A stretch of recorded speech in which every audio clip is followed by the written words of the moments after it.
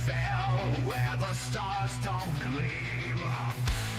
Angel whispers stop breaking the dream. A hero rises from ashes and flame, bound by fate to reclaim his name.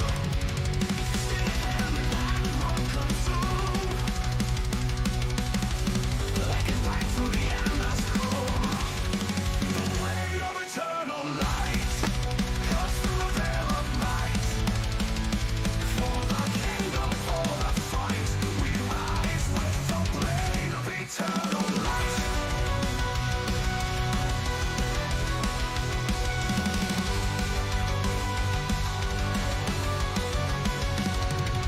Winds howl veil, cross through the veil of night. For the kingdom, for the fight, we rise with the blade of eternal light. Winds howl fierce, cross the shattered land. Demons tremble at the hero's stand.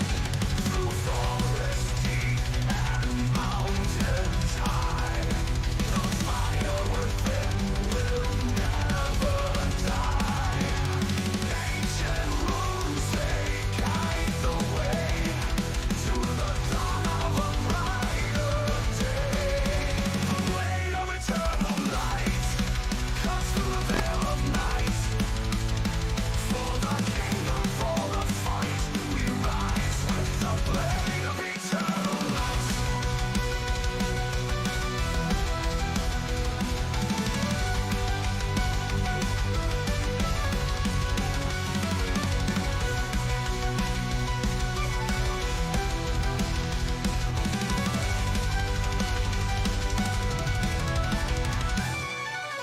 Winds howl fierce, cross the shattered land. Demons tremble at the hero's stand. Through forest deep and mountains high, the fire within will never die. Cuts through the veil of night. For the kingdom, for the fight, we rise with the blade of eternal light. Eternal light.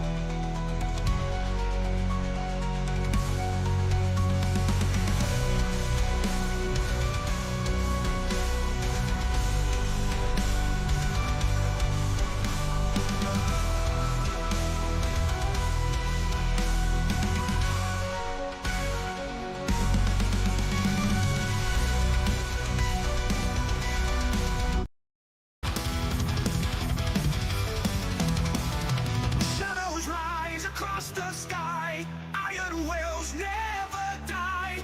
Banners wave but streaked and torn. A legend born, a world reborn. Blades collide, the heavens scream. Through fire and steel, we chase the dream. Wings of eternal flame, we soar through the storm, through the war.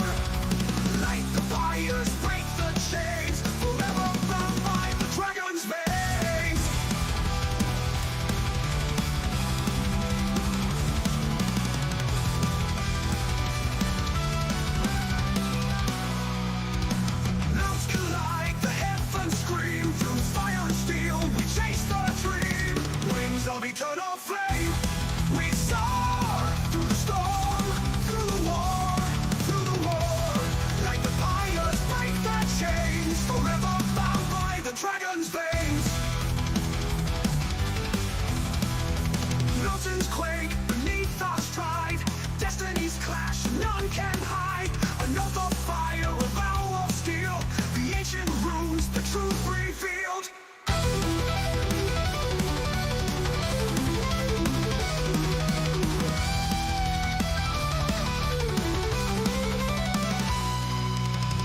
of wrath, oceans of light, we rise to fight in endless night.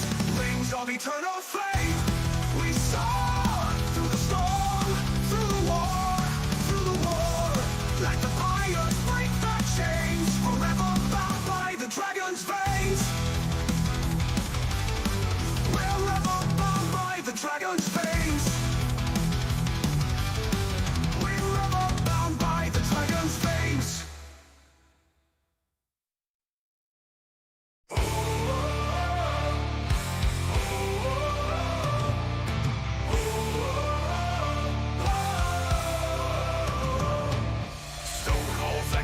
Shadows creep, axes high, shadows deep. Steel meets bone, war drums pound. Banners torn, red skies weep. Marching forth, no time for sleep. Darkness reigns, we stand unbound. Axes high, shadows deep. Through the fire we shall reap. Victory calls, the earth will quake. Axes high, shadows deep. None shall rise when mountains break.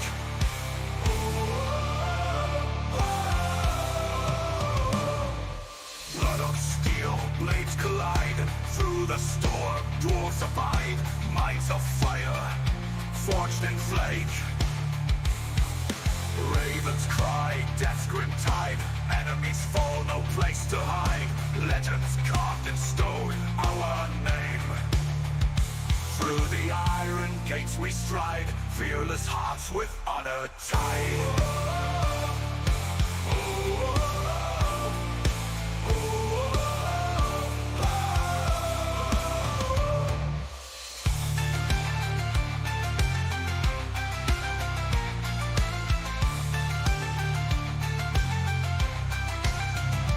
Axes high, shadows deep.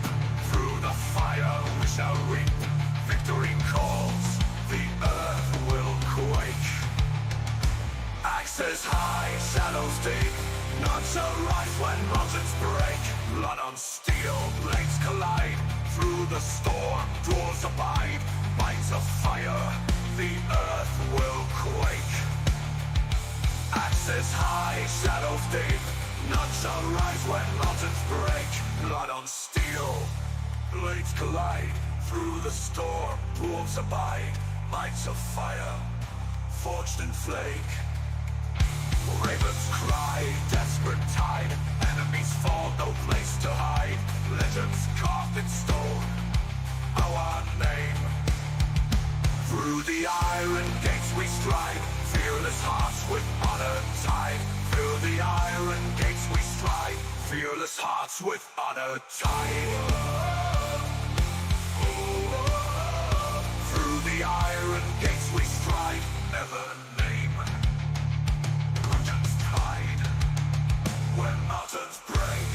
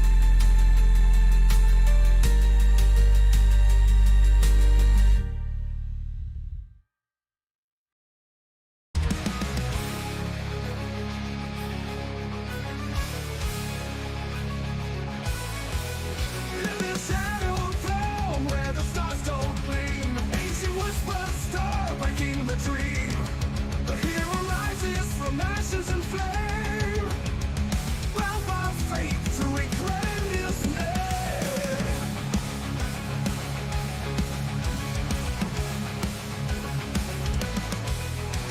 Steel in hand, the night won't consume, a beacon bright through the endless gloom, a blade of eternal light, cuts through the veil of night, for the kingdom, for the fight, we rise with the blade of eternal light.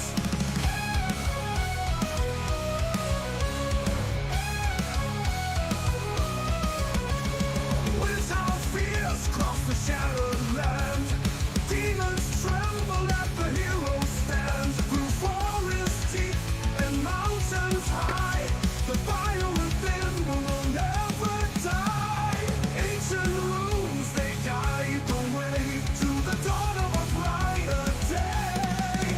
The blade of eternal light cuts through the veil of night, for the kingdom, for the fight, we rise with the blade of eternal light.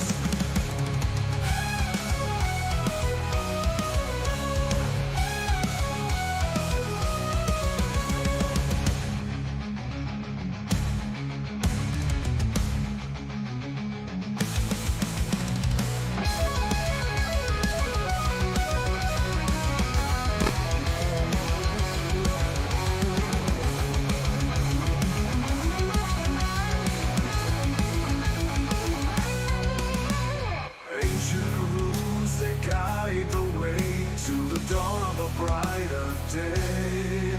The blade of eternal light cuts through the veil of night, for the kingdom, for the fight, we rise with the blade of eternal light. The blade of eternal light cuts through the veil of night, for the kingdom, for the fight, we rise with the blade of eternal light.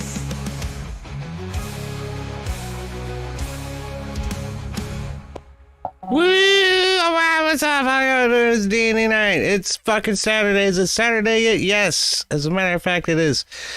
Welcome in. How y'all doing? I hope you're staying safe out there with the weather and everything. The snowstorms coming through. It's supposed to be crazy, y'all. It's supposed to be crazy for everybody. I wouldn't want to be in the Northeast, I'll tell you that. And I wouldn't want to be in the Southeast either right now. I'm kind of in an optimum position, even though we're still going to get supposedly 2 foot of fucking snow. So, we'll see what happens. Fingers crossed, everything's all right. Hoping and praying everybody's safe and warm, man. Like, for sure. What is it? We got a lot of great people hanging out with us tonight. Independent thinkers saying, I heard Southern states got it bad. Even Texas got hit with ice. We just got 0-degree weather down my way. That's rough, man. Be prepared. Mrs. Friday. What's up, Mrs. Friday? She says, we are due 24 inches and then a layer of ice. Should keep me out of work for a day, hopefully.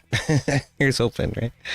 The MSN weather has a wild forecast, though. Says we should have the storm slow moving to the end of the week.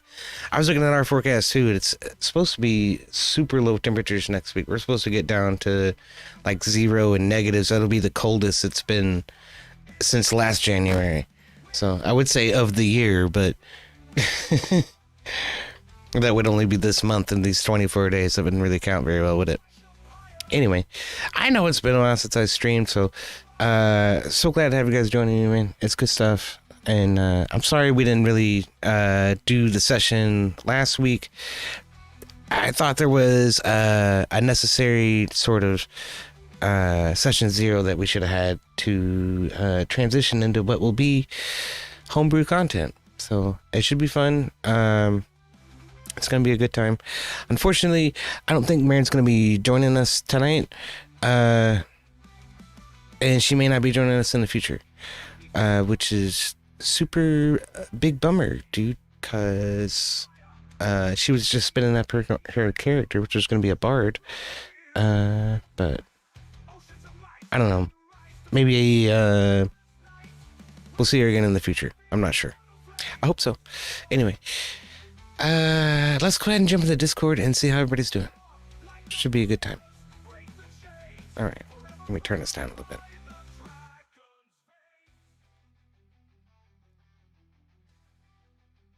Now, let's see. Did my my alert bot do what it was supposed to do? I don't know. No. The YouTube alert bot did not do what it was supposed to fucking do. Of course not. Love it. All right. Hey y'all, how's it going? And Good, that's and how you? I caught herpes the second time. Yes. This is the usual way I walk into the room. How are y'all doing, man? It's good to see you. It's another Saturday. We're ready to proceed forward with the Neverwinter part of the campaign. Should be fun. You got what? Hold on, I have a very upset kitty cat in the background. Well, hope everybody's prepared for the storm. Anybody's gonna be impacted by it. I know most of us are in the path of the thing, but I think Abe, you're like far north and west of it. You done had your end of it, man, with the fucking shit that you went through. What last month. So Yeah, now we're just getting cold and ice. yeah, Get up here. that still sucks. The cold as hell on your fucking joints. Yeah. Ice makes it impossible You to got deal with the ice shit. down there. Yeah. Yeah. Prefer to be achy, for sure. Yeah.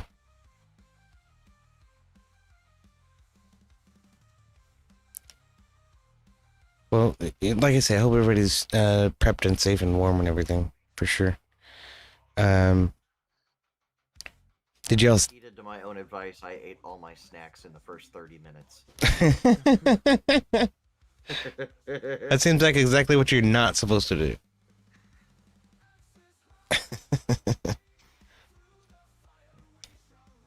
What, I had Campbell's Chunky Chili and a grilled ham and cheese and some tater tots. All shit you can make, in the oven. Oh, jeez. Do it? I said chili cheese tots. That's good stuff. Yeah, well, pretty much. That's how it ended up in my stomach anyway. But it was good, man. Filled me up. Easy to make, but Yeah, that's helpful too. yeah. Nice when it's simple and easy, but delicious, Mm. I don't know how much of Carlos's character sheet I will need for tonight, but I have it ready. Yeah, I mean, it's possible. There's, a bazillion people in this city. You could piss somebody off and get into a fight, but that's not anticipatory. I mean, we'll see what happens. I mean, I have an idea of what he's gonna do. You have somewhat of an idea of what Carlos is gonna do. Mm-hmm. Whatever happens as a consequence of these actions, well, I guess we'll see how the cards fall. How the cookie crumbles, huh? Yeah, I reckon. All right. I think it's gonna be hilarious, though. Well.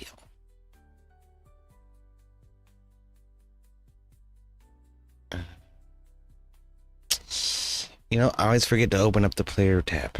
It's fucking my bad. Hey, under player characters, can you add my other characters thing on my end? Because I can see Carlos and Nathan. I still have Nathan on here. That's because he's your pet and he's not dead yet. What? Oh. I ate him. Oh, did he? Fuck yeah, he did. Yes. That's right. All right, my bad. Well, there. I'll just do that. He's dead. He dead. Fine. Okay, so which this one? Yeah. Good link. Yeah. Oof. You should totally have control of him. He's okay. Here, I'll tell you what. You just don't see him because he's not in the freaking character folder. There, does that There help? we go. Yeah. Now I can open both character sheets. Haha. All right. If you scroll down, Funny, huh? yeah. If you scroll down, you should be able to see. You should have been able to see him at the bottom. It's just I got a bunch of stuff in there for you from artwork and shit like that. Just the artwork, I guess. Yeah, and the quests and stuff.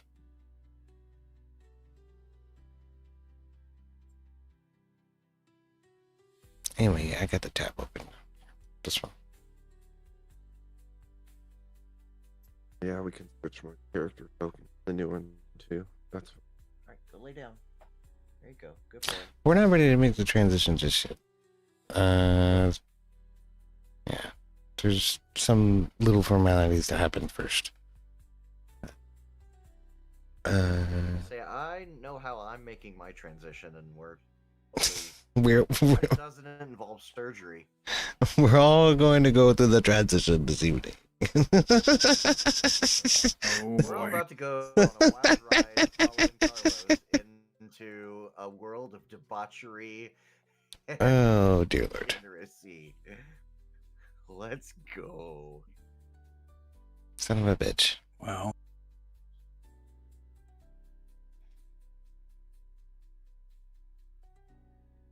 How are you doing tonight, Heavy? still above ground. Righto.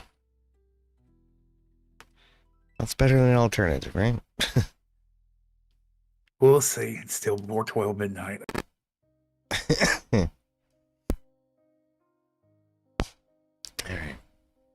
All right, well. Whoa, I should have done that, shouldn't I? My bad. Okay, so we find our adventurers comfortably rested at the what the hell is the name of this place? The Forgotten Tower? I'm sorry. That- The Fallen Tower Tavern. And yeah, you guys have hung out and enjoyed a comfortable evening at this very strange bar that has this weird enchantment about it, where the ghosts of the alchemists and sorcerers who used to live here keep falling through the middle of it every night at like 3 a.m. So, yeah, I'm sorry, I'm on the wrong layer. So, as you guys wake, you come down the stairs from the upper levels where your rooms are, and are greeted warmly by this big orc and his assistant dude man lady waitress. Dude, man, lady waitress. That's right. You Thailand. just assume their gender. Yes, the dude man lady waitress. And they say, hey, hope you slept well, welcome in. Hope the disturbances last night weren't too much for you, because it is a little bit strange and newcomers to the town don't really understand what's going on there. So Slept well, but I why think does I my slept butt like hurt a all of a sudden? like a rock. right, like you've been asleep for 2 weeks. Yes, exactly. It's my bad.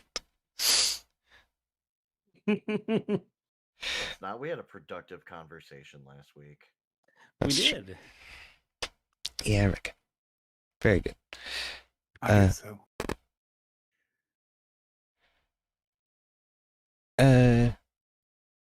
Well, what? Yeah.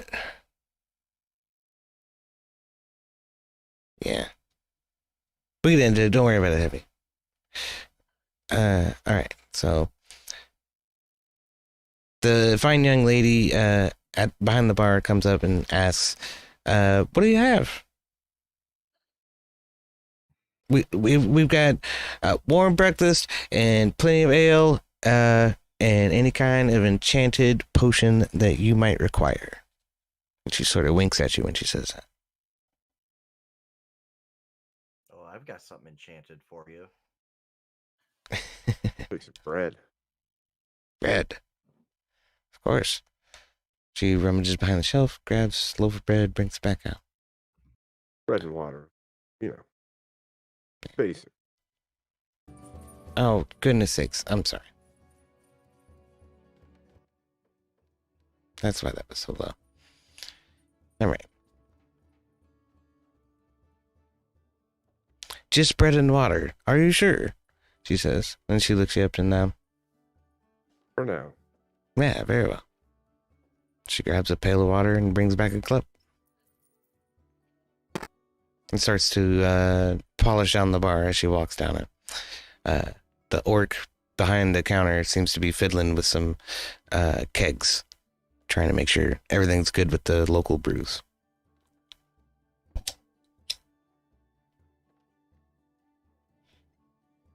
I'll just strike up idle conversation with the other people at the bar here.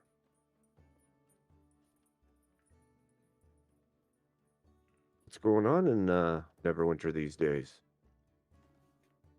To your right, you see a lady elf who's probably, I don't know. You have no idea because she's an elf. You can never tell how old the motherfuckers are. Then there's a young dude who looks like a pirate. He's got like a bandana on, shit, and he's sort of rubbing up on her and saying, you don't know what you're missing. You come my way and I'll fill you right, young lady. And is trying to fucking hit on this girl, and she's just kind of not having it, but she's got like a martini or something in her hand. And I'm gonna say to her, "Been a long time. How have you been?" Oh, this is my friend, who is totally in from out of town, and I'm really glad to see him. How are you doing? It's been a while. And she turns her back to the guy who's been fucking with her. Good, good. Just came to check on the order, Been hunting the undead and decided it was time to stop back into Neverwinter. She sort of nods at you and thanks you, without saying anything. Get your tongue away from my mouth, for crying out loud. Literally just stuck his tongue right in my damn mouth. Anyway, talking about my dog, not the elf. Lucky French kid. Yeah. So the elf is thankful. Yeah. And then Just keep doing small talk to make it seem like she's too busy to talk to the pirate. she says, have you heard about the comings and goings at the House of Knowledge? During the small talk. I've seen politicians go in and out of there all of the time. Even at the wee hours of the morning, it's the strangest thing. Interesting. What business would they have in the middle of the night at the House of Wisdom? The pirate guy sort of muggles about and walks off to the end of the bar, orders another drink. He says, who's to say? Odd, strange dealings in the occult. There's weird lights and spirits underneath of the building, they say. Oh my. I imagine that probably needs investigating. It's interesting that you would suggest such a thing. That's exactly why I'm here. On behalf of my elven lords back in the forest. Oh. Well. I will have to bring it up to the Order of the Gauntlet. See what they think. Maybe they have inner workings, knowledge of what's happening. It's possible. You could try to just go in and see what the man behind the counter tells you there. I hear he's not exactly sympathetic to Lord Neverember, which could be useful. Yeah, I may have to do that then. She sort of, It's been a while since this. Oh, it's been a while since he's been to the city. yes. Yeah, indeed. So much has changed recently. Lord Neverember came in and promised us the world. The delivery has been a little bit lackluster, I must say, for some folk, but quite generous to others. Well, I suppose I should talk to my friends and what they think of checking out what's going on here. Oh, I advise you to be careful with who you spread this information to, she says. And she nods and turns and takes her leave. Without even telling you her name.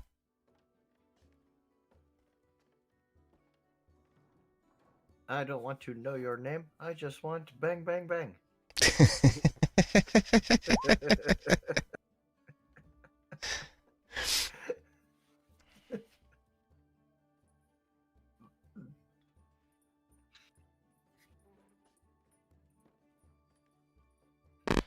While that was ongoing, Carlos will summon over the Thai ladyboy waitress that EOD Freudian slipped about. Hey, can I get a brew list? Oh, certainly. We have ale and brown ale and dark brown ale, as well as whiskey and bourbon. Let me get the bean me up coffee stout. Well, I can put some coffee in your brew if you like, she says. It's a local beer. Oh, you must be talking about that place down the street. They have quite a bit of a selection Don't down get there. Any of that? They don't send you any of their stuff over here? Well, you know, we haven't had the heart to buy any. We do have a couple of special brews that we like to make on our own here that are, you know, a little bit more than just ale. It's the enchanted, you know, big trip, long dick, chocolate stout. The Big Dick Enchanted Chocolate Stout. Okay. Big dick, long trip. Yes. Big Dick Long Trip. All right. There's not a dick in it, is there? You know, the recipe is proprietary, and I'm not even sure myself, sir. That's what she says. Let me get a sample of it first.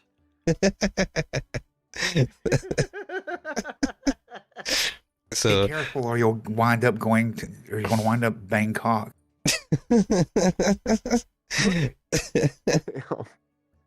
So she goes up to the orc, taps him on the shoulder, and whispers something in his ear. You can't tell what he's saying. There's a lot of commotion going on in the bar. And the shadowy figure next to you kind of stirs and looks at you from out from under their hood, but doesn't say anything. And then she comes back, holding a mug. And she sets it down in front of you. And underneath of the head of the beer is, it's kind of glowing and festering with some kind of a light, right? But it smells okay. She says, 2 gold pieces. No problem. There's my inventory tab. There we go. I pay for the drink with 2 gold pieces. All right.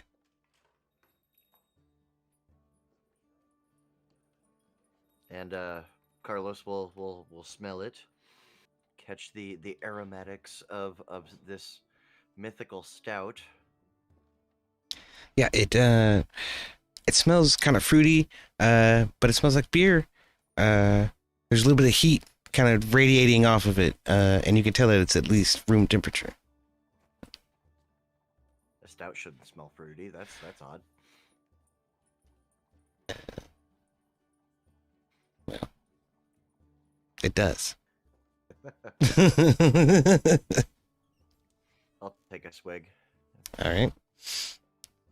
The taste is like an IPA, right? It sort of bites at you a little bit and burns a little bit going down your throat and leaves an aftertaste of like blueberries.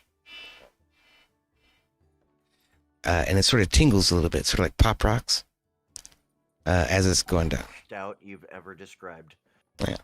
Well, perhaps it's a stout in name only, but Quite possibly. yeah. Well, at least it doesn't taste like penis, so I mean that's a win.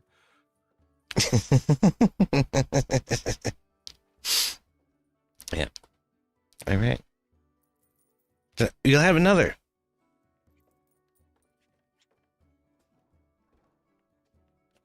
I'm still working on this one. I just got it.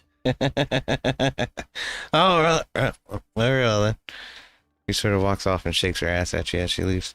Asks the dwarf what he wants. Stops at Dean Gabriel. Still good. Still good. Very But well. it seems I have business. C2 here in town. What's that? Oh, you know. Of course, I've got to check on better gear and check on my friends in the order. I'm sure I'll be off. Shouldn't drink too early for this day.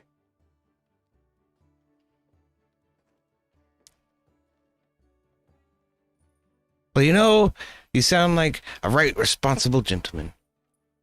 And if I were you, I would get as far away from this place as I could. Interesting. So she walks away and talks to the quiet stranger for a little bit.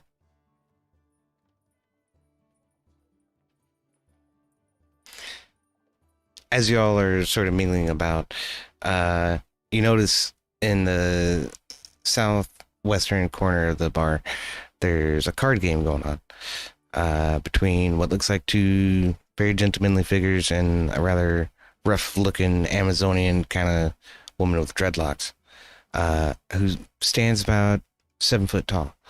The men are rather short by comparison. It's totally not Shilhan Omar.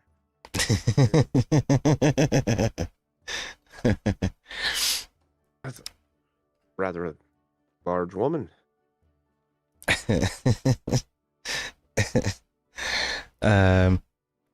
You overhear them talking, and the woman is rather loud, but it's difficult to make out what they're saying across the noise of the bar and whatnot. She seems to be having a bit of an argument with the man in the top hat, who's sitting there with his large fat gut sticking out. He kind of shakes his fist at her and points a little bit, and she calms down and sits at her seat. As that happens, a very well appointed courier walks through the door wearing the herald of the Lord of Neverwinter, with red flowing hair. She marches in and stomps to the middle of the room like she owns the fucking place and starts looking around, vehemently searching for someone. And she spots you, Dean Gabriel, and you, Magnus, and immediately rushes to your positions and says, Magnus is just looking around going, how the fuck did I get here? I'm still trying to figure that one out. "Oh, I'm sorry, man. You're not even here, are you? You're escorting the prisoner. You put the prisoner in the jail, and now you got to escort him back to the other place with the dudes. That's totally my bad, man." Anyway, she sees you, Dink, and marches straight towards your position and says, "Brother Gabriel." Is it like aggressively or Yeah, just in a hurry? a little bit of both. Aggressively. Yeah, a little bit of both. She says, "Master Gabriel, We have heard of your deeds. I am the herald of the Lord of Neverwinter, Lord Neverember. He demands your presence. Yeah. Fantastic. You are to Head that way. You are to be awarded the Heroes of Fandelver medal, which we just, sort of decided that you should have because you saved Phandalin and stuff. That was really cool. Oh, what if my friends? Are they be awarded the same? Oh, of course. And she steps forward and hearkens to Remy and Carlos and says, all of you to be awarded. These are heroes of the land. A round for everyone on Lord Neverwinter. And the whole bar kind of erupts a little bit. Wah! You hear the party over here having a card game looks up and says, they kind of rumble, and they're not particularly interested, but other patrons throughout the bar are super fucking psyched. This particular dwarf is like, hell yeah, man, that's fucking great. And then, yeah, she says, they will be honored tomorrow at dawn. Present yourselves to the king's court to hear the ceremonies. And then she looks at all of you and she says, you do not have to stay in such squalor. You are invited to the bedchambers of the king's guest rooms. Follow me. Sure. And she marches towards the door.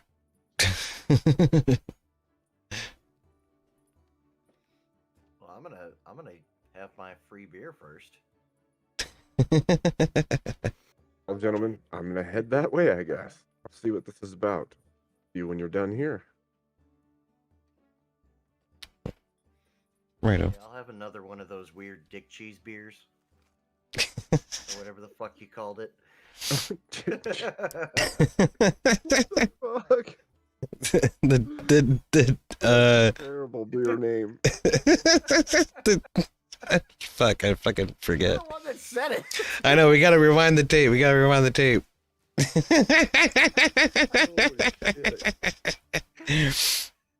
Oh, fuck. I don't even remember. We'll just call it the Dick Cheese beer. Terrible. That's great. Yeah, all right, it's the dick cheese beer now. The Dick Cheese beer. So it is. All right. And that's how you make lore in D&D, folks. That's how it works. Yep. All right. So she goes up to the orc again.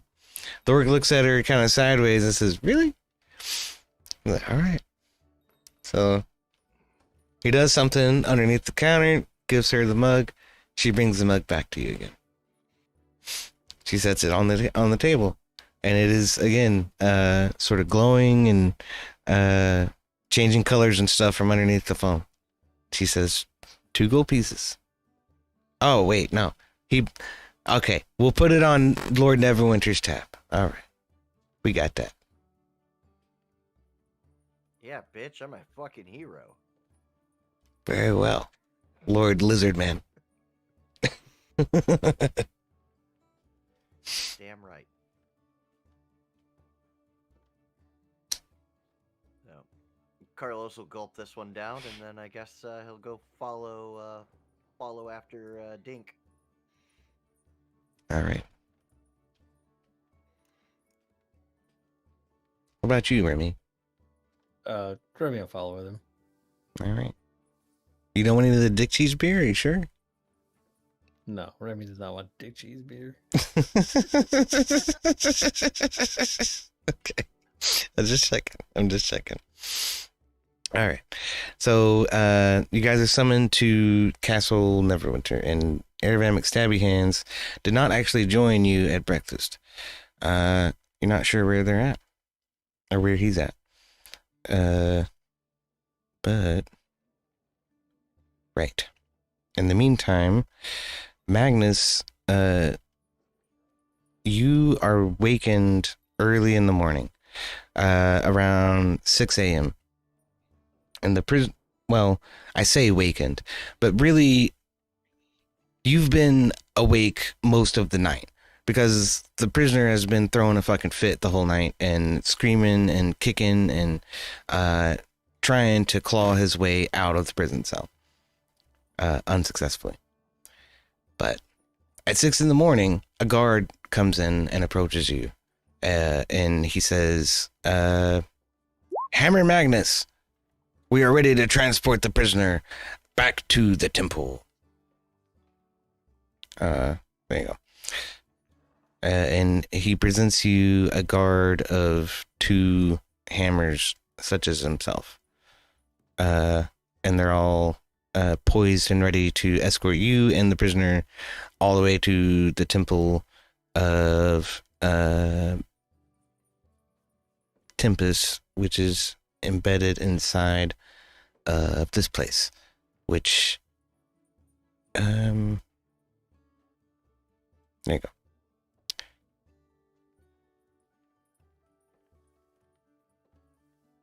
Is the hall? It's the Hall of Justice. I'm sorry, that's the Hall of Justice. It also serves as a temple to a different god, but there's an attaché dedicated to Tempest alongside. So, yeah, I'm sorry. So be it then. And while the prisoner's being shackled up, I cast command upon him. Okay. They go to grab him off the wall, and he immediately starts throwing a fit. As he does that, you cast command. And what do you tell him to do? I'm going to gentle him again, so just the word gentle. Okay. He immediately calms down. And they take his... Cautiously, they take his binds off that chain him to the wall and then chain his hands in front of him and then chain his feet so that he has to shuffle.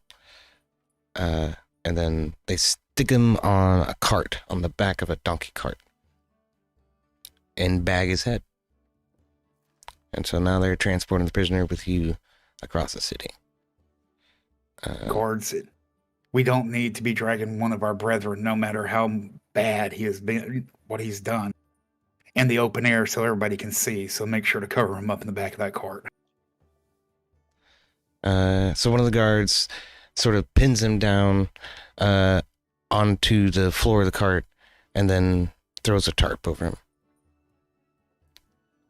It says, "Don't fucking move." Don't make this worse for yourself, Tiberius. It's already bad as it is. We don't need a public execution as well. And we proceed. Right now. So you travel north along this way, and as you approach this area, you notice in the daylight you can see a huge chunk of the land throughout here has been hewn out of the land, and there's this gigantic ravine in the middle of it, and alongside the edges of this ravine and along the crevasses of it are just built all these houses, these little shitty houses made of, like cardboard and debris and trash and stuff. And so you walk amongst these houses. You can just say homeless encampment. It is basically a homeless encampment, but it's among a cleft, and I don't think the map represents that very well, but there's a huge cleft in the ground right there, and there used to be water in it and all that kind of stuff. Anyway, so you travel this way, and then so through this neighborhood, it's kind of nice. It's not too bad. People are really curious what the fuck gang of hammers is doing in their neighborhood, but it's not a big deal. Nobody's fucking with you. There's protesters. Yeah, there's no protesters. Not there. Kidding. As you round the street corner here, a huge wall sort of erects itself out from behind the houses. You said erect. Yeah, and there's a tower there. That's the wall of the Royal Cemetery. And you walk amongst its shadow past this really big building right here. Not sure what it is or what it's for, but through the side streets down to the river, And along, passing through all this, Magnus looks around and goes, I see not much has changed in Neverwinter. The poor gets poorer, and the rich get more. Yeah, I can see that this isn't going to change anytime soon. that's very true. And as you walk through this part of town, you notice the buildings are very well kept. Everything seems to be brand new almost, and tall and strong and well-to-do. You arrive at the Temple of Tempest, attaché under the Hall of Justice, and are greeted by 3 more Hammers of Tempest, who hail and escort you into the halls of Tempest. And let me see. While when we arrive, I pull Brother Tiberius out of the back. I have him re-don his tunic.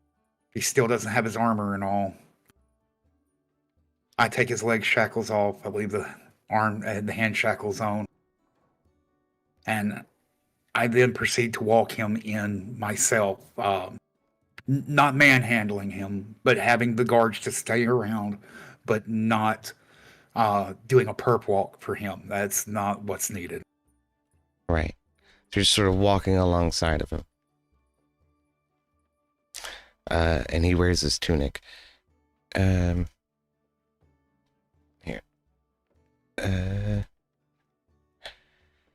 You walk through these huge bronze doors that are probably 25 feet tall. They open up into a large hallway that's lined with marble columns, and along the sides of the room are statues of leaders of the Hammers and the robes of Tempest.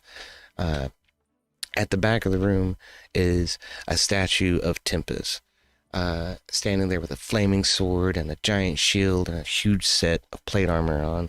It's like he just got done cleaving somebody's head off.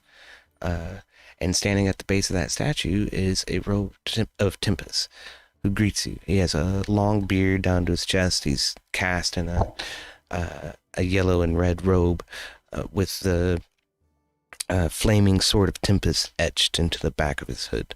It's draped over his head. His hands together, he greets you as you come in. He says, our dissenter. I see. You've brought him to justice. Good on you, Hammer Magnus. And he bows his head. Hell, Hierarch. This, and I start looking at his fine robes, and I just look at him and I say, seeing what I've seen from Tiberius coming out and his aggression, sometimes we need to be reminded that not only the flaming sword is our only symbol. Indeed, Hammer. You are correct. I'm probably supposed to have something else etched in the back of my robe, aren't I?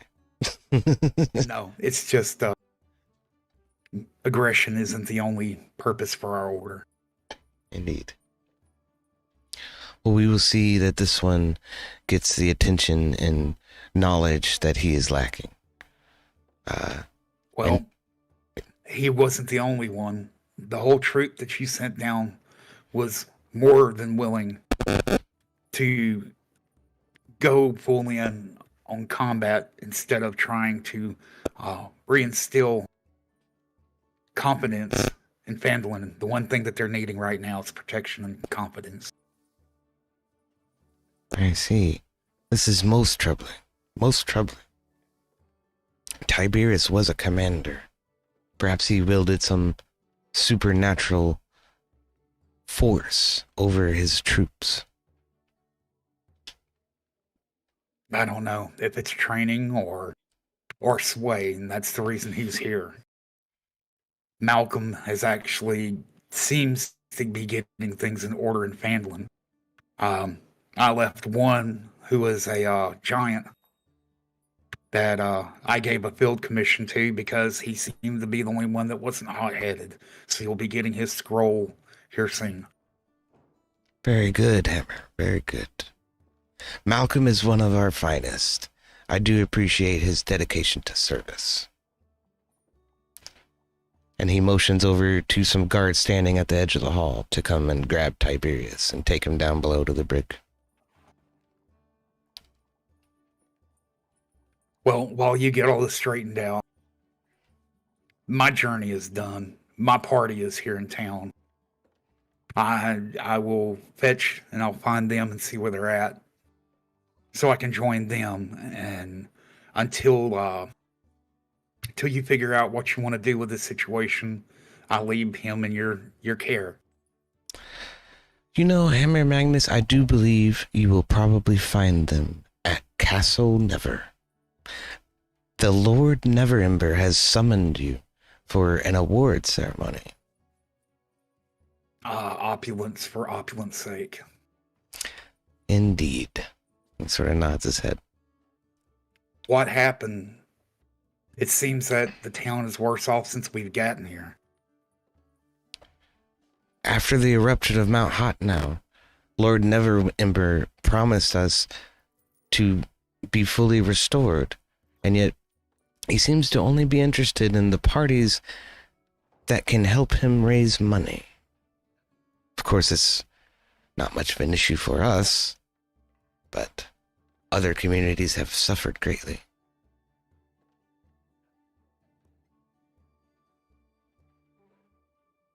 Well, we've all seen where suffering winds up ending us back on the battlefield.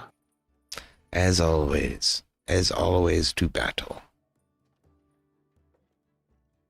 Just depends on what side of the battlefield we'll be standing on this next one, I guess. Whomever is victorious, Hammer Magnus.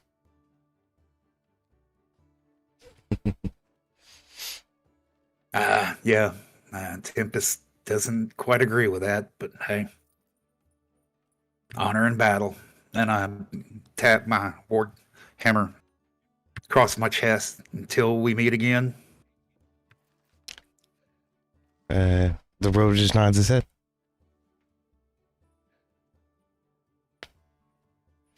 All right, so are you gonna head out? The castle is just north of where you're at the Hall of Justice.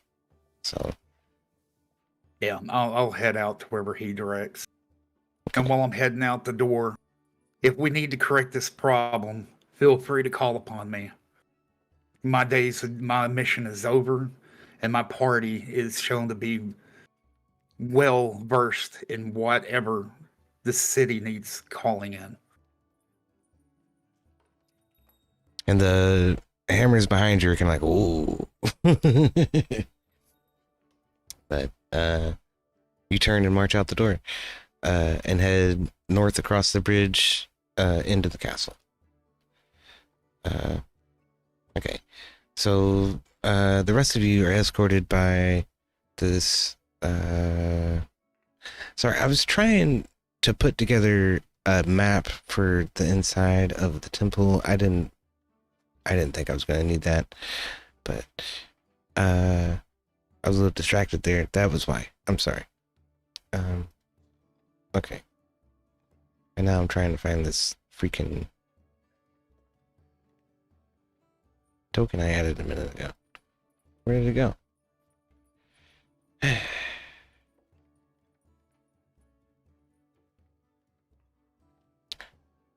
it is.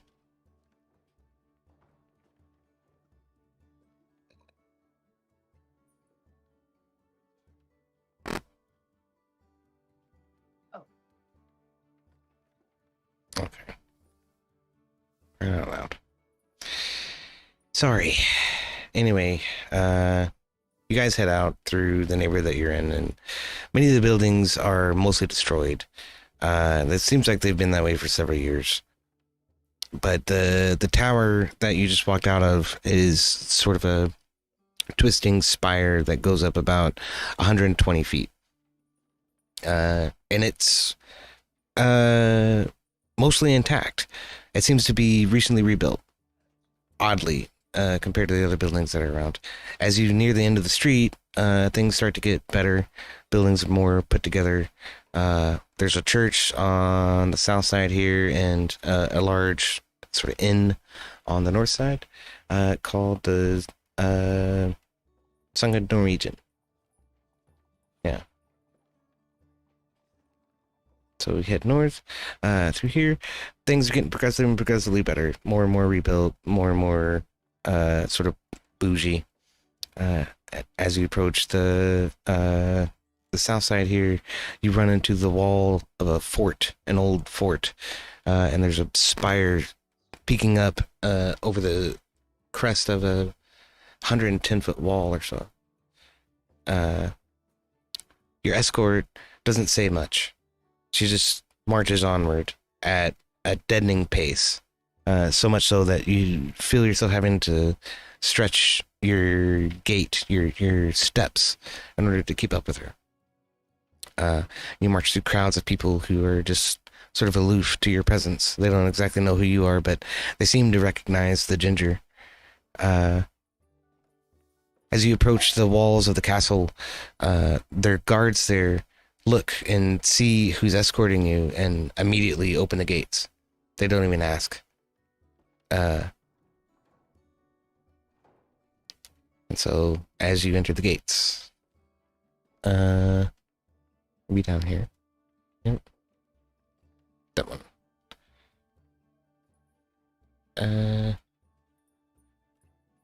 Yeah. I'll put Dean Carlos and Remy down there. Yep. And then my escort person. Perfect. Not everybody, just these ones. Okay, I'm sorry. As you march through the gate, you get to the inner chamber here, and it takes a moment. The gate behind you has to close first before this one will open. And as you're standing there, the courier looks to you and says, "I am Lord Ginger Differ. I am the Lord Neverember's herald. Welcome to Castle Never. I am pleased and honored to be among such wonderful heroes." As the front gate closes, the gate in front of you starts to open. Lord Never is wise and gracious to his people. Some people don't seem to recognize that, but I do. And I'm thankful to him for it. The gates open. He marches forward with the same pace towards this door here. And he reaches up, grabs the handles of the door, and swings them open to a gigantic atrium. Which is there. Yeah, it has this stone-lined floor, and there's a fountain at the back. As you walk in, you're flanked by several columns, and standing in the middle of the room is I was going to say an Argonian, a dragonborn paladin wearing plate armor and carrying a scepter. And he says, "Hail, Ginger Baron! Who have you brought to the king's court?" And she says, "It's the heroes of Phandalin." And she steps aside. And the Dragonborn says, "I am Lord Dragonrember. Welcome in. Welcome to the king's court. I will escort you upstairs. The king's court is above us," he says, and he points. "You are to be honored with the Hero of Phandelver Award. Welcome, heroes. I am honored to be in your presence." And he starts walking upstairs. Carlos, is that your cousin? No, I don't know him. What do you think? You think that just because all us dragonborns can just shoot lightning from our dicks or something? I mean, I figured. I don't know. You're the first one I've known.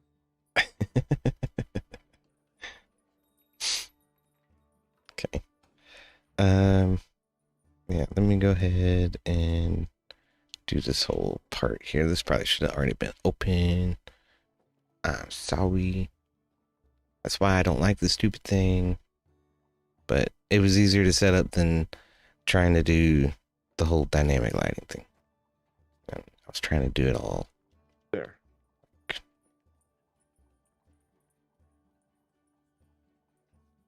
Okay, so everybody's right about there. And here.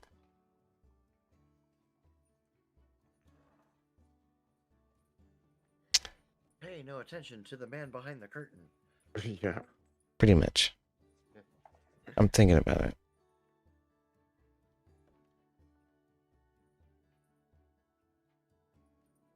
Yeah, okay.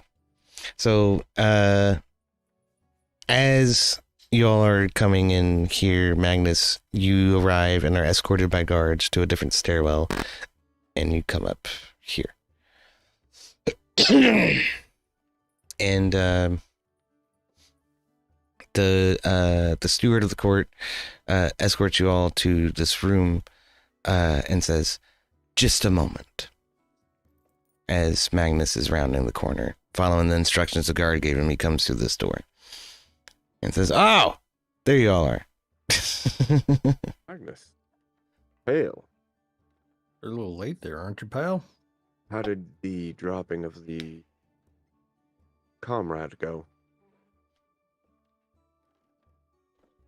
Saw more than I wanted, heard less than I wanted. So nothing's new in Neverwinter.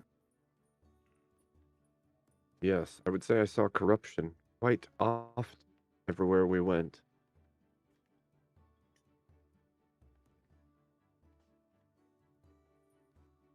The Well, courier of the court sort of looks at you a little bit when you say that and kind of tilts his head, but he doesn't say anything. and I look, Hey, Magnus looks back at the courier. Paladin, surrounded in opulence. indeed. He just kind of scoffs a little bit. "Lord Neverember awaits," he says, and he walks forward and opens the double door right here. So I'll call the party members over for a second. And, dear courier, hold on one second. all right. And Magnus comes over here. And as much of any place, this city, and I'm saying it low, is a pit of vipers. So a lot of politics, a lot of ass kissing, little action, and whatever they give you or whatever they're offering you. It's just like any other double-bladed weapon. It's going to bite you as quickly as it bites anybody around them. And while I'm saying that, I'm like, I learned a little something while taking time with our prisoner. And I sit there and I take a couple little baubles and I start humming and I float them up a little bit above my hands, rolling them around, and then smashing them between my hands. I basically make a little magical trick going, "Hey, see where those went? Does anybody see?"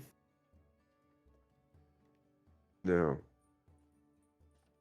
Away? Just like the king. If it's baubles, niceties, they'll disappear real quick and nobody will know. And while I'm doing that, I'm also casting Inspiring Leader. Right So on. everybody gets 11 hit points extra. Always be ready for a fight.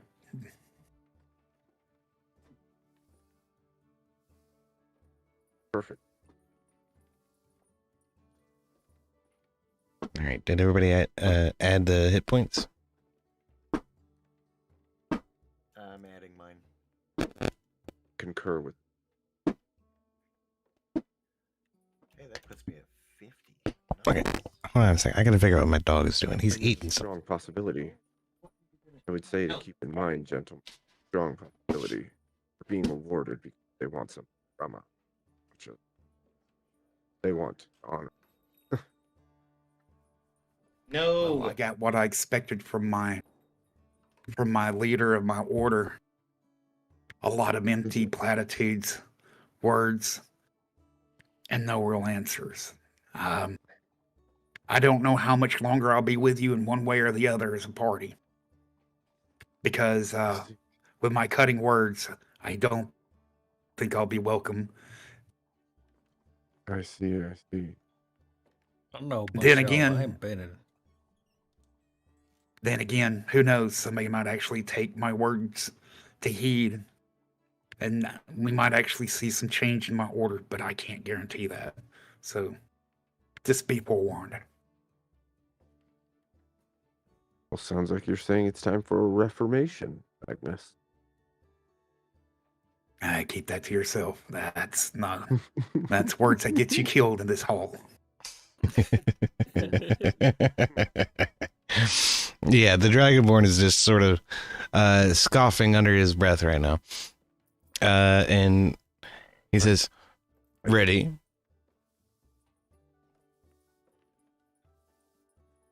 And Idle talk from road-weary heroes. Magnus walks behind him, pats him on the ass, and goes, "Let's go, my boy." you pat the courier of the court on the ass. Yeah, Absolutely. Let's go. You got Let's the go. sending stone. Oh, for crying out loud. Who is the other sending stone?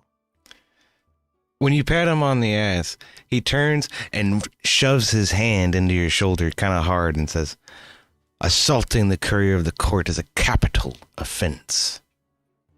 Oof. Yeah, pity that. I guess you're not much of one, so we're good. If you stood but a little bit higher, dwarf, I would cut your head from your shoulders. Yeah, but I'm just the right height to neuter you. Find it odd that you threaten those here to be awarded for heroes of the realm. Magnus looks over his shoulder at Dink and goes, "There's always a price to be paid."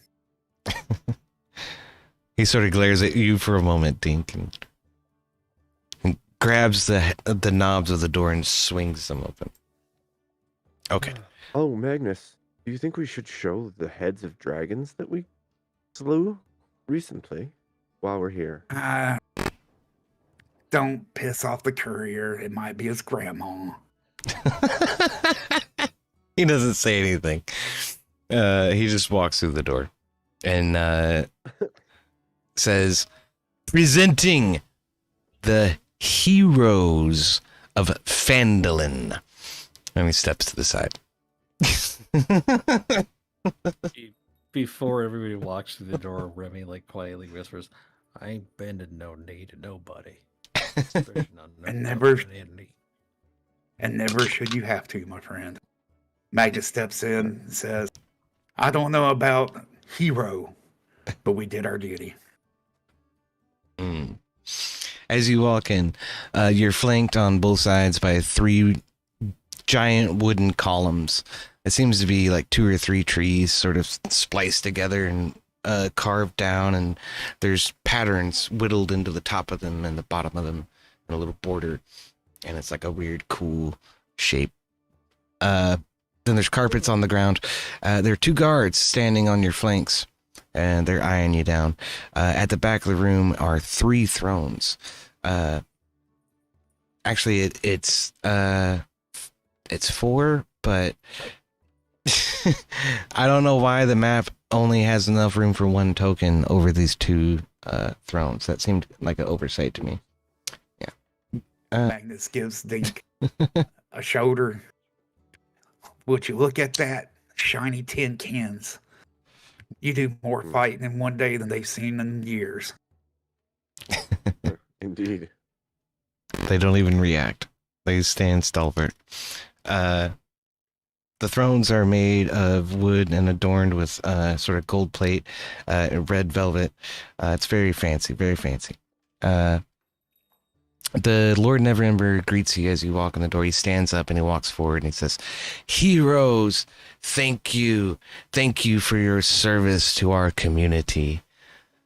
I too am a servant to the community, and I know what the sacrifice means.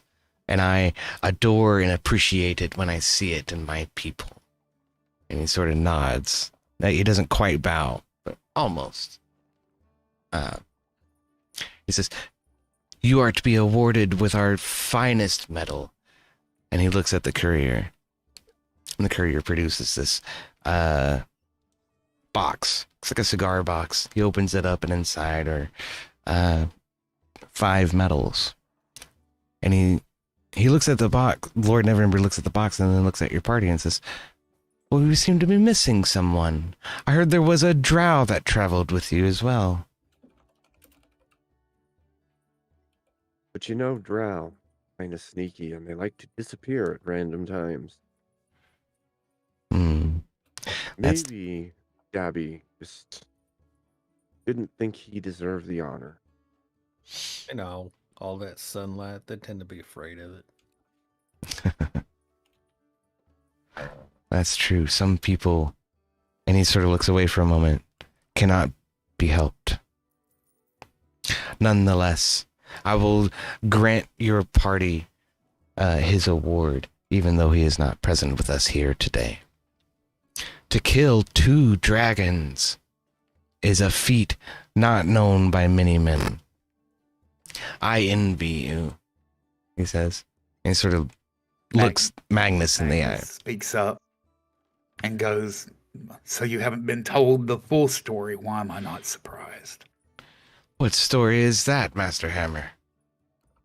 Nobody cared to mention the vampire. Nobody cared to mention the Zenharim underbelly that was, in fact, part of the reason why we've had to deal with the dragons. What's happened with the orcs and everything else. Lord Neverember sort of waves his hand and says, "Zentarum." Yeah, another Huff. drow. There are no Zentarum in my city. I would never allow such a thing. And No, they might takes not a be in step. the city, but they sure are perched on the walls watching inwards. He sort of scowls at you for a moment. I know words might not be what you want to hear, but what we've seen around Fandolin, words will be the least of your worries. You need to take more heed because you have something that's going on that's much more than you or what we've fought so far. These 2 dragons, a vampire, losing party members, becoming undead. Yes, there's much, much more going on that you're not being told. Don't And all forget that we that other fought, drow bitch. all that we fought and all that we faced were small pieces, something much bigger. We don't know where that is headquartered. We know that everything, that the undead, the dragons, all of it is connected to something. Zentarum is part of it. And that plague, don't forget that plague. I ain't convinced that wasn't actually not a plague, and maybe something Yes. that came unnaturally. Agreed. Carlos is gonna turn to Remy and whisper, I bet some of these motherfuckers are probably on that Epicstein list. Their barrels, ale, scent, and filled with plague-ridden ale, as well as the dragon, vampire, the orcs. I was embedded with bandits, and the orcs I was embedded with were working for the Zen. Those we overthrew, but I can promise you there's Says Lord Neverember. This is very troubling. He sort of looks at the courier and motions for him to come over. The Dragonborn approaches the Dragonborn. Listen to me. Shit. Is that right? Oh, and you got and you got this big fucking giant roaming around to the south. Oh, that too. That one was not connected to Zentarum. There is Look- some gargantuan No, beast but with an aura that here's a kills. problem that someone gonna have to deal with. Wandering. Yes. wandering up and down the coast road. He disappeared in a tavern sprung up where he disappeared from. We're unsure what that is about. Sprung up, you say, says November. Yes, as if the ground sprouted it like a tree. Tavern Magnus side of points out that the tavern is a mere day's ride from Neverwinter. That's how secure his lands are currently. My good odd. And he turns to the courier and sort of grasps his shoulders this time and whispers something very urgently into his ear. And then the courier turns and walks away. And goes out a door that you had not seen prior. Right here. Lord Neverember says, I thank you for bringing these matters to my attention. It's very curious that you have learned so much in such a short period of time. He says, and he looks at the guards that are flanked on the room. It's not exactly a short period of time. It's not like the orders haven't been working to try to secure these lands at your behest and at the will of the people. That was my mission, was to find out what was going on around Phandalin as a traveler, traveling through these lands. And this is just Phandalin itself. Imagine what the rest of your lands hold currently while you sit behind these walls, thinking that there's only a handful of things happening. At that point, the young man sitting in the throne off to the side of the king's throne steps forward, and he introduces himself to the lot of you. He says, my name is Rarier Neverember, and I am not of my father's ilk. I have told you, father, there is corruption in and throughout this town, and I feel we may be perpetuating it. Don't you see? Don't you see what these good men are trying to tell you? That our lands are filled with the blight of corruption, of wrongdoers doing wrong. Magnus chimes in and says, I brought one back here to Neverwinter that was wanting to use the blade quicker than the word. And we do not need to act hastily. We need to show restraint. We need to show good rule. We don't need to aggravate these people because they're already suffering under these monsters we're fighting. Lord Neverember steps forward and says, you are very correct, Hammer Magnus. And he scowls over his left shoulder. He says, restraint is required in moments like these. We do appreciate your reports, and we will be looking into it. Now, please, take these medals and this reward, which is going to be a rope of entanglement. He hands you this strange enchanted rope, which seems to have a bit of a glow to it.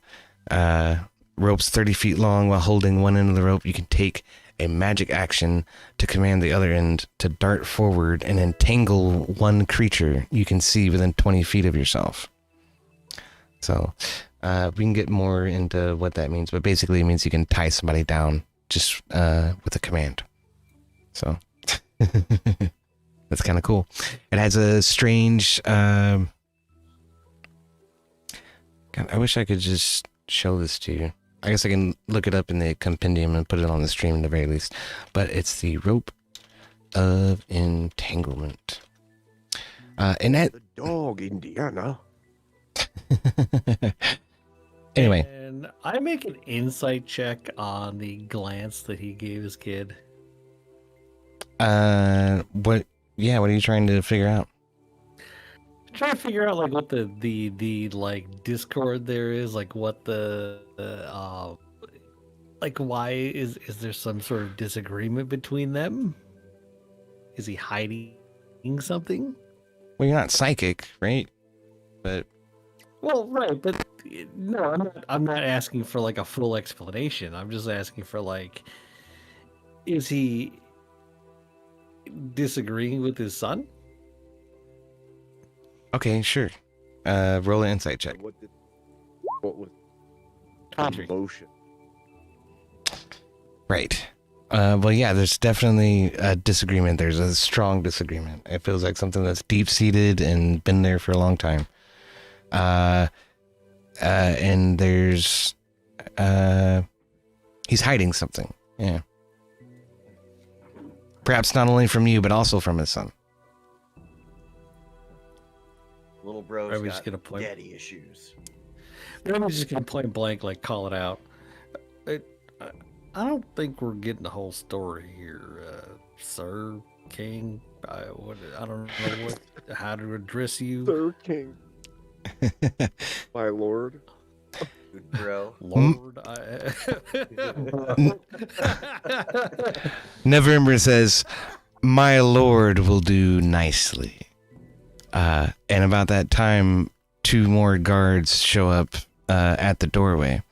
He says, "I implore you, heroes of Phandalin, take your leave and your winnings with my blessing." And he nods again. Again, not quite a bow, but almost. Magnus turns around to leave, and the medal that he was just given, he kind of bites it and sees if it bends to see if it's actual gold or something else. Well, you bite into it, and it leaves an indent where you bite, and you taste it, and it tastes like gold. All right, I'll just stow it in my sack. Bastard gave us chocolate coins. I thank you, Lord. By your leave.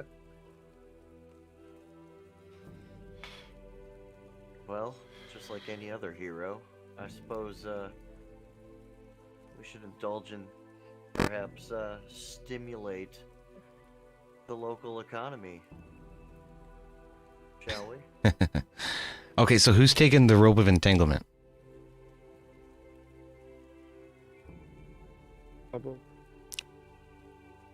I think our bag of holding gentlemen should. Righto. Toss it in with all the other elated.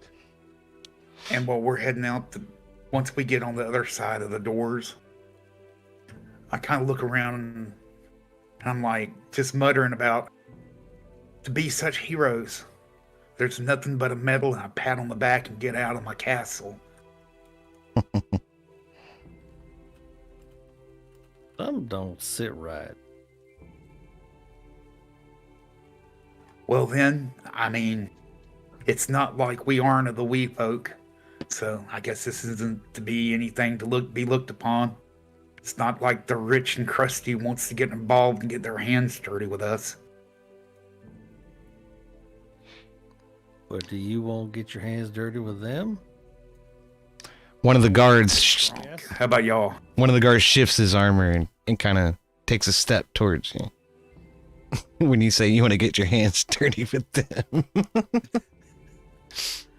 Look, he's kind of kinky. He's into that kind of shit. Right? Armor is kind of his thing.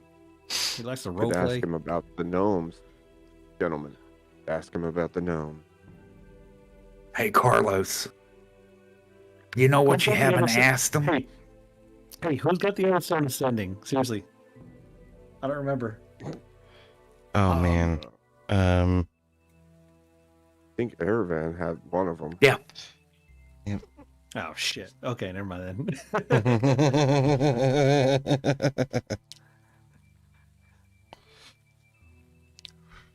Yeah, Hey, fuck that one. Carlos.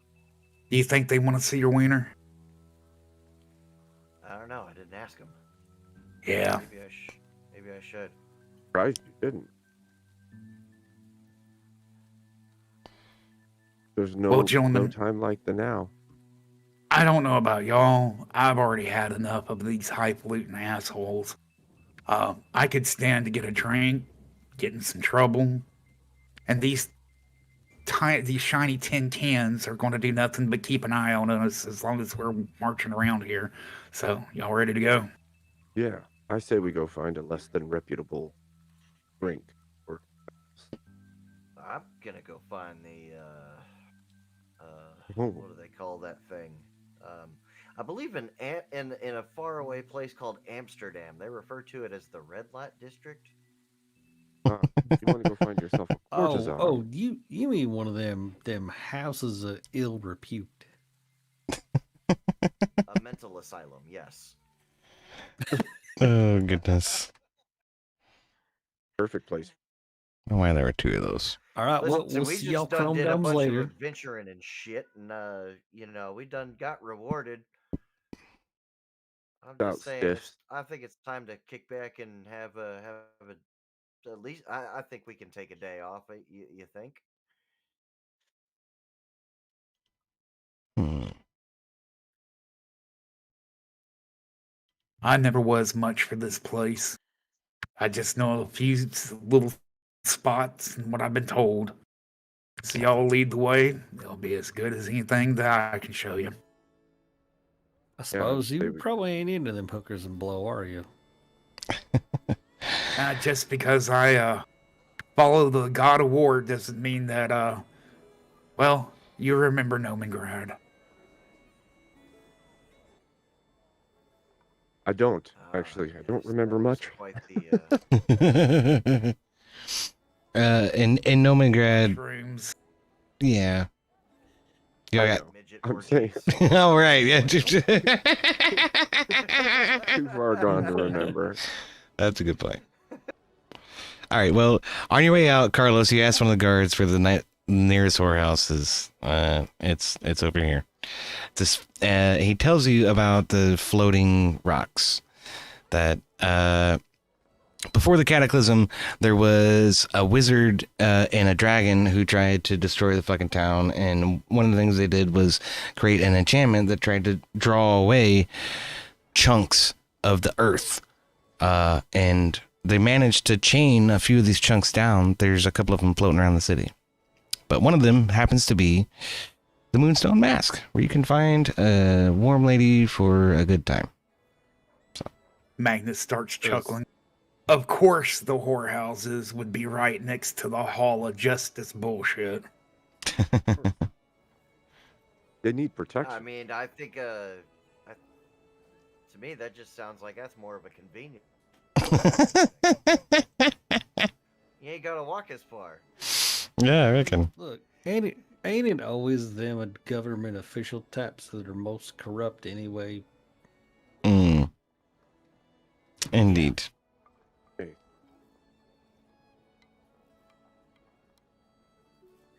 Which, by the way, now that we're out of earshot, any looks around, are there any like of them chrome domes like looking around at him?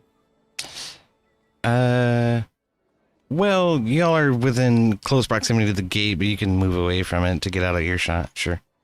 Yeah, since we're out of earshot, he still like kind of whispers, "Something don't sit right about him." A little more than something. Kind of like everything. You think he sits I mean, down when he pees? Yes. Definitely. Oh, you mean the chrome domes inside the castle? No, you all left the castle. So you left the castle and walked out the gate. You're out the gate. You're in the street now. Okay, So something don't sit right about him. Gentlemen, I can't quite put a finger on it, but his kid just there's something wrong there. I think his kids. His father playing. you keep cutting out on us a little bit, Abe. I don't know if it's your distance from the mic or if it's your connection. Oh, can you hear me? I Yeah. was just saying, I think the son should be in the lead, and his father is seeding the corruption, or at the very least, Magnus he looks towards Dane and asks, "Do you not find it unusual that the king doesn't know information that both of our orders had sent?" Oh, I think he knew very well. I think he played stupid on purpose. At least Could that's be. what I took from it. Well, my order leader was is more into platitudes and not really saying anything.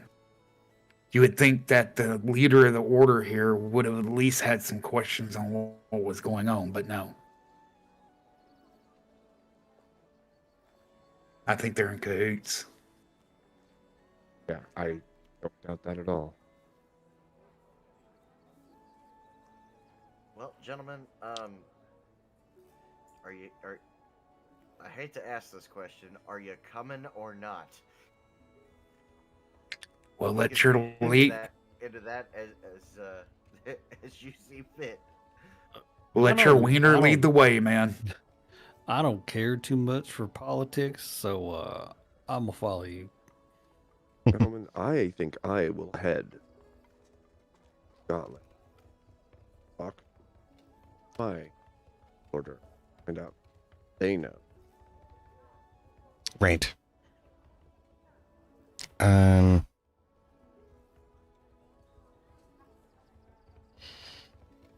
Okay, Dink, the Order of the Gauntlet has an attaché at the House of Knowledge. The House of Knowledge is over here.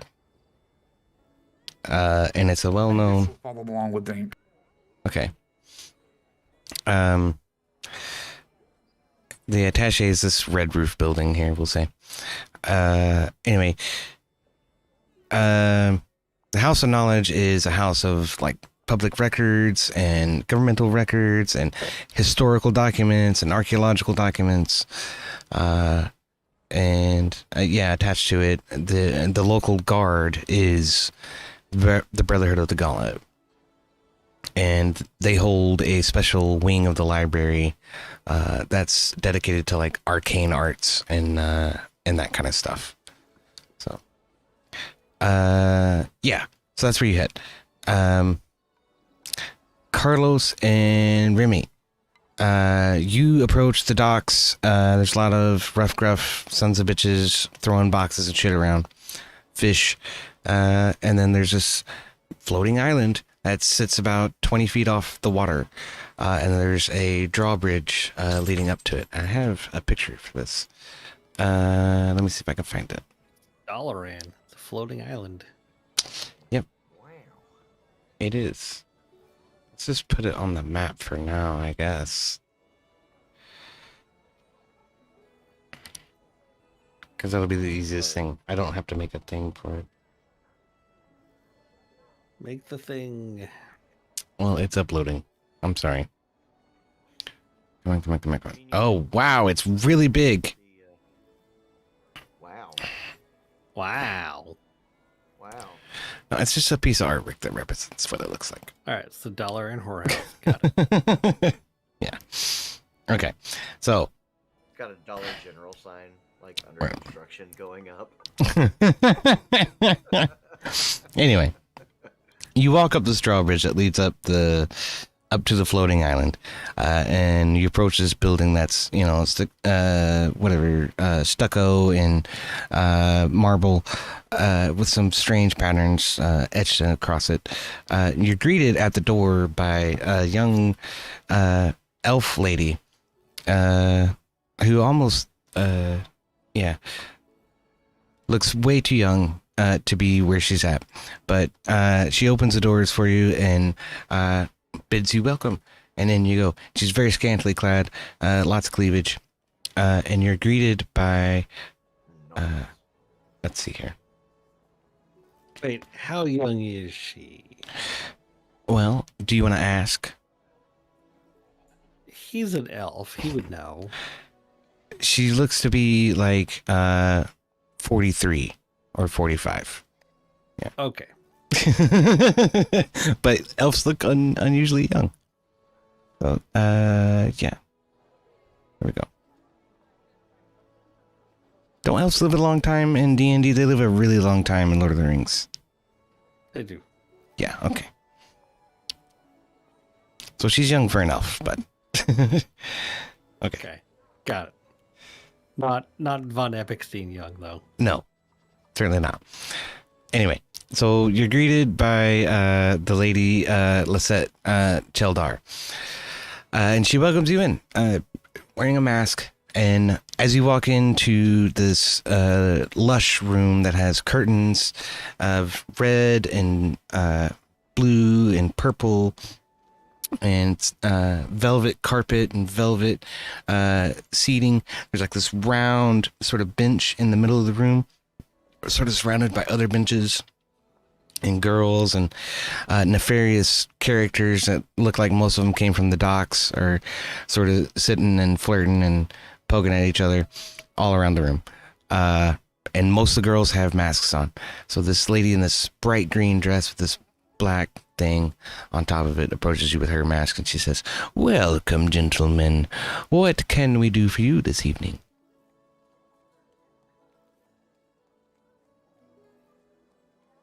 You probably haven't heard of us, which you probably should, because we're like heroes or something. Oh, is that so? We have special treatment for heroes here. Lord, We had a long trip. We just need to relax. All right. well, I see. If relaxation is all you want, you don't want anything to drink, anything to eat, any company?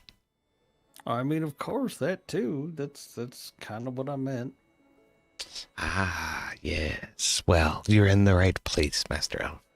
Let me show you to our dining room. And she escorts you guys over to the little dining room where there's 2 or 3 tables. There's not a lot of people in there, but there's one girl sort of walking around waiting, and 2, maybe 3 patrons. One in the corner that you didn't notice at first when you walked in. She seats you at one of the round tables with comfy velvet chairs. And there's a tablecloth and a little flower in the middle of the table. And she says, "Martha will be right with you." She turns and walks away. A couple of minutes go by, and then an older lady comes up with a mask on, and she has a purple dress. And she sort of nods and says, "Hello, gentlemen. What would you like to eat?" I'm on the seafood diet. "Oh, that's good. We have lots of good fish. The No, I mean, I just seafood and I'm gonna eat it. ha ha ha ha. Well, you know, our rainbow trout is really good. Let me recommend that. Yeah, I'll start with that. I'm more on the liquid diet, if you catch my drift. Oh, Master Elf. And she pulls a drink menu sort of from her brute, or in between her tits, and sets it down and gives it to you. On there, Now, where's the section of this spicy brown water from Kentucky on here? she laughs and she sort of points to the back of it. And as you look at the back of it, you see spicy brown water from Kentucky, and then there's a list. And then it says shit ass brown water from Tennessee, and that list is actually a whole lot shorter. He looks at the menu, he looks at her, he looks at the menu, he looks at her. But hold on, you're the only 10 I see. Oh, Master Elf, my goodness. And she sort of waves her hand at her face. You know, I really recommend the Angel's Envy on there. It is quite delicious. Well, all right then. Or if you have a lot of change jingling in your pocket, the Pappy Van Winkle isn't too bad either. You know what? You bring us a whole bottle of that. Of which? The Pappy Van Winkle? Of the Angel's Envy. Oh, as you say, Master Elf. As you say. All right. And she walks off and comes back, 5-10 minutes later, rainbow trout and a bottle of Angel's Envy. Sets it on the table.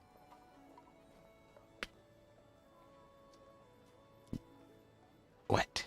Hush. The trout is, I don't know, reasonably well presented, but it's obviously not their specialty. The restaurant's not the focus of the inn. That becomes apparent. But I'm on a light diet for reasons. the fish looks good. It's served with a potato and some asparagus. Potato. Potato. Boil them, mash them, stick them in a stew. Or boil them, mash them, and register them as a silencer to the ATF. Oh, for crying out loud. You saw that too, huh? I did. Apparently that was a staff member of the National Gun Rights. You registered a potato as a silencer? That's ridiculous. Yes. Legitimately actually happened. That's I amazing. believe it. I fucking believe it. Are you gonna give us a chance to regulate something? Hell yes. Couldn't have happened any better. That was fucking well done. All right. Well, you've had your meal. You got your bottle. What are y'all doing?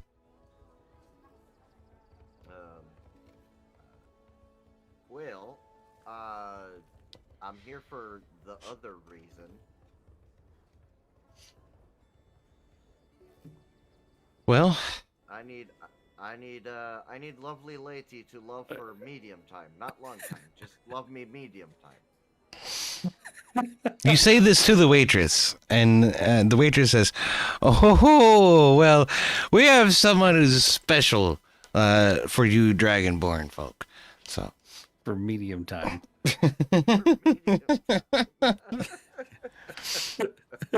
and so she sort of beckons you to come with her and back into the lobby. So, leave your plates and glasses and go back into the lobby. And she calls on one of the other women who are running around with a mask. This one's kind of tall, and says, something into her ear. And then that lady runs off and grabs two ladies. One of them is a Argonian, nope, a Dragonborn, and the other one is an elf. Remy, and the elf is sort of tan-skinned with brown hair. Dragonborn is kind of a yellowish green rather than a dark green, and I don't know, tall, and just totally your type. And they're all cooing and rubbing up on you and getting ready and saying, "Well, why don't you come with me? Why don't you come with me back to the back room?" Well, here, actually, why don't you take this and just let her rip, and I'm gonna go back to the bar and have another drink. Wait, Attach it, like, hands her his detachable penis.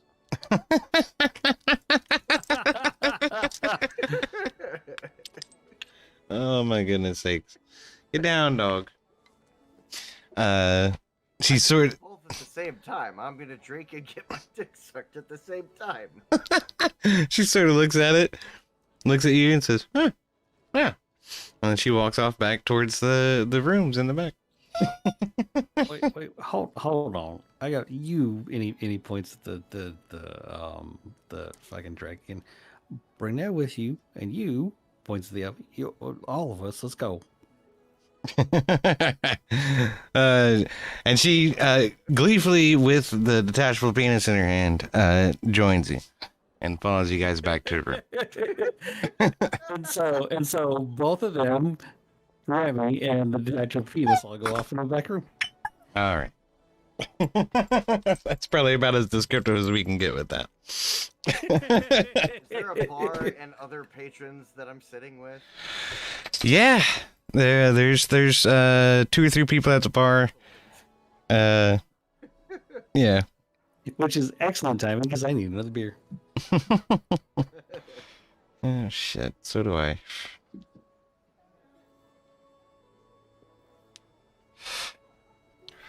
So what do you say to the other people at the bar?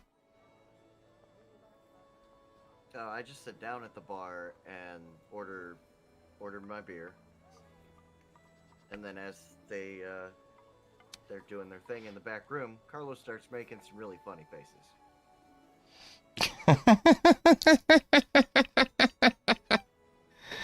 Oh my goodness sakes. Yep. All right. So you're going ooh and the Goliath sitting at the bar next to you just kind of eyes you with like a raised eyebrow, like what the fuck is going on? I'm gonna look back at him. I'm like, I'm sorry, but this beer is just really, really, really good right now. Oh really? What is it? He says as he leans in. Well, here, try it. And takes a drink. Continue to make weird faces and just like, oh yeah.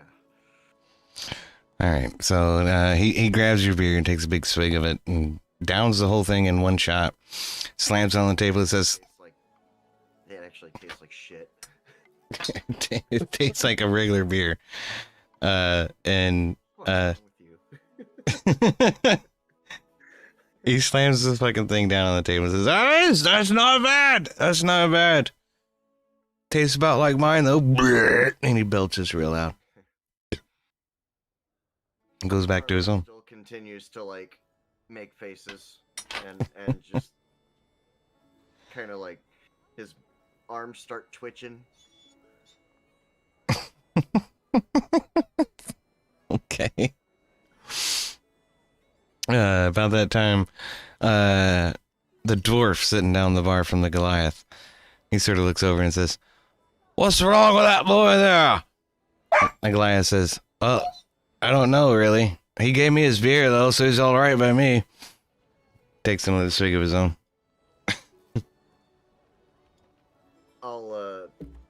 I'll flag down the bartender and get another one. All right.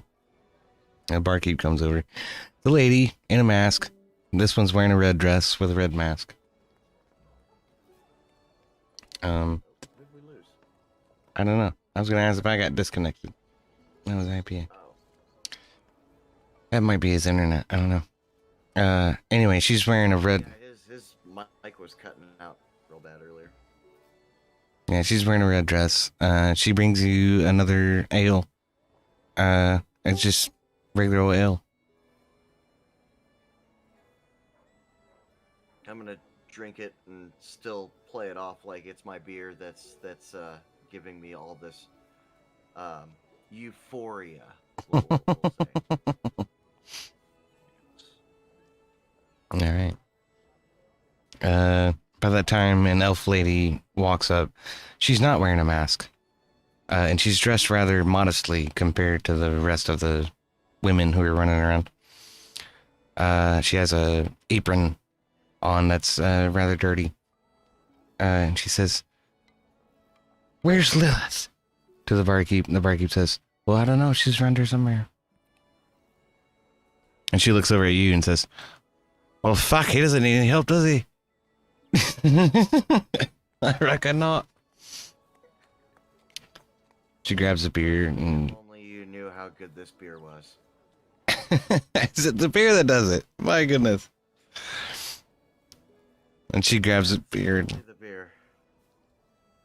she takes a sip and she says, "Well, it tastes particularly special to me, but it'll do." She turns around and runs off.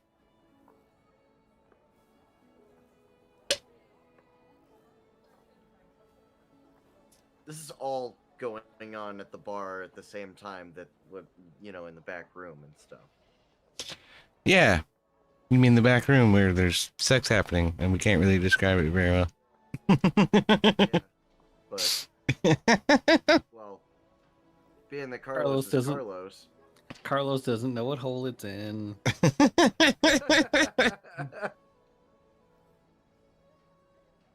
All right.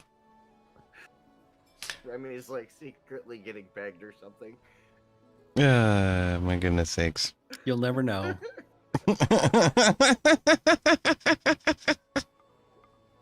Okay. Well, when Carlos goes to finish, he ejaculates lightning, and chaos ensues. Okay. Well, let's just say. Third-degree burn. Damage. In fairness, commoners only have 4 health.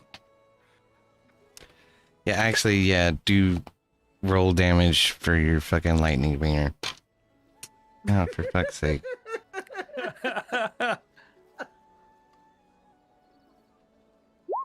Oh, Yeah.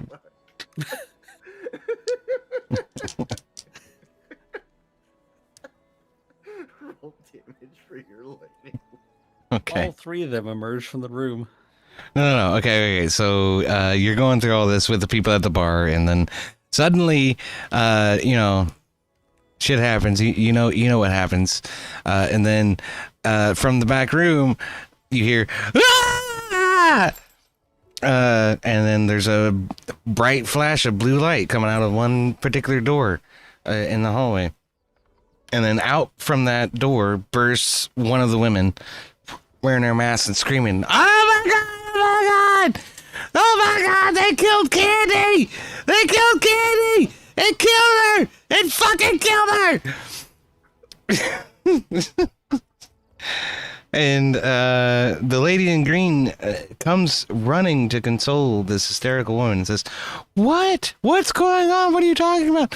They fucking killed him! It killed Candy! Oh my god!" Yeah, she explains what was going on and where everything was happening, and suddenly a lightning bolt shot out of the thing, and it struck Candy dead right there, right on the bed. Boom, dead, stiff as a brick. Oh shit. Carlos overhears it coming from the lobby and everything, and suddenly realizes that's his exit cue. Well, as you get up and Just casually get up and kind of nonchalantly walk away, which totally doesn't look suspicious at all after he was like twitching and everything for the last 15 minutes. well, as soon as she says that dildo killed Candy, the lady in green immediately looks towards the bar and sees you sort of casually starting to walk out. And she says, "You! It's your fault! You killed Candy, you son of a bitch!" I don't know what you're talking about. Is And he anybody starts still in the walking room with backwards. Remy besides the dead body? No, it's just you, and you're laying there like, whoa. Is there a window? Whoa. Yes. Remy's gonna attempt to slip out the window. Okay, as you approach the window, you look out and you realize it's a good, probably 5 foot to the ground, and then the ground is about 20 foot off the water. And if you jump out the window, you're going all the way down to the water. A 25-foot drop. Remy will accept the fall damage All right. if necessary. Well, yeah, why not? Let's do an athletics check.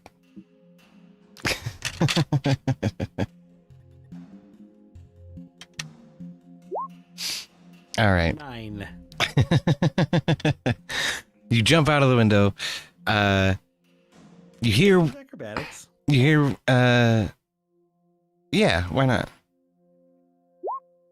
Okay. 15. 15 it is. So you hear what's going on out in the lobby, and that Carlos is about to get his fucking ass reamed for murdering this girl. And you head towards the window, look at the drop and say, fuck it, and jump. You jump out and just dive straight in. Graceful as a swan. Screaming. Doesn't that cost more? Graceful as a swan. Hit the water, no problems. You start treading water. So at this point, you're about 150 feet from the docks. You can swim towards the docks. So Carlos, you are in the lobby, and the green lady is pointing at you and staring you down and accusing you of killing Candy. What do you do? I didn't touch her. I was sitting at the bar the whole time. Then the bartender, the lady in red behind the bartender, speaks up and says, "He was making all kinds of weird faces. I thought he was doing something underneath the countertop."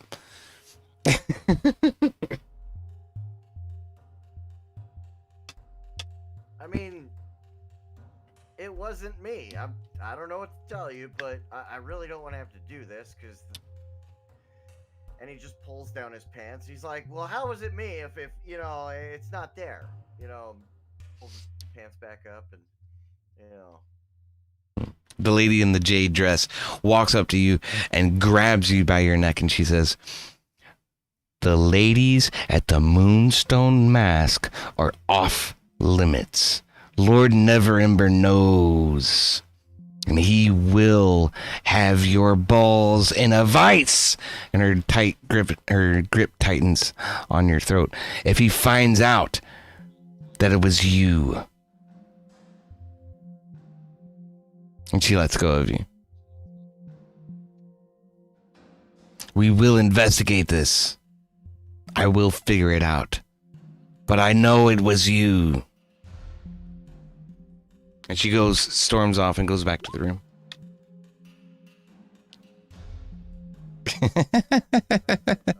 Carlos should get the title Lady Killer now. That's freaking thing. I'm just laughed so hard out loud. Oh, that's. That is pretty good. That's a good one.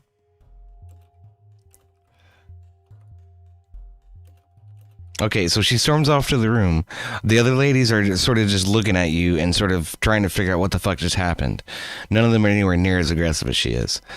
So what are you gonna do? Are you fleeing without your dick, or are you trying to get your dick? Well, check your DMs. I just sent you something. So it would be very much like he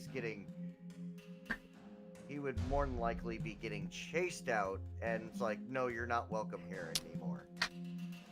Great. Well, she comes out of the room with your dick in her hand, and she says, "I know this belongs to you. It has fucking scales on it." And she starts chasing you down as you dash out the front door. Hey, it's scaled for her pleasure, okay? You're not there. You jumped out the window.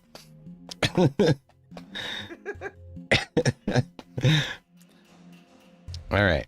So you are... I'm running away without my dick. You are henceforth banned from the Moonstone Mask, and the Jade Lady has your cock.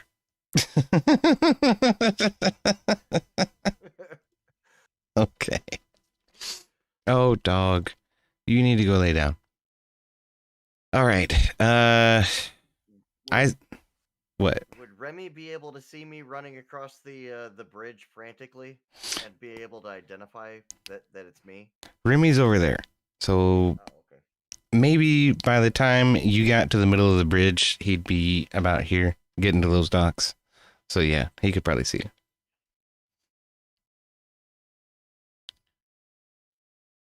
But I would have no idea that he's in the water. So if Remy definitely did not fucking see him. Yeah, all right, fair enough. okay. But Remy, you come ashore there. Carlos, you're here, and the fucking J lady's chasing you all the way to the door, but she does not leave the island that the hotel is sort of stationed on, and she's standing there shaking your dick at you as you run away.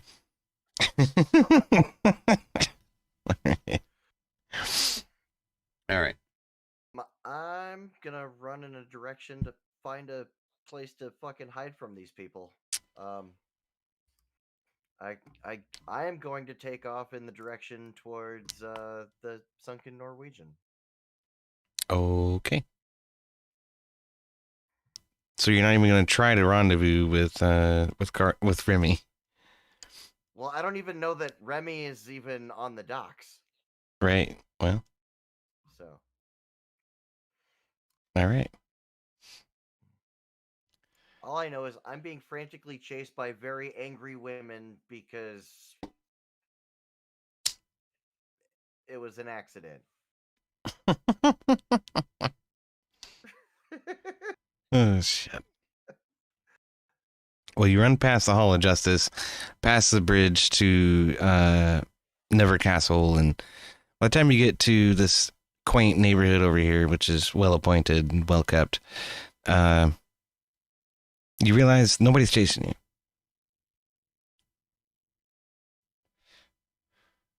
Okay, so Casually walk to the sunken Norwegian from here then, and play it off like nothing happened.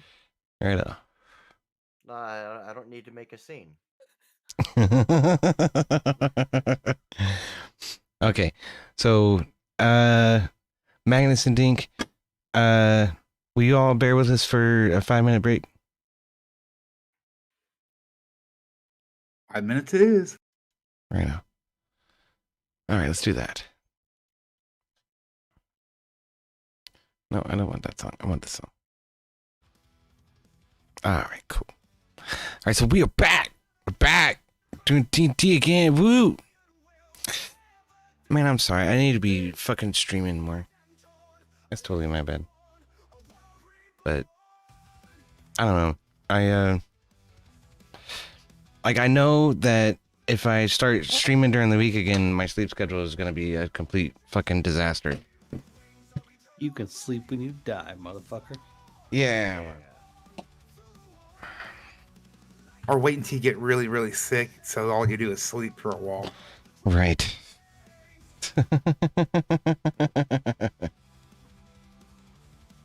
Oh shit. How was that for sending Carlos off for his last little round of chaos there? That's pretty good. But you didn't tell anybody in the party about your friend's bar. You walked right past it. We walked right past it, and I wanted to, before we actually started engaging in the stuff before we got on the island, I was gonna say, hey, we'll meet up at the Sunken Norwegian, that bar that we walked past, you know, if we get split up or something with Remy, but we'll play it off like that didn't happen. All right. Carlos and Remy know each other from long enough that like He would have known. a venue that yeah. All right. You would have mentioned it at some point in the past. Yeah. Yeah. All right. Also, it is on the pathway back to the hotel you started from. So there's that. That worked out. I really thought we were gonna like go down in a blaze of glory. Oh no. So once Carlos gets to the Sunken Norwegian, then I guess I have to dual wield characters for a bit.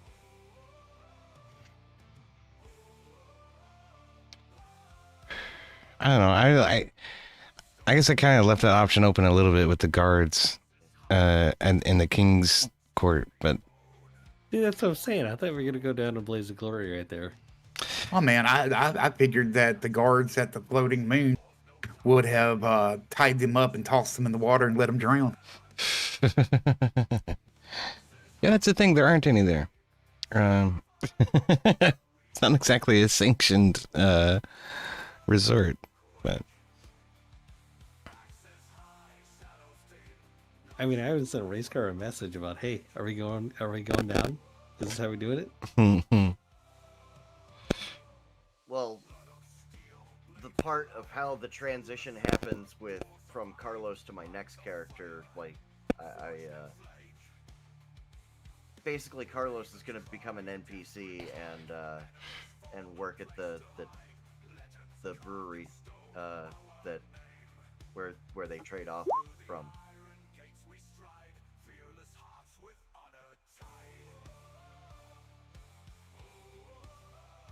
yeah, I don't know.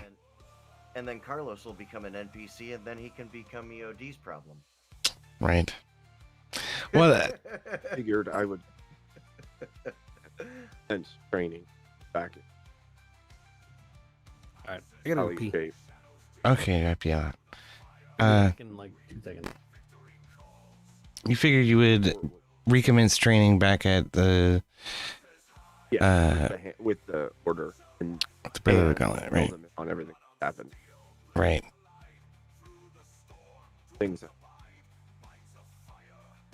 And I can, well, carefully You keep cutting. probe, You keep. carefully probe to find out what's going on at the House of Wisdom. Okay. Also commence training or retraining as Paladin itself. Okay. Yeah, for sure.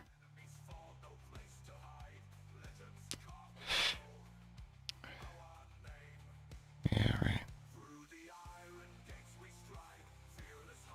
I have a way to work it out. Yeah. But I don't have a fucking map. I spent all the time that I had working on the fucking Neverwinter map. I mean And I don't think you have to have a map. the castle map. Yeah. Know that I'm there. I do have something. Maybe I'm just releasing my limiter. I had to hide I was a Paladin.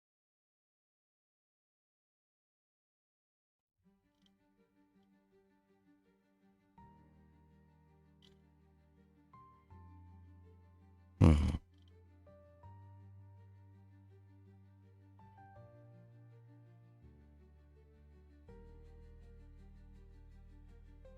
Nah.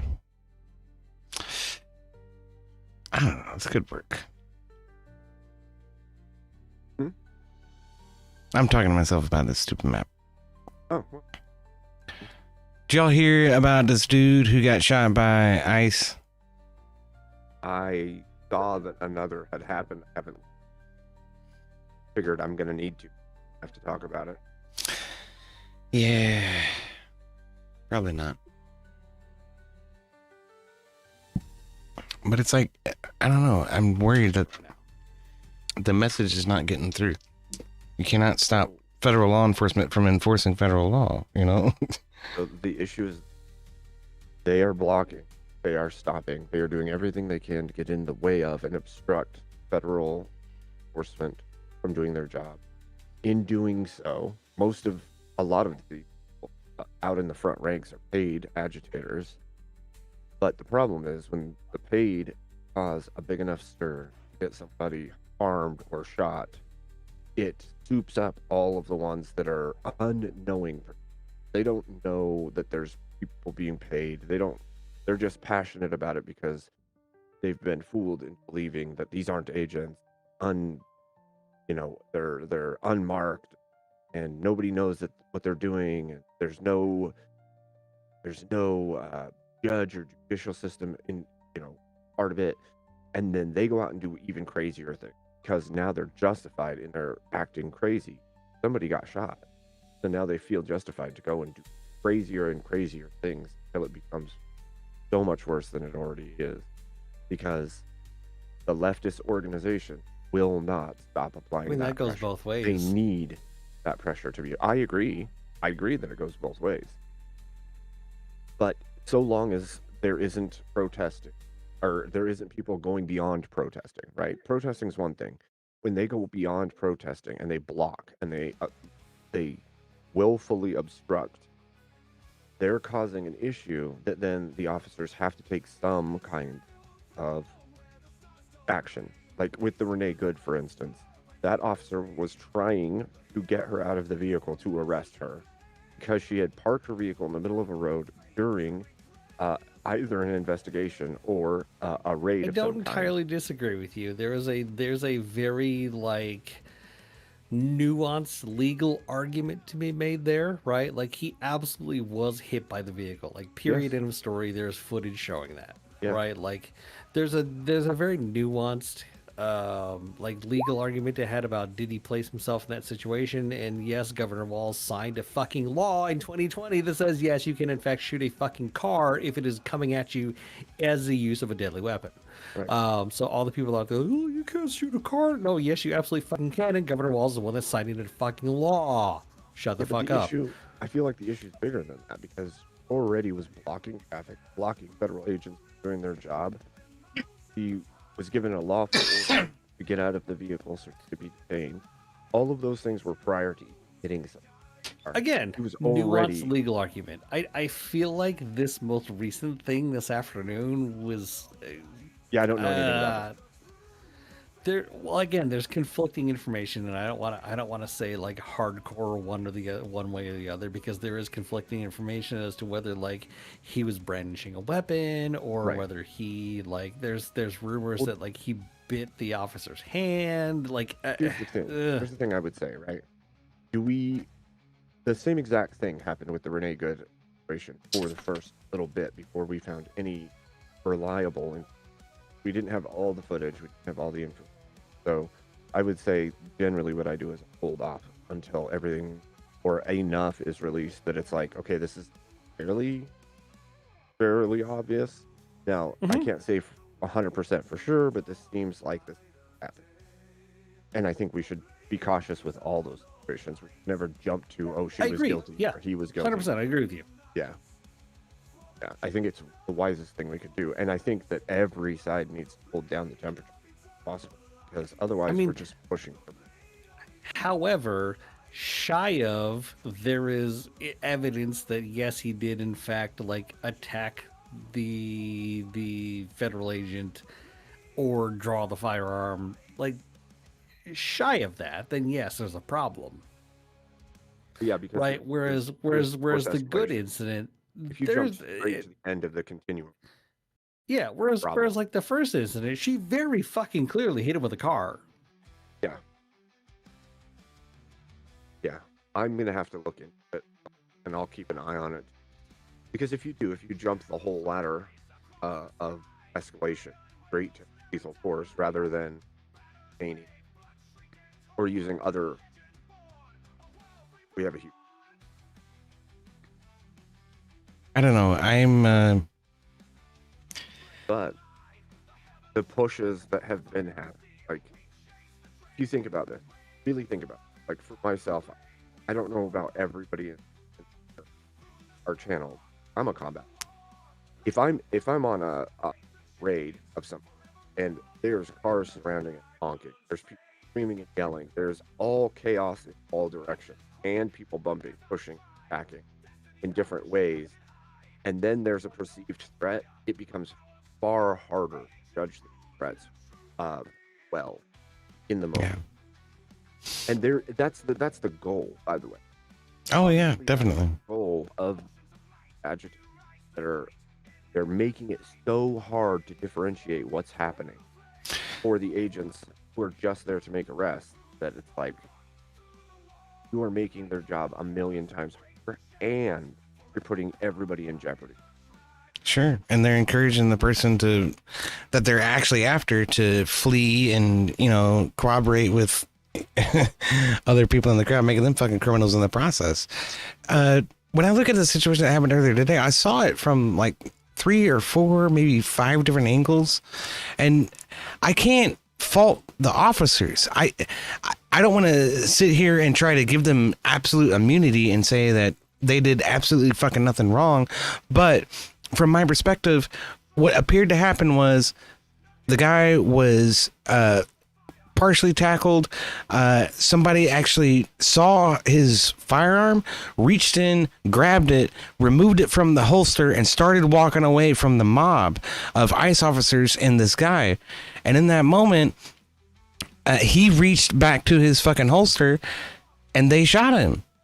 Now, if that's the case, the firearm is removed from the situation. I understand that, but the officers on the opposite side of the perpetrator did not see the firearm get removed. So I can't fault them for trying to defend their lives when the guy's reaching for where a holster would be. You see what I'm saying? And then somebody saying gun, he's reaching for a holster. while somebody's saying gun, what do you think is about to happen? Area. I get what you're saying, right? Like because Reasonable. Maybe let's give them the benefit of the doubt. Okay, they didn't see the firearm removed. He's reaching towards something around his waist, whether it be it his wallet or his firearm, whatever. Okay, I'll grant them the benefit of the doubt just for the sake of argument. Sure. That becomes a real That's it. area. That's it. Okay, in law enforcement, that's the line. That's the threshold. So that's a good shoot. I'm sorry. It's tragic that the guy didn't get a day in court and that he wasn't arrested instead of being shot in the street. That's not what should happen. I agree with you that is not what should happen. But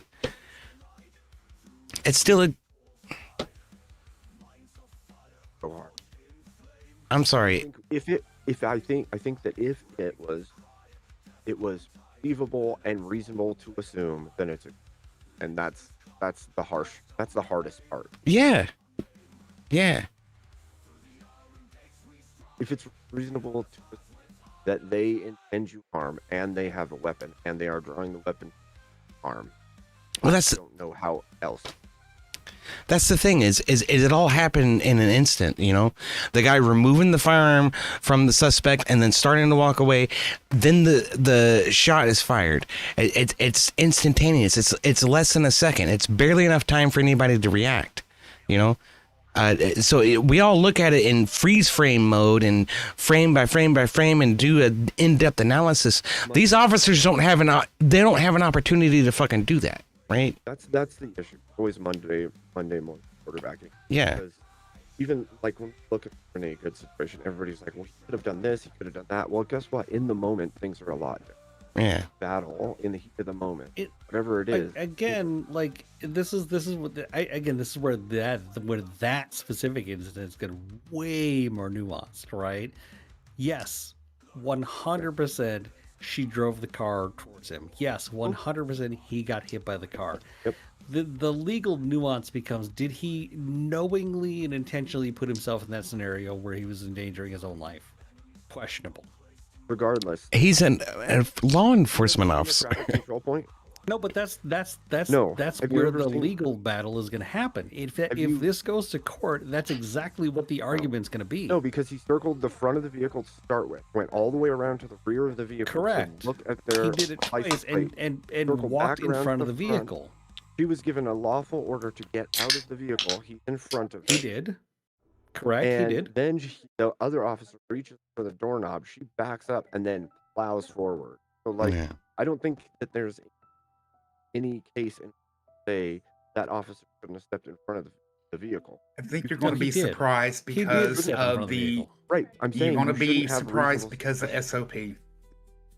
You should not, dude. Like, this is a crazy thing. Like, you don't take an automatic stance that somebody who's protesting is going to use a vehicle to spam you.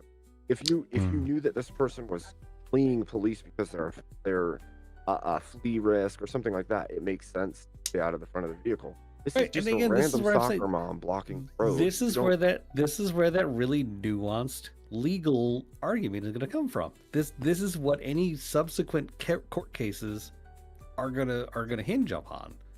There's I do. there's absolutely 100% evidence that she was driving the car at him.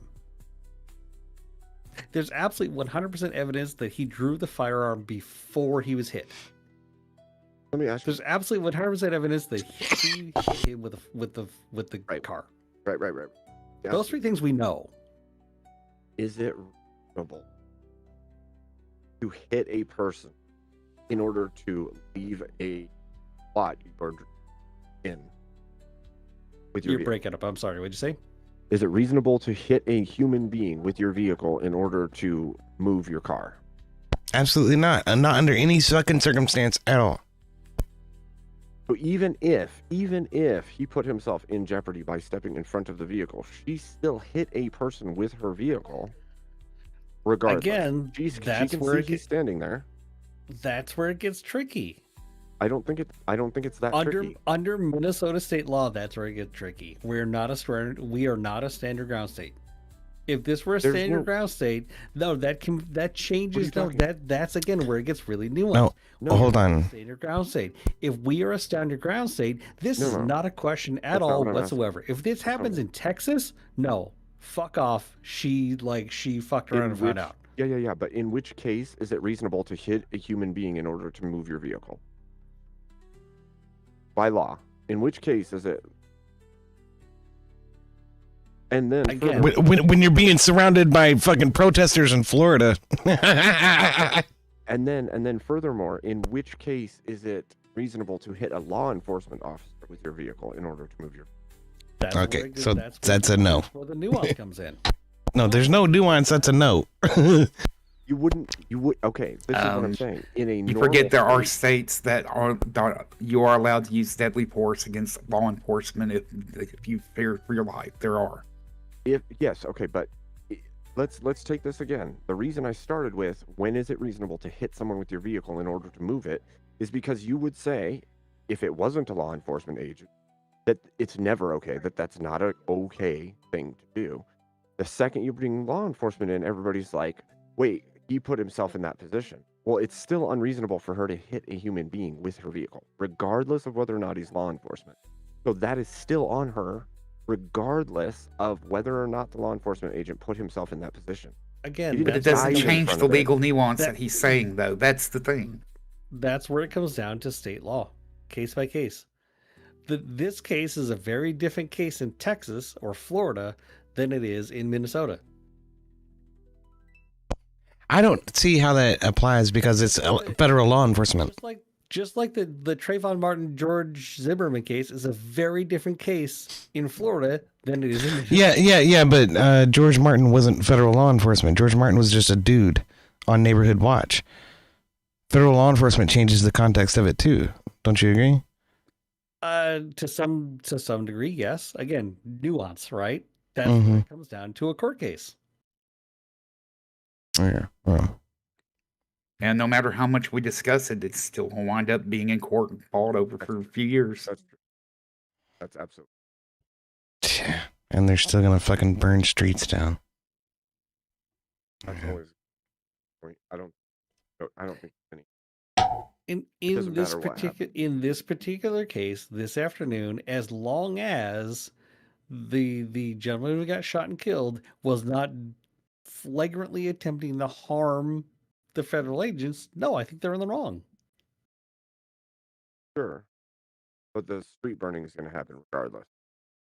Whether he was in the right or in the wrong. Even if he was in the wrong, I don't think, from what I have seen, I will say this.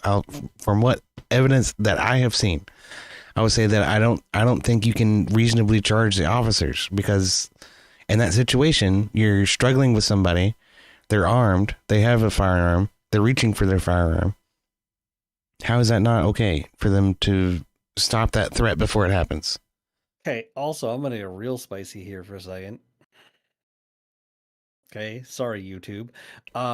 If there were 500 armed citizens and this happened, I think we'd be looking at a different scenario. Yeah, we'd be looking at a civil war. Uh-huh. Yeah. Which is not far from Which is what how this this is looking like fucking it's country trending started. towards. You're saying that's a good thing? I'm not saying it's necessarily a good thing. I'm just saying on principle, that's what the Second Amendment's for. Here's the issue I have with that. So many people are like, yeah, let's do it. Let's get it on. Let's get this thing started. Because Well, I'm not maybe- saying well, that. Look, No, I get it. don't take me as I'm saying not that. saying you. I'm not saying you. I don't I'm want saying shit I've tons of heard it a bloodshed lot for, of you times. know, if we can avoid it. If we can avoid a shit ton Problem of is- bloodshed, let's avoid it. Okay? Average human being doesn't understand what any of that means. They think they do. They don't. Oh, they see it on TV. Yeah. And I warn people all the time that, like, look, if it's necessity, if it comes to necessity, I understand. But everyone and their brother should be against that happening. Because everything you know and love is going to Yeah. change and maybe taken Until it's from you. completely unavoidable. And I'm saying this as a guy who is not a natural born citizen. Okay, I am a naturalized citizen. I was not born here in America. I don't carry around my fucking naturalization papers. I think it's an absolute fucking overreach if some federal agent stops me and says, "Yeah, papers, please." Okay, that's fucking Nazi Germany. Okay, but you know what I'm not going to do? I'm not going to immediately draw my firearm and fucking shoot that officer, okay? I'm going to get taken off to some random fucking detention center. I'm going to get held there for too long. I'm going to fucking sue the government Okay. and I'm going to get rich, okay? That's let me how it ask- works. Yeah. Let me ask this. Only like 2% Has of the ICE- time. Has ICE been just profiling based on appearance Yes. No. on most, They, on most of their yes, arrests? That's they have bullshit. they have been no. Because- They have detaining people. They have been detaining people without warrants. Yes. Shit, just right up the road, we have one gentleman that's been detained twice because of the color Okay. of his skin. Yeah. And let's be clear about something, okay? If the government or if any local or federal or state level agency has a warrant to arrest somebody, by all means, go ahead. I have not heard the first whiff of any of that. Okay, ICE only does targeted fucking assaults on people that are already warranted for arrest and deportation. That's complete garbage. Feel free to go look up the Institute for Justice. They're representing a few of them right now. Hmm.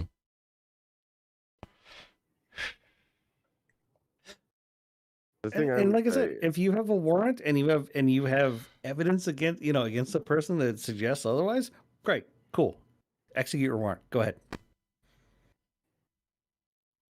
Yeah. It is possible to simultaneously be concerned about government overreach and also want illegal immigrants removed.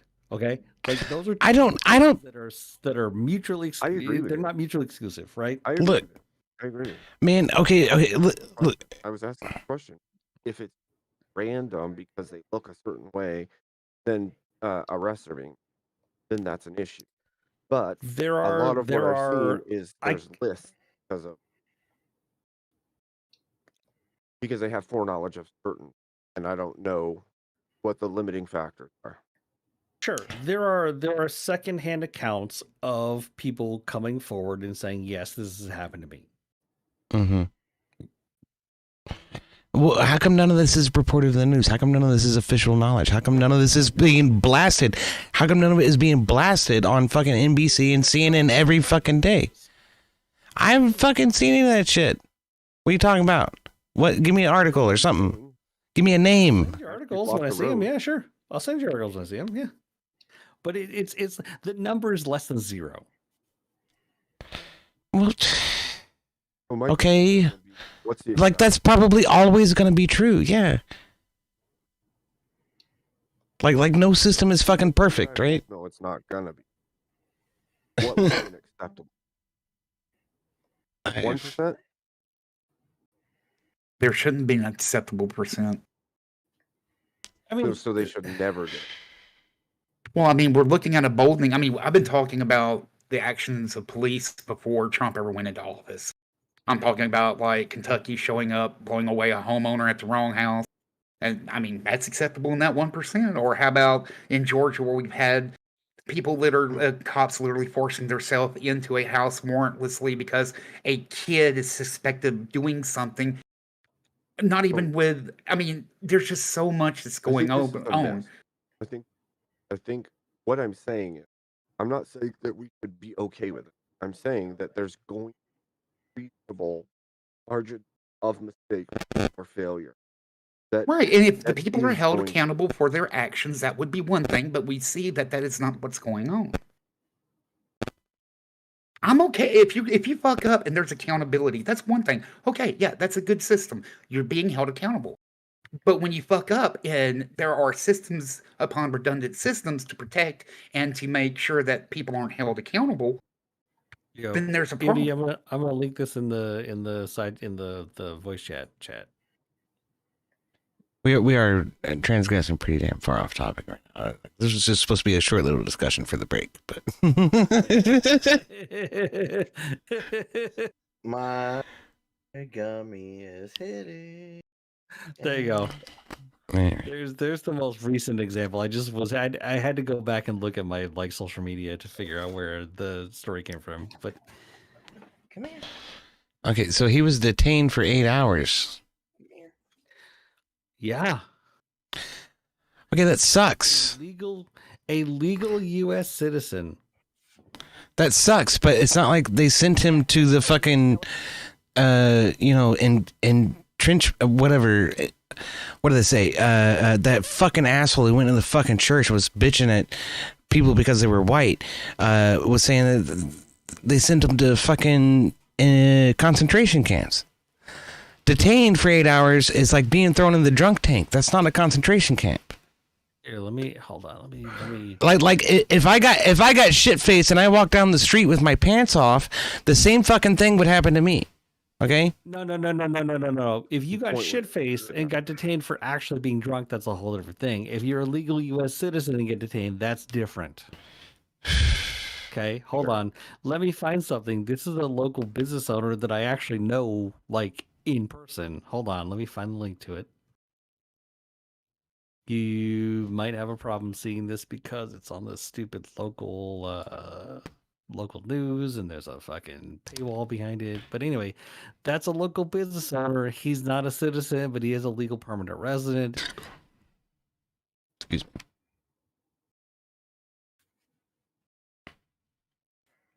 He's a local car guy. Detained. Okay, well, that's I fucked would up. ask, do they? What- So, I'm not saying it's like Well, hold on. What does detained mean? Again, is that 8 hours in custody, or is that weeks, months, and years on end? That's a huge difference. That's a huge fucking difference. Okay. It So is- if law enforcement shows up at your house, EOD, takes your firearm and keeps it for months or a couple years, Without but gives a it back warrant. afterwards, without a warrant. how much trading is that on your constitutional right? Again, without a warrant. Key thing. Okay, well, you keep stacking a whole lot of stuff on top of stuff in order to lump me into a particular fucking assertion here. What I'm saying is Constitutional rights is no. no matter how much.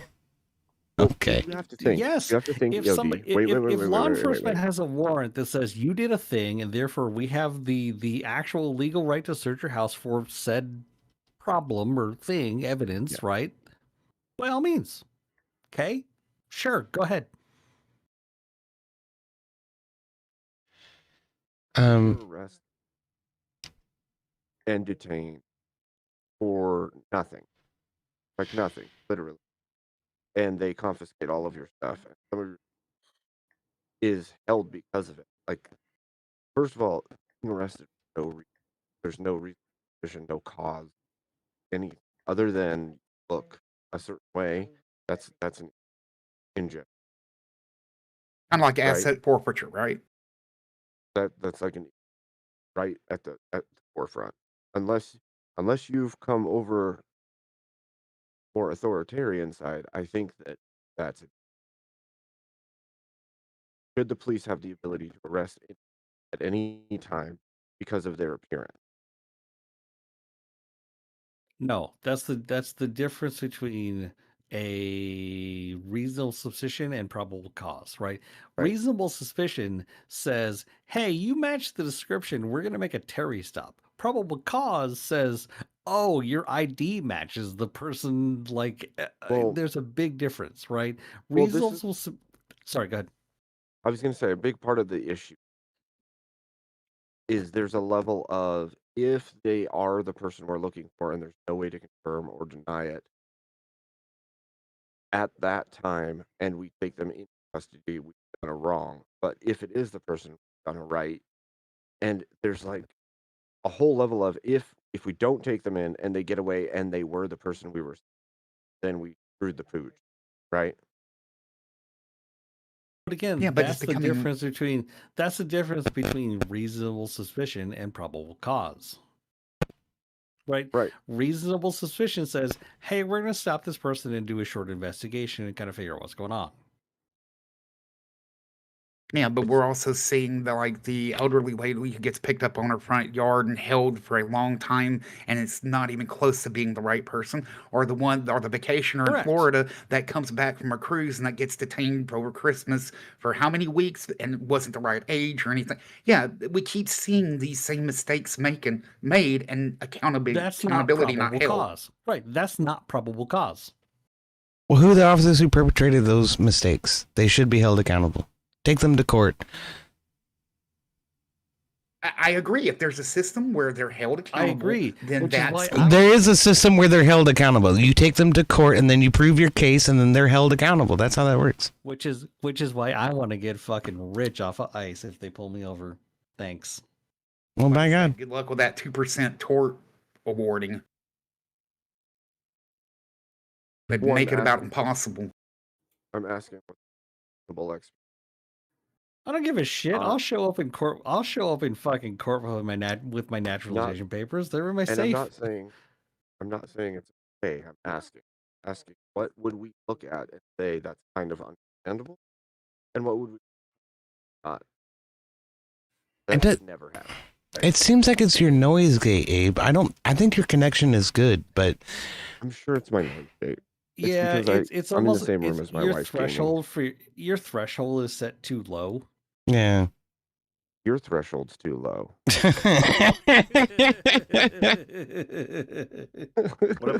What about Carlos's threshold? Oh, shit. That was good. Sorry. Way too low. Dude came way too No, early. To I be mean, if I want to fair, ask about your threshold, man, we need to talk about what just happened in D&D, okay? Lady Killer? Mm-hmm. I'm not trying to say that I'm okay with any level of like corrupt action or stepping completely outside of the boundary of constitutional rights of U.S. citizens. What I am saying is that there's going to be gray areas that are harder to discern, and I don't know that we can. We need we need like a clearly definable way. And when it comes to things like immigration, it makes it much harder. Like you say, we don't want law enforcement asking for people's papers. I agree with that statement. At the same time, there's no way to know if somebody's here illegally or not if they're a gotaway at that point, because you can never Of ask. course there is. You can do an investigation into somebody. You can have and after that investigation occurs, you have a warrant, and you go, okay, cool, we have a warrant to pick this person up at X, Y, and Z locations Right, where what- they're known to be. What investigation is going to prove whether or not somebody belongs in the U.S.?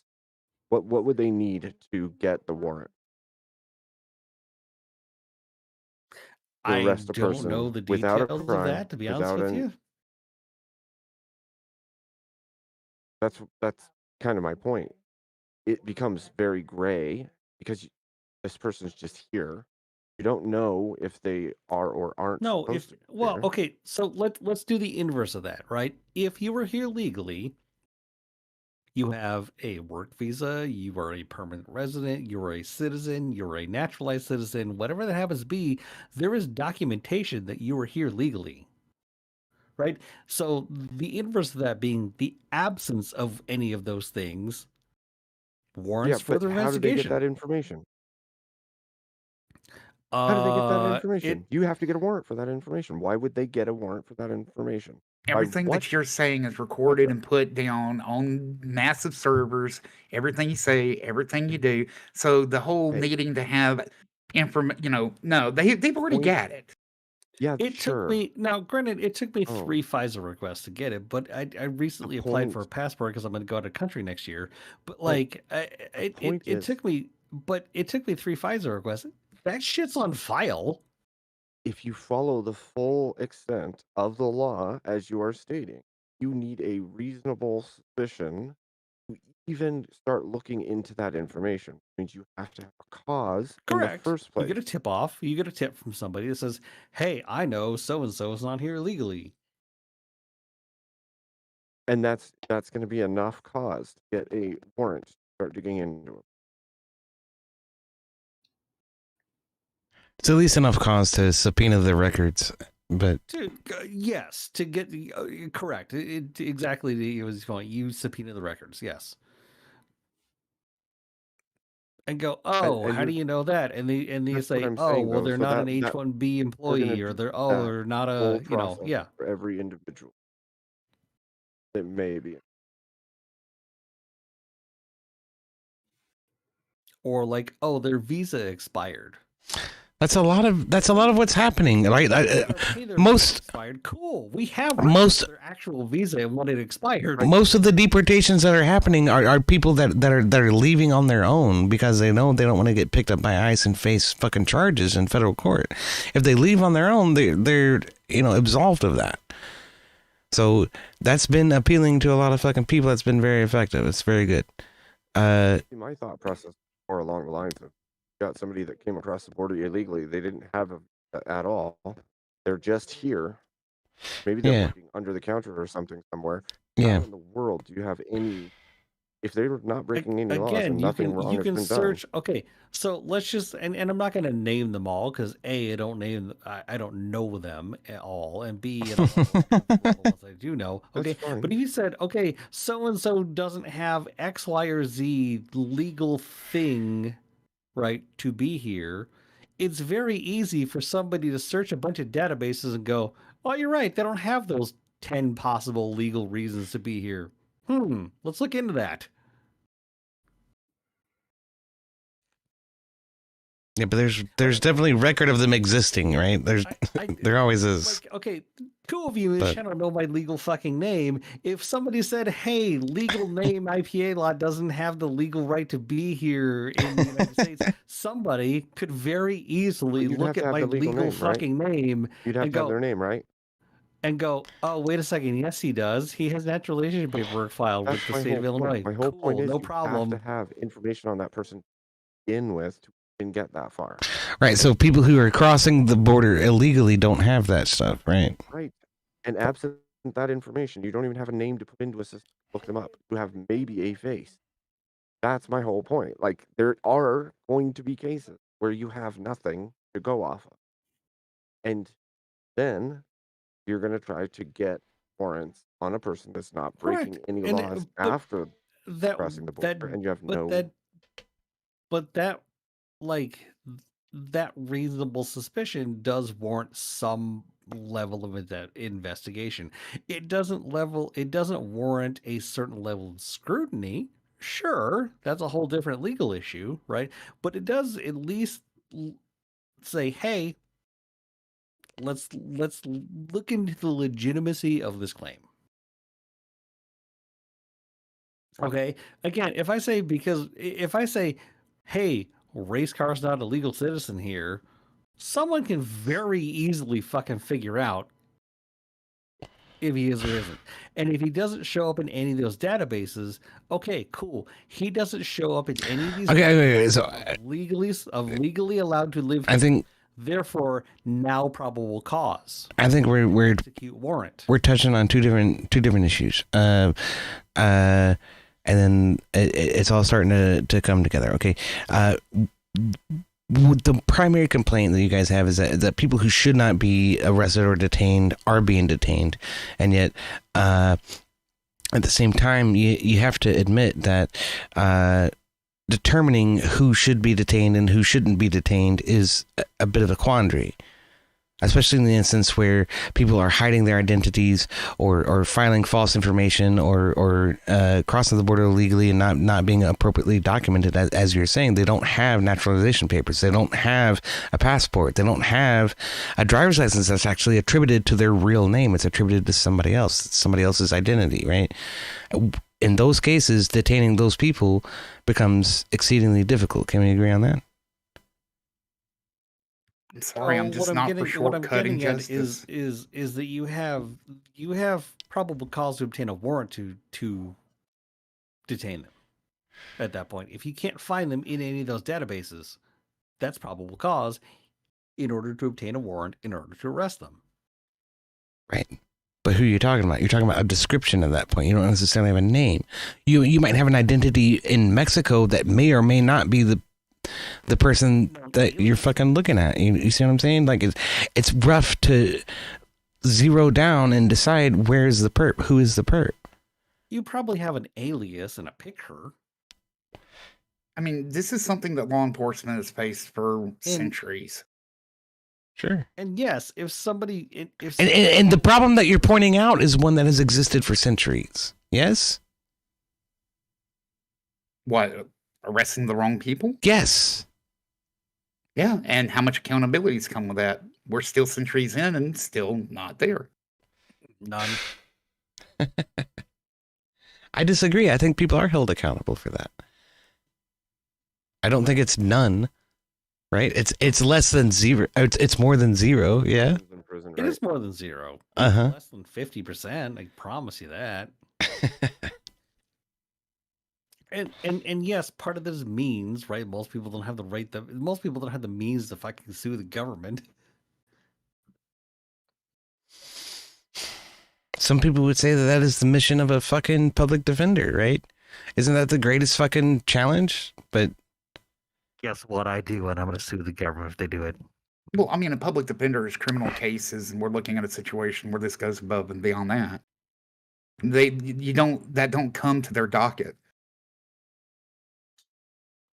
well, yeah, but the system is corrupt. I'll agree with that. But in principle, it should work, and if we can enforce it to work, then we ought to. In principle, it should absolutely. I agree with you. In reality, it doesn't. Yeah, but then what is the solution? Like, you don't have one. You just want to tear it down. I don't fucking know what to do with that. Prosecute the cops. The cops do wrong. Prosecute the cops. What do you want? Agreed. Yep, Agreed. accountability. Okay, so in this most recent case, but again, I look at all the fucking footage. I can't find a good prosecution for the cops. I think they were okay. It was a fucked up situation.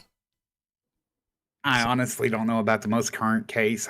Y'all mentioned it. I think thus far, unless some other damning evidence comes out, that no, they did not. Again, I'm willing to accept that some other evidence may come out at some point in the near future. Okay, I 100%. I'm not going to like condemn anybody right now. But as of right now, as of the last 12 hours, no, I've not seen anything that says yes, 100%. That federal agent had the right to shoot him. Yeah, that's about the only silver lining to me being almost But again, on my 12 deathbed hours. was 2 weeks of not listening to the dumb fuckery in this nation. But again, like it's been 12 fucking hours. I don't know. I'm not 100% sold. Well, all right. I guess let's give it some time. We'll see what comes out. But Because I'm not a dumbass. I'm willing to let the evidence lay out. I'm willing. oh, to so you're calling me a dumbass because I'm finding a conclusion based on what I'm able to see at this moment. No, what I'm saying, and you literally just said the key point yourself. What I'm able to see at this moment, and I said the same thing based on what's happened, based on what information is available in the last 12 hours. But if it's shown to not be, But implicit in the idea that based on the last 12 hours of information is that, hey, if something else happens and there's very clear evidence showing opposite of what I believe, I'm willing to accept that. Well, okay. I don't know, man. The guy's reaching for the small of his back, and you hear gun. You're not gonna shoot, really? Whoever yelled gun when there was no gun.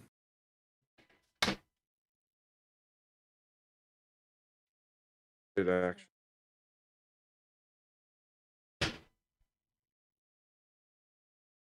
Like IP a lot was saying earlier, there's a possibility that there was and somebody took it. Then what? There was a weapon. Oh, guy didn't have it anymore, but it was there and he was reaching for it. Like that, all of that is like so nuanced that the officer couldn't know. And Yeah. we have to ask what's the reason, really. Is it reasonable for him to have assumed that the weapon was there? Was it reasonable to take the action based on like a whole bunch of like a whole chain? And we have to examine the chain of events and ask were the actions by And that's all I'm just getting at. Again, at face value, right? And I think we're all on the same page here. At least we're all in the same general agreement that if some further information comes out, that we're willing to accept something different. Yeah. yeah. Very good. My Yep. issue too I'm not 100% clear cut on it. Absolutely not. But Neither my am I. issue with yeah, I get all of that. this, I'm like, allowing room for, hey, there's something we didn't see in this camera angle. it- Hey, there's physical evidence it's of something else. Like, my sure. issue. One issue huge issue that I see all of this. There's a level of, for sure, there's a level of trying to press them to make the on so that used. And obviously, I don't know whether they want people armed in these, but it seems that they're pushing for ICE to make on purpose, right?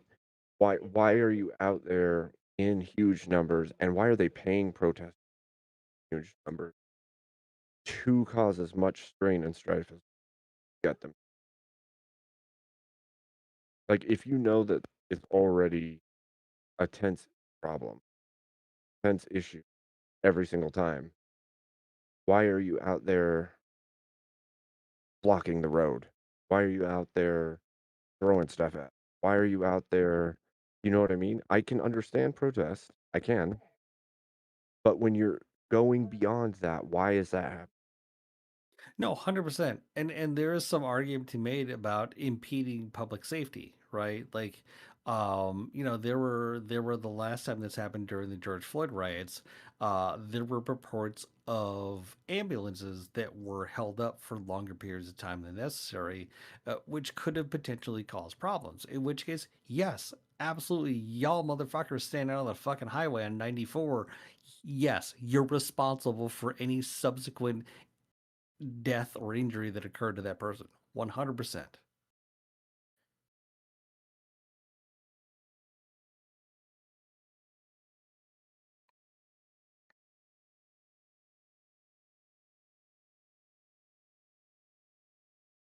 But also, if you go, hey, government, local, local or city, local governor, whatever the fuck, we're scheduling this protest. You can't stop us because that's our right. Shut down the street and everyone knows about it. Cool. First Amendment. Go ahead. Do it. And I don't care if that's Black Lives Matter. I don't care if that's the fucking KKK. I don't give a shit. First Amendment right. Do it.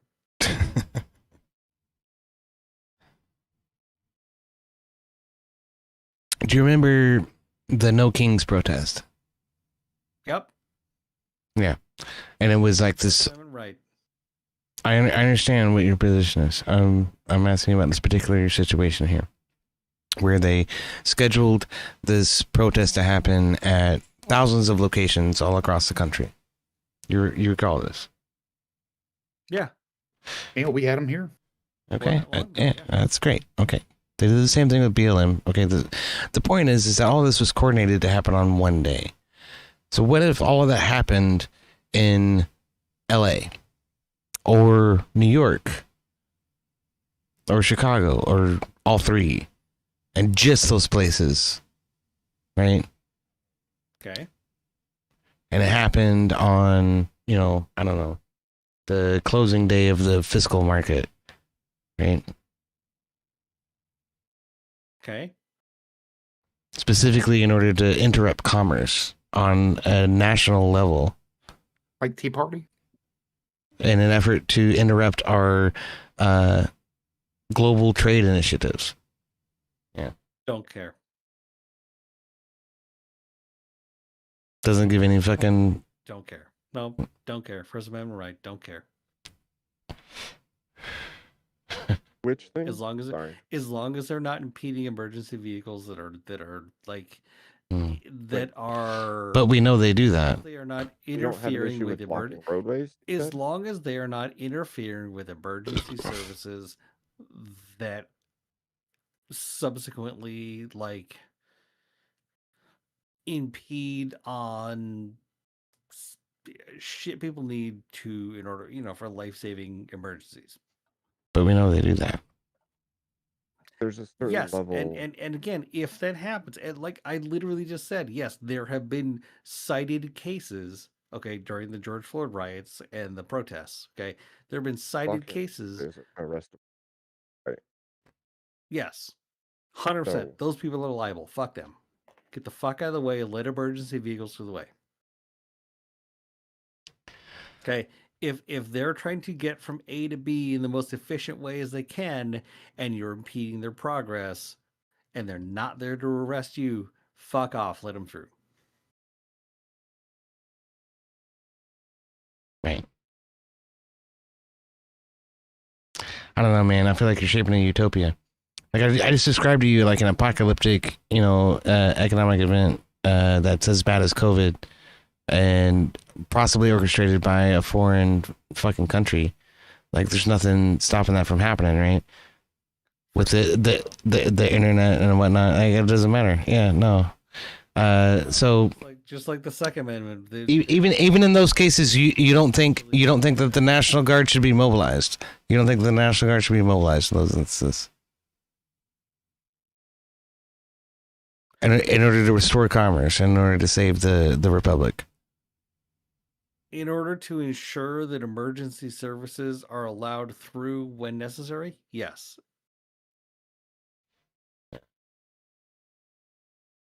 But not to stop like a Chinese propaganda campaign that's intended to absolutely upset and disrupt our economy. Prove that, but maybe. Maybe, but prove it. Again, going back to the whole idea, like reasonable suspicion. Reasonable suspicion. Hmm. Reasonable suspicion, right, is, okay, maybe, show me more. Probable causes, oh, okay, you did show me more, let's investigate it, and let's go talk to these people. Great. So you're talking about like a 12, 15 year engagement with Congress in order to employ fucking, federal investigators and then bring witnesses to a committee and then have okay, so tell me about the January 6th committee. What did they uncover and what did they actually accomplish? Right? Almost nothing. Yeah. Why? Because it was mostly a bunch of drunk retards that like didn't really pose any threat. Let's be real. Oh, No, it's not it. It was a complete propaganda campaign put on by politicians in order to foment the left, and it worked exceedingly well at that. But it did nothing for justice. It did nothing for. Mike, this is how you know we're fucked. Oh shit, man. Rocking a hard place, I reckon. Well, do y'all want to continue with the campaign? Wrong there. Yeah, you're not wrong there. That one. Oh fuck, we were playing that, huh? It was the thing Oh, that we were right, doing. that thing. Yeah. Dungeons and Democracy. Yes. Oh no. Don't be any illusions about that. There's definitely no democracy here. Okay. Okay, so Dungeons and Aristocracy. there you go. All right. For shit's sake.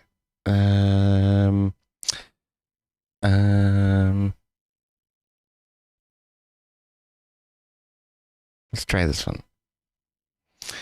Assholes and Oligarchy.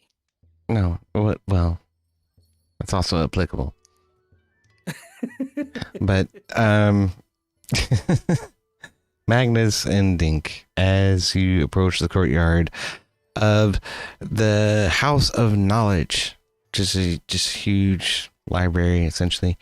You veer off at the edge of the courtyard towards the building that's attached to the side. Attached to that building is a guard tower embedded into a wall that surrounds the entire facility. And this door is about 12 foot tall, made of iron. And in the middle of it, it's a double door. In the middle of it is a shield with a fist that grips a dagger. And standing in front of it are two of the Brotherhood of the Gauntlet. And they see you approach, Abe, and they have this look of dismissal about them.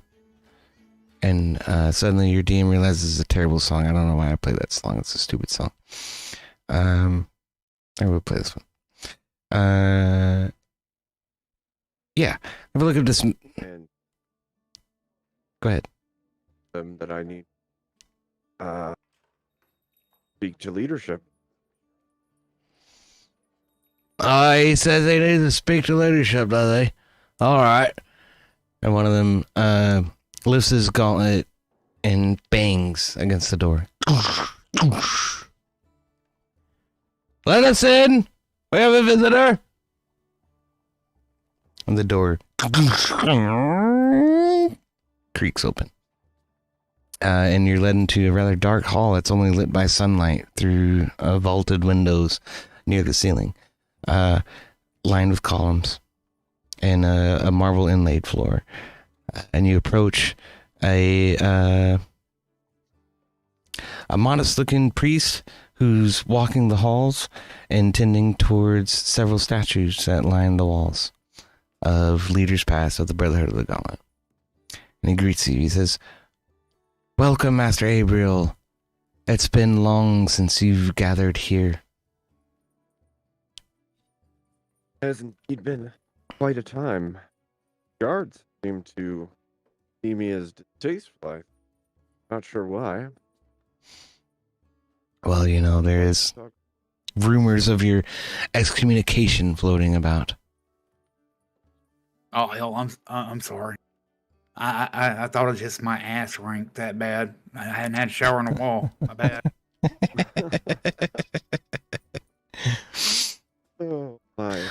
Well, you know, Master Dwarf, there are several good inns in town. I'd recommend you visit one.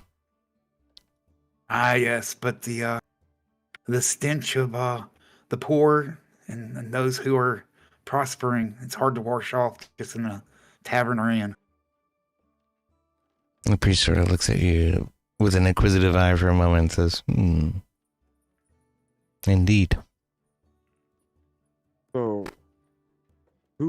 I guess it's surprising to me that they would excommunication when it was a choice to walk away from the order for a time.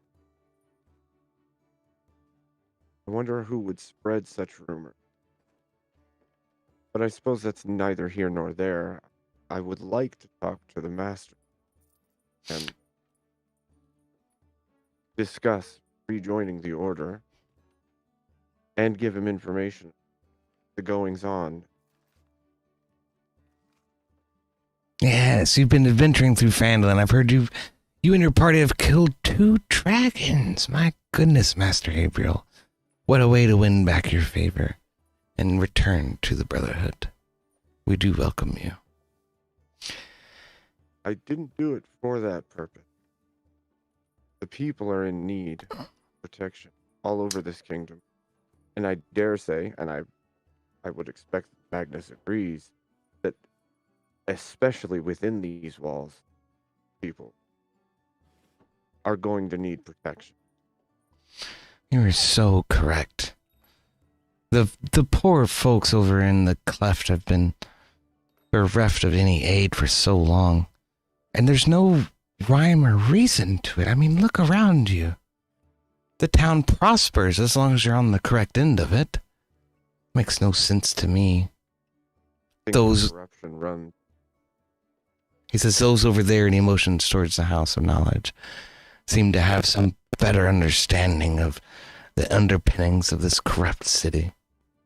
We're only here for information.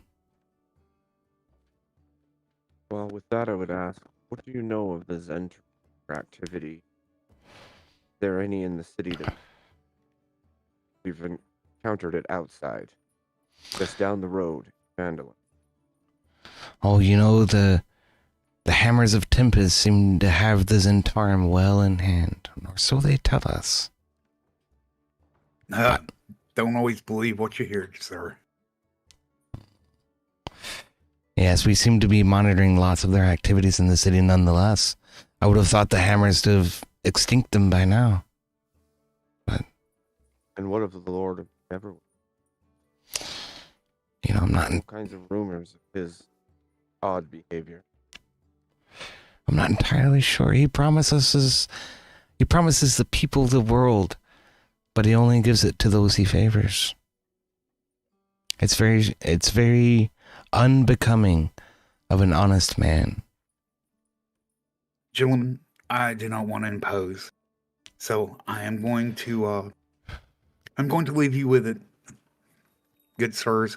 And I start to walk down the hall, just looking at the statues and all, giving them space to talk about things that they might not be able or comfortable to talk to around me. Yeah. Well, I would say if the Order finds its creature, I will gladly join, and I will carry out investigation. To be honest, Master Gabriel, we are in dire need of assistance at this point. Our numbers are few in this town, and our need is great. There are lots of occult goings on, and then lots of corrupt goings on. I'm sure that the Master of the Order will be ecstatic to bring you back. Please follow me. It leads you back towards a room that's off to the side and near the southwest corner of the room. In the absolute corners are spiral staircases going up to the second floor.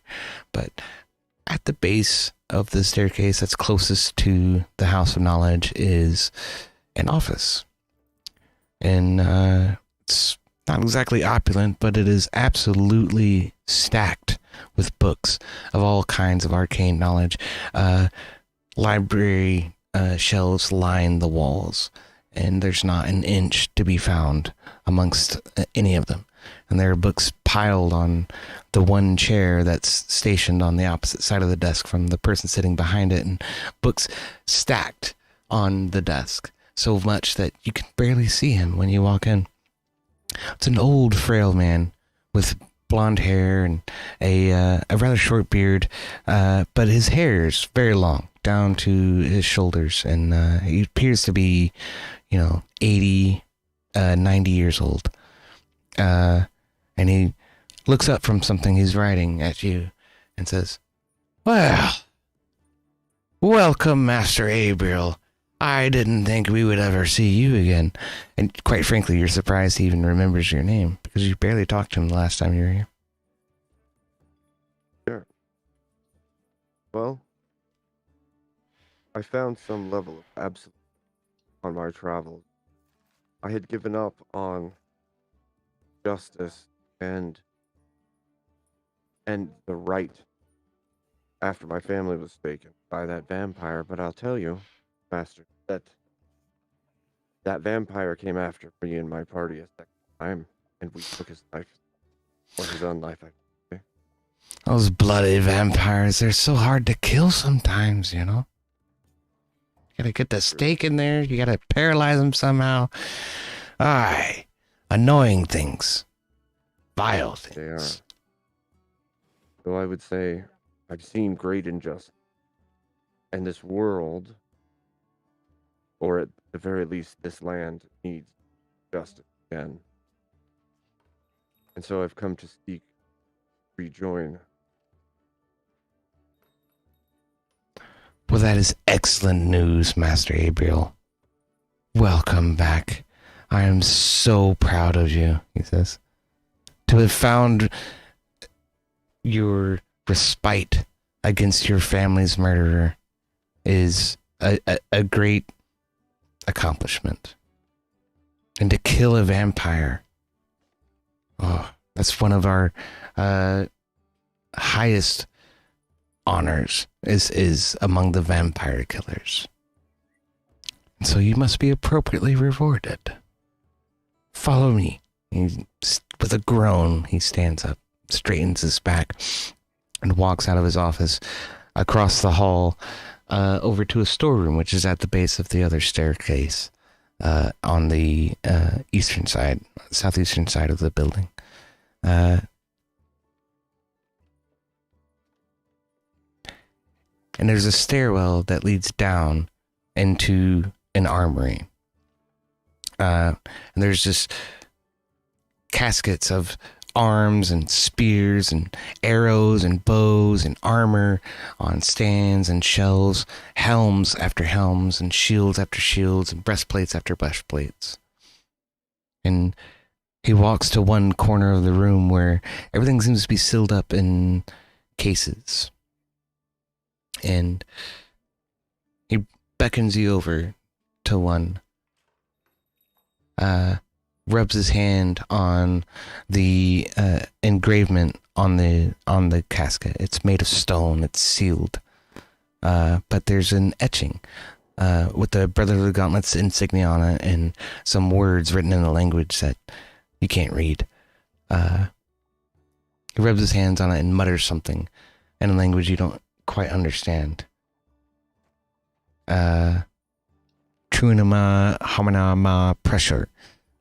He says, and the etching starts to glow, and the seal breaks.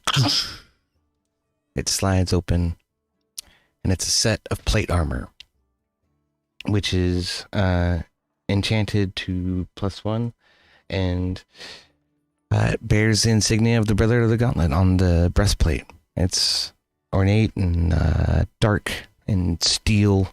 He says, "This is the armor of a Knight of the Gauntlet.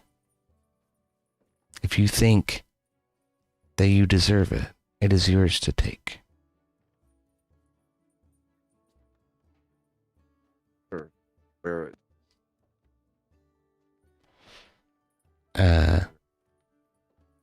Yeah. All right. He says, "Then it is yours, Master Abriel." And he starts pulling the pieces out and sort of handing them to you, sort of cobble them onto your current armor. And he says, "There's a changing room over there. So you're able to put your old armor back into the bag of holding and don your new armor. And now you can use your new character sheet. So, huzzah. You're now a paladin of the Gauntlet." Thank you. Time to carry out.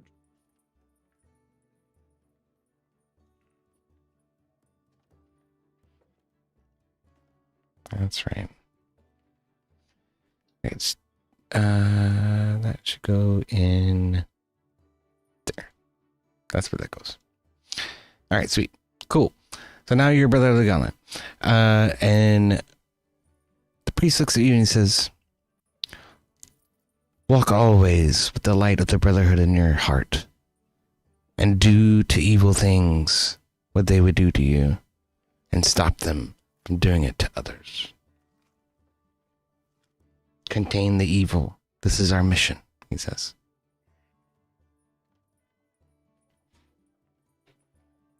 Ouch.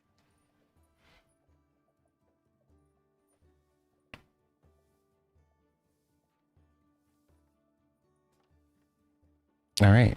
Well, I think that settles that.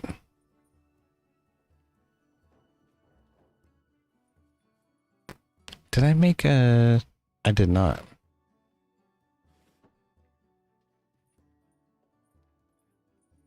I haven't made a token for you yet, Abe. I'm sorry. Okay. While this is going on, Magnus has got his scribing material out, and he's writing something down and packing it away in the inside of his armor. All right. Agnes. Yes. We're twinsies. Just a different emblem. About that. When he says that, I reach inside my armor and I pulled out what I was scribing and I handed it to Dink. And that's a mighty fine set of armor. But if I ever happen to fall, or if a time comes that I separate amongst y'all, because my order, I have no idea what it's doing anymore. And I'm quickly losing faith in shrineries and orders. Whatever happens to me, my plate armor ×2, my amulet, my shield, my hammer, my gauntlets of orc power, my helms of comprehending. All this is to be yours. And I hand him basically my written will. Oh shit. You have my thanks. And my respect. I can say I know how you feel. I fell away from my order, not with good reason, but for nearly the same reason. The time that I understand. This won't be my first. It won't be my last unless it is my last. And either way it goes. If something was to happen to me, I would rather have you. You don't have to wear the armor. You can sell it. I just don't want it put on some other flame-headed idiot's body. Fair enough. Have my thanks.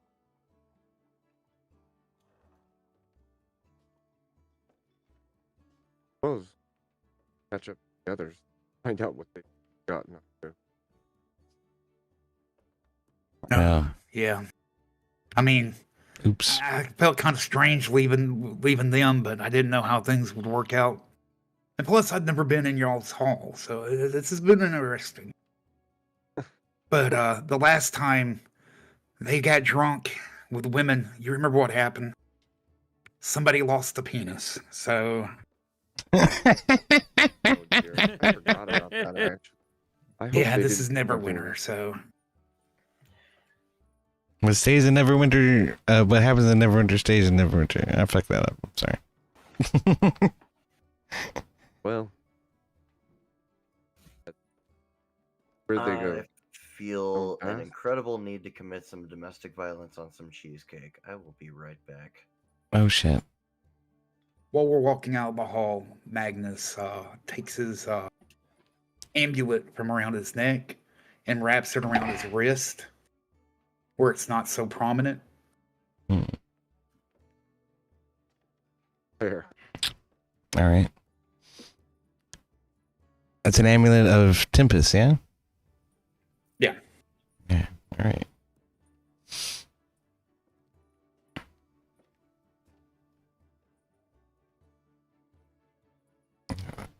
I guess that's what it is. Dink, hold on just a second. No, you're fine. You can be down there. I just want you to be this guy.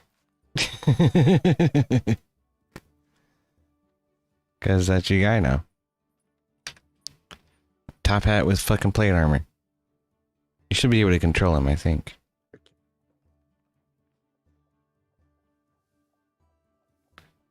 Or not. Maybe not. Hold on.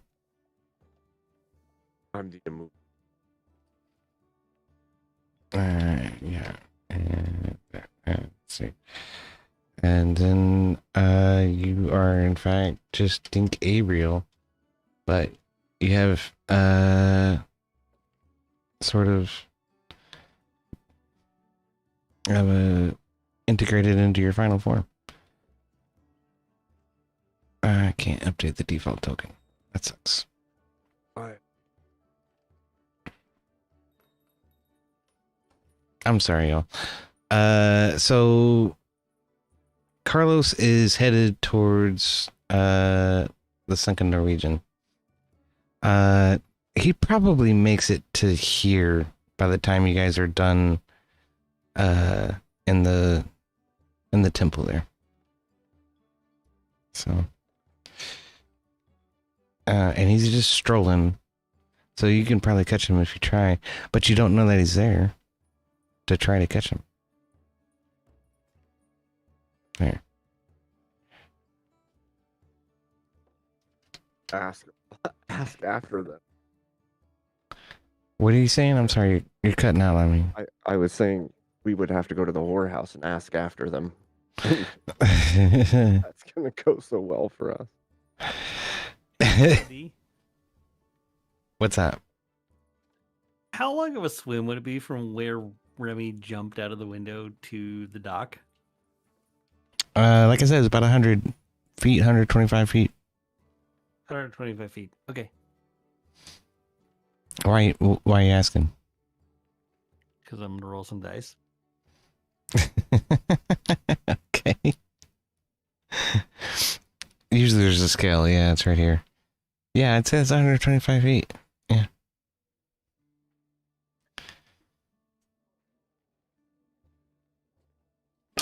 Oh, goodness. Okay. So I'm going to say Carlos is ahead of you. He's headed back towards his buddy's bar. You're headed towards the whorehouse that the guards told you all about. Is that fair? Yeah. Is Magnus tagging along? Or... Yeah, I'm just following behind you. Yeah, I think where they're at. And they're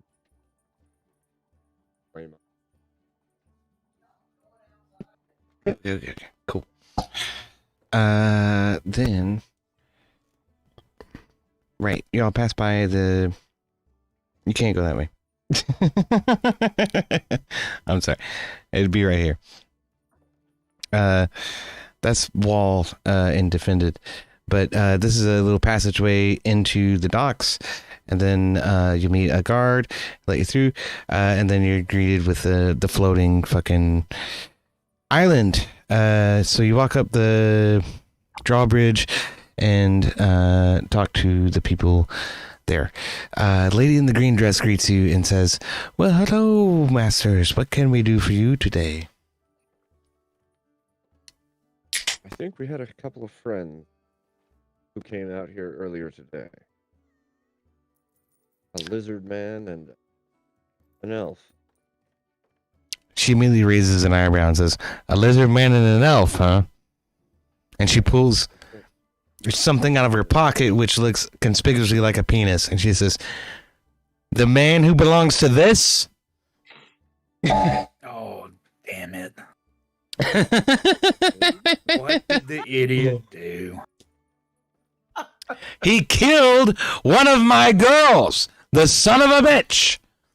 And there's hardly anything we can fucking do about it. And she throws the dick on the ground. The guards won't fucking talk to us. EOD, check your DMs. Did he willingly do it, or is there more to it?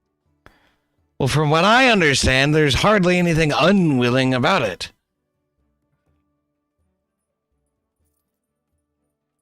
Oh shit, fire. I'd be a lot.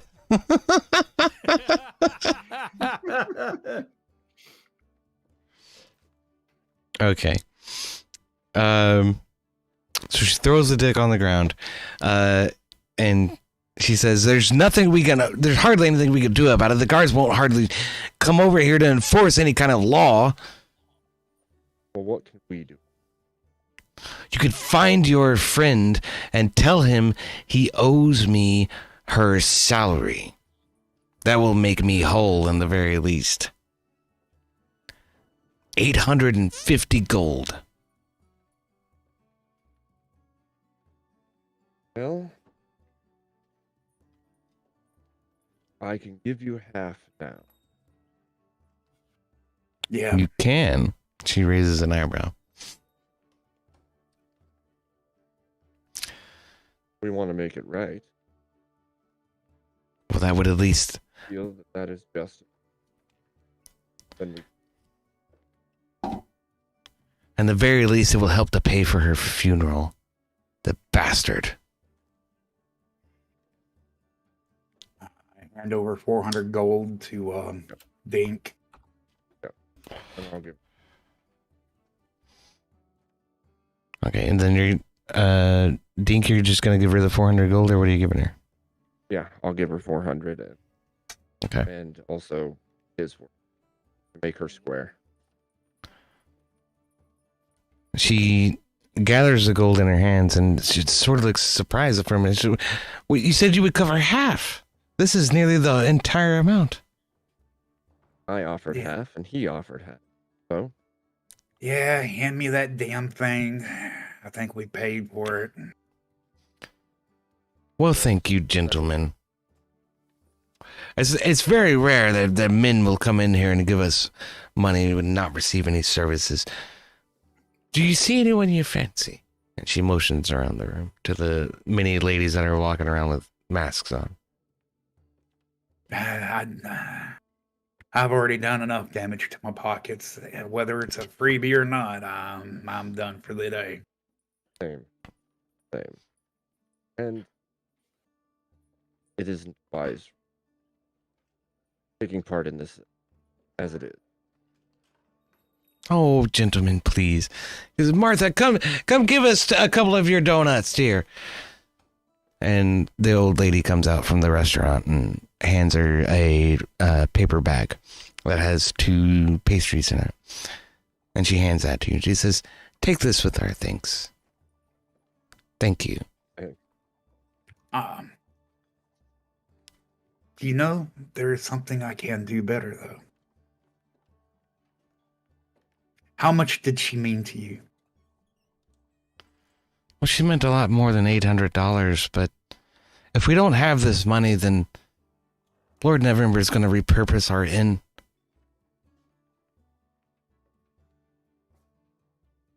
How long has she been dead? Oh, about 2 or 3 hours now. The poor girl. I haven't even told her parents yet. Ah, okay. It's been too long then. You can't revivify her. No, I can't. It has to be a minute. A minute? Yeah, no, there's no chance. There's no chance. Yeah, that's kind of where I was coming from. All right. Lay down. Yeah, or they have to spare the dying on him. Yeah. No. She bows her head and she says, well, I thank you for your consideration, Master Cleric. I do appreciate it. But she led this kind of life. She knew what choices she was making. We'll see her off well.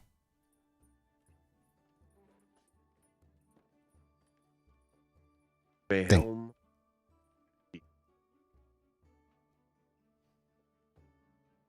What did you say? Said, may Helm keep you. Ah. Cheers, she says. No, sir, you are not getting my cheesecake. I forget who It's my papa. I forget who the god of Earth is. There's a goddess of Earth and welcoming, something like that. That's who she worships. She says, I'm just gonna call her Atria. May Atria keep you. She says. Oh, Magnus, where to now? Well, we know that one friend fled. Where's the other? Good question. Does she know? Do they know? She says, my scouts saw him headed northeast. I'm not entirely sure where he's going, but he's somewhere. The dragon or the elf? Well, the dragon. The elf jumped out the window, apparently. We don't know what the fuck happened to him. Do the windows lead directly to the sea? Yes. No, to the wall. To the window, to the wall. I don't even know the rest of it. It's breakdown on this show. Some shit. What? Mm. Down. Anyway, the plot of land is just barely big enough to hold the building. So the windows lead out to a small ledge of land, but basically into the fucking water. Fantastic. Yep. So my guess is Remy is either lost at sea or like a wet rat climbing back on dock somewhere, and Carlos is probably seeking out another bar to. Hmm. Well, I guess I could do this. It is something that I had.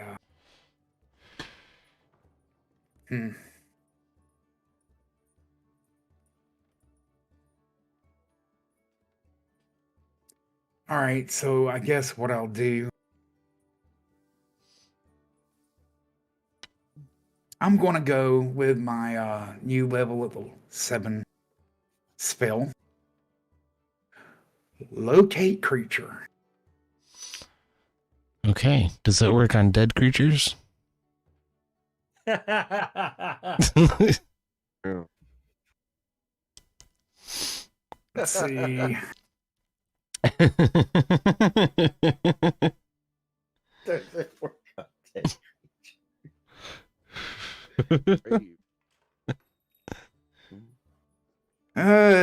Describe or name a creature that's familiar to you. Sense direction, the creature's location of the creatures within 1,000 feet of you.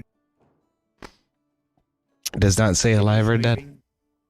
If the creature is moving, you know the direction of its movement. The spell can locate specific creatures unknown to you, whether known to you, or a nearest creature of Pacific kind. Okay. Go ahead and roll it. It's not a roll, it's just a spell. Oh, okay. Well, all right. It doesn't work on dead creatures.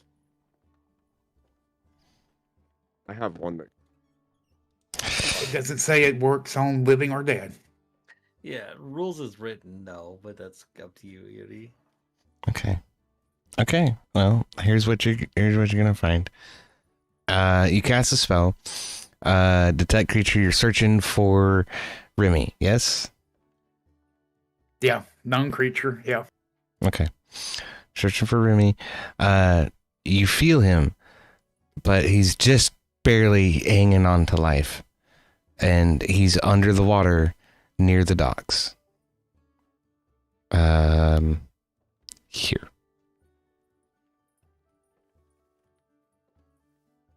Well, it seems like our idiot friend jumped and he's over by the docks.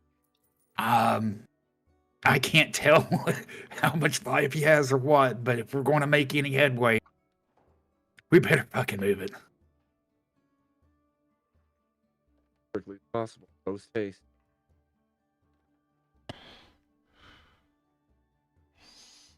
I cannot believe you didn't make that fucking roll, IPL. Holy shit.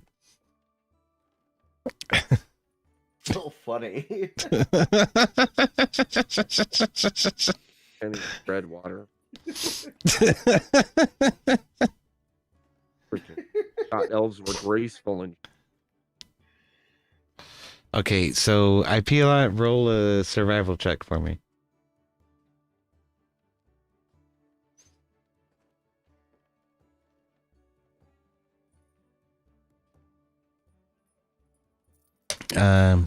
Remy.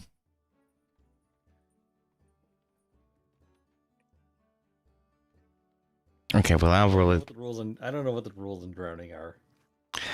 Well, we're gonna make them up. So roll the survival check, Okay. and then I need both Abe and Magnus to roll a perception check. Exactly.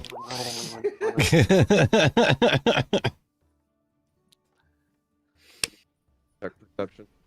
Yes, perception. So y'all are over standing on the docks, looking in the water, trying to find Remy. I think. Hey, I gotta look up the rules on drowning.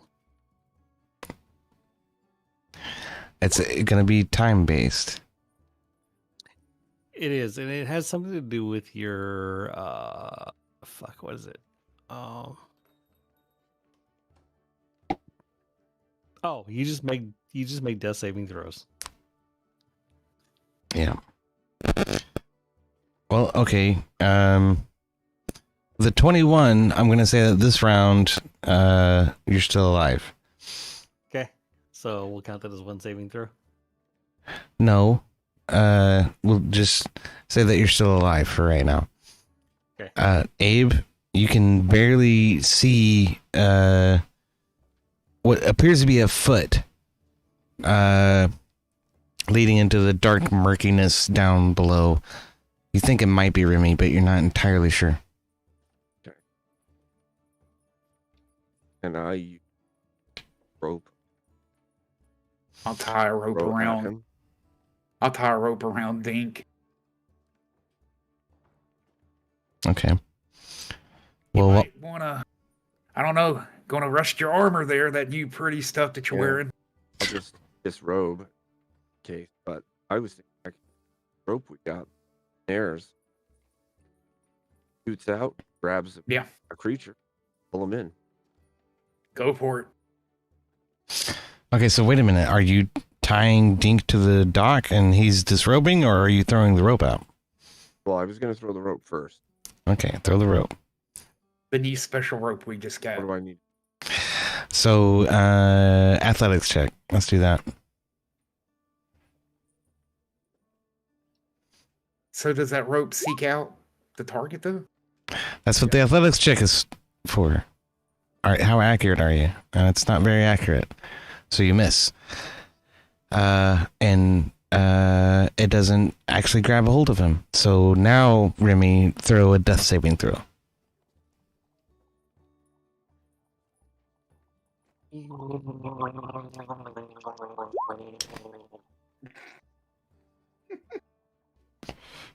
$11. Or I disrobe. I think that feels. Okay, so you disrobe and you tie your Magnus ties you to the dock. Okay. That's another death saving throw.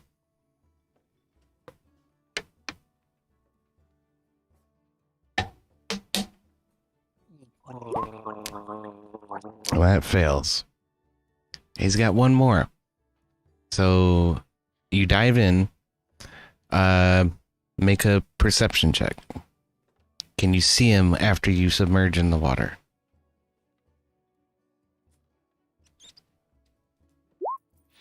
Yes, you can see him. Okay.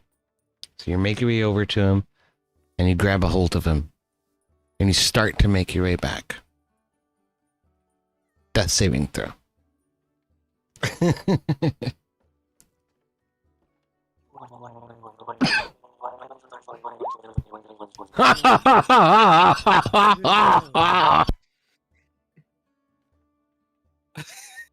He was inspired.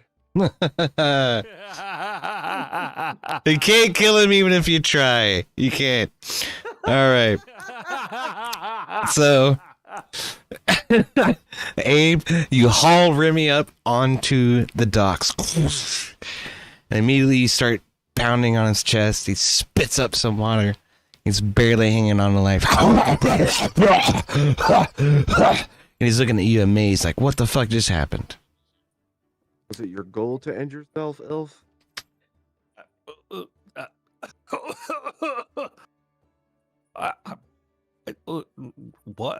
the fuck? No, fucking! I jumped out the window. I'm not real good swimming. Evidently. See that you don't drown yourself. I cure him for 13. With cure wounds.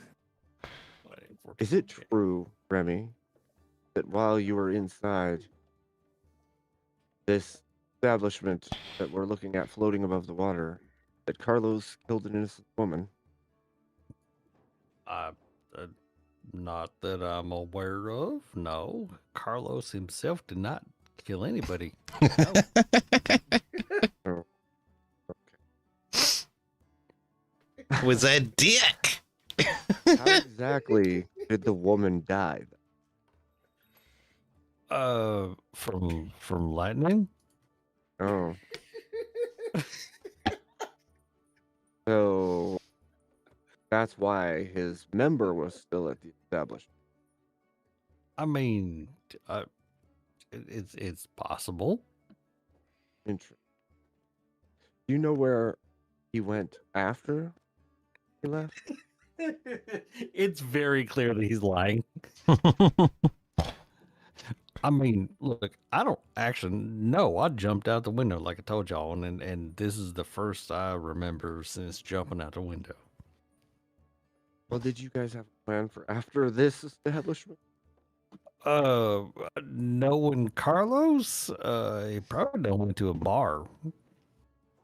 I guess so. Well, suppose we'll meander back towards our lodging if we find him along the way. I know we're supposed to have free lodging at the castle, but it doesn't seem that the Lord wants us there anymore. Well, seeing that y'all can't keep your peckers out of trouble, I suggest you use at least one of your healing potions on you there, Remy, to at Oh. least get you halfway up. I I'll don't know heal if him. I have one. I'll heal. Uh, A freaking button. do I have one? I can have one. Hold on. Hold on. Oh, Waste yes, I do. potion. I do. Eventually.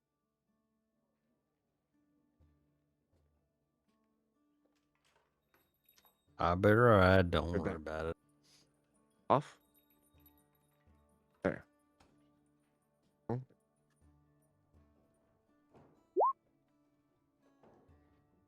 Nice. Shit. That's a big 22. Damn. Yeah. Kieran Woods got buffed to shit in 2024.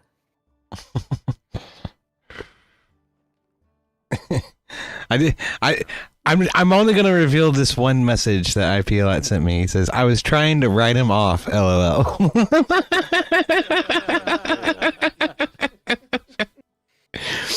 Oh, for shit's sake.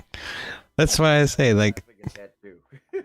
even when you try to kill him, you fucking can't kill this motherfucker. This is your beast that you created, IPLat. That's what happens when you make OP fucking characters.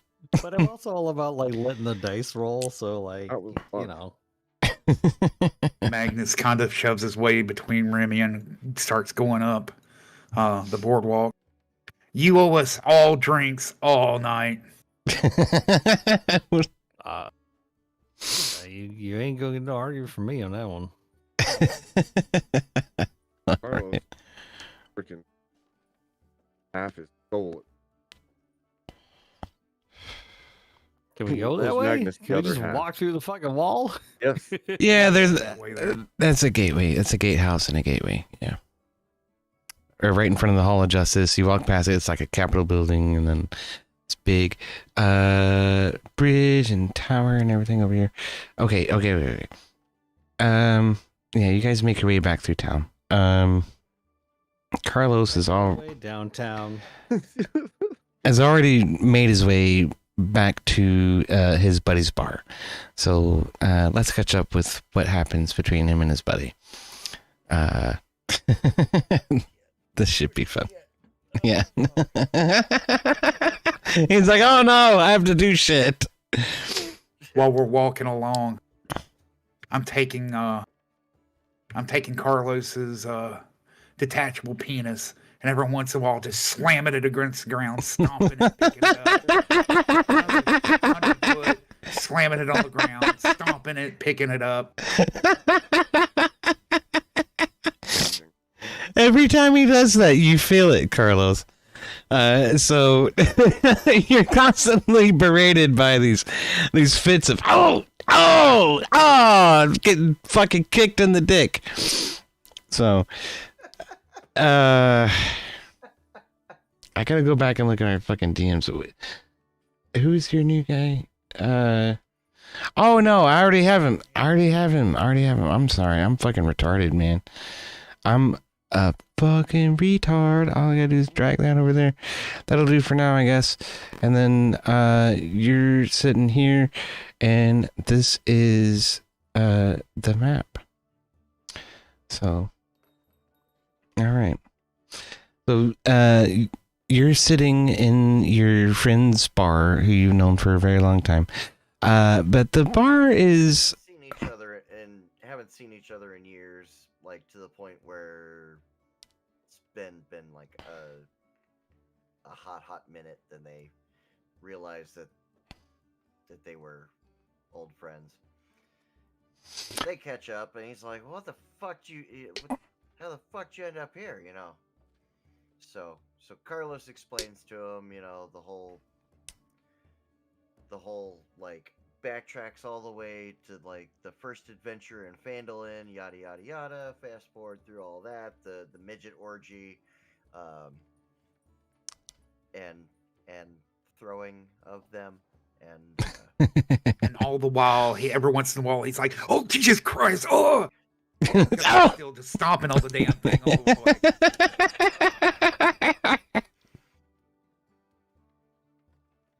and so yeah, that's how I got here. Fuck.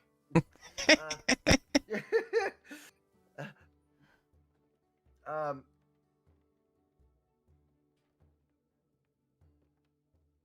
Well, your friend of a long time was saying, you know, I haven't had a lot of visitors here lately, but you know, business has been okay. I'm getting by. It's been good. I'm glad your travels have found you well, friend. Are you having problems? I'm getting kicked in the dick.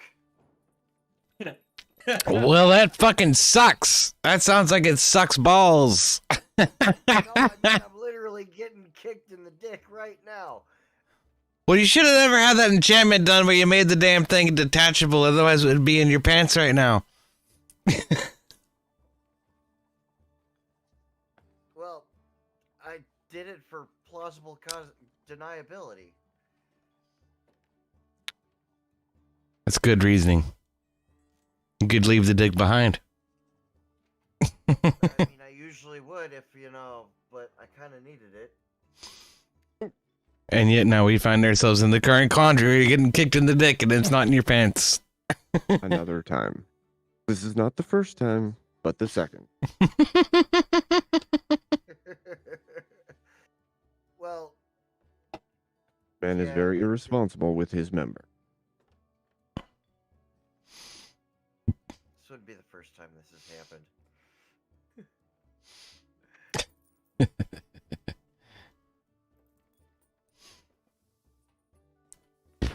But Excuse me.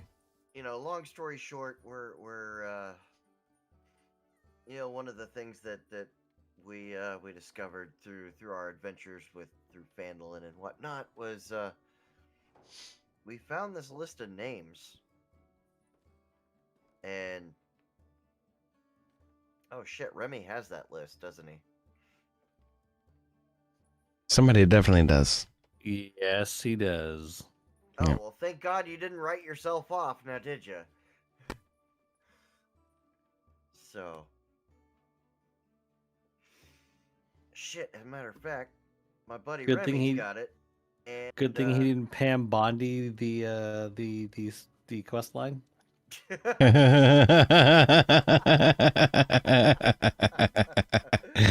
Very funny, very funny. At this point, Magnus is getting kind of weird looks walking down the street. He's even taking his hammer every once in a while and giving the damn thing a whack. Okay. Roll damage for your hammer. Meanwhile, Remy's like, look, if you smack it hard enough, he might yelp, and we might find him. Oh my god! 31 damage! On. That's you are dick. Your dick is flat! Holy shit! I think it's Please, just a please roll damage. Please smite it. Oh Smite it. my Smite his God. dick. Smite it.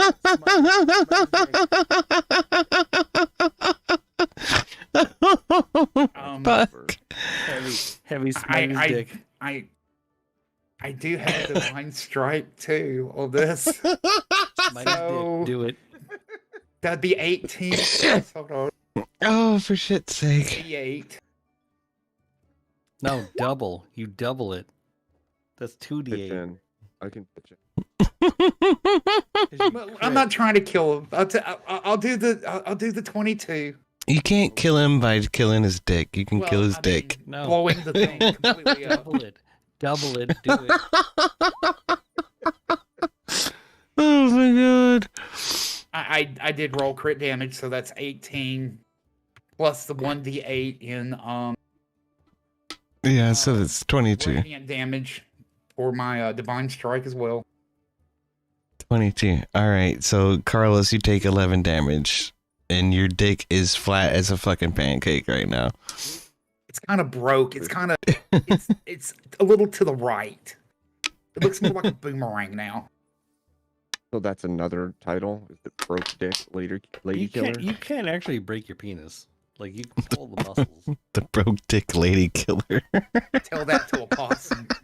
Broke Dick Lady Killer. Oh my god. You sure can. Shit fire. Shit fucking fire. Alright. And when that happens, Carlos, it's extremely painful, so much so that it interrupts what you're saying, and you're like, ah! Oh my god! He's absolutely like just fell off the barrel that he's sitting on. He's like legit like laying on the floor. In absolute pain. With a 21 for both of us, do we hear him yell? Yeah, you guys are like 3 blocks away and you hear it. Wah! Wah! Wah! It's echoing off the buildings and shit. This thing quit humming and quivering. I think we may be close. Remy and Magnus look at each other like, I think we found it. Yep. Guess it's time to return it. You guys start walking down the same street that your fucking hotel is on, and you see at the corner, that's probably where Carlos is at, across the street from a church. So you've located the building. As we get to the entrance of the building, Remy kicks his dick one more time just to see if he can hear the hollering from inside. It's kind of numb at this point. It's not quite as bad, but yeah, there's definitely a holler. We could burn it. That'll stop. I think that might be a little bit of nerve damage. No, you definitely hear it. Race car, is there anything else you want to resolve here?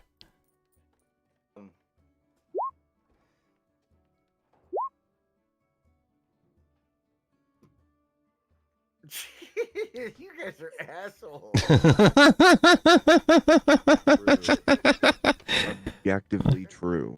Oh shit! He punches your dick for 7 damage, so you take 4. We'll say. At this point, it has like had enough, and so he's gonna use his breath weapon again. Oh shit! It's All right. broken.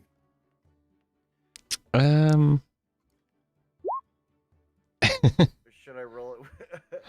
Or, All right. wait, no, it's a Dex 10 saving throw. Mm-hmm. So Magnus and Remy roll a deck save. And Abe, I'm gonna say you were standing outside of the cone at the moment because you didn't attack his penis. You both take 15 damage. I fail. However, I'm going to use my deflect attack, which is, hang on, it's like 1d8 minus 5, I think. Give me 1 second.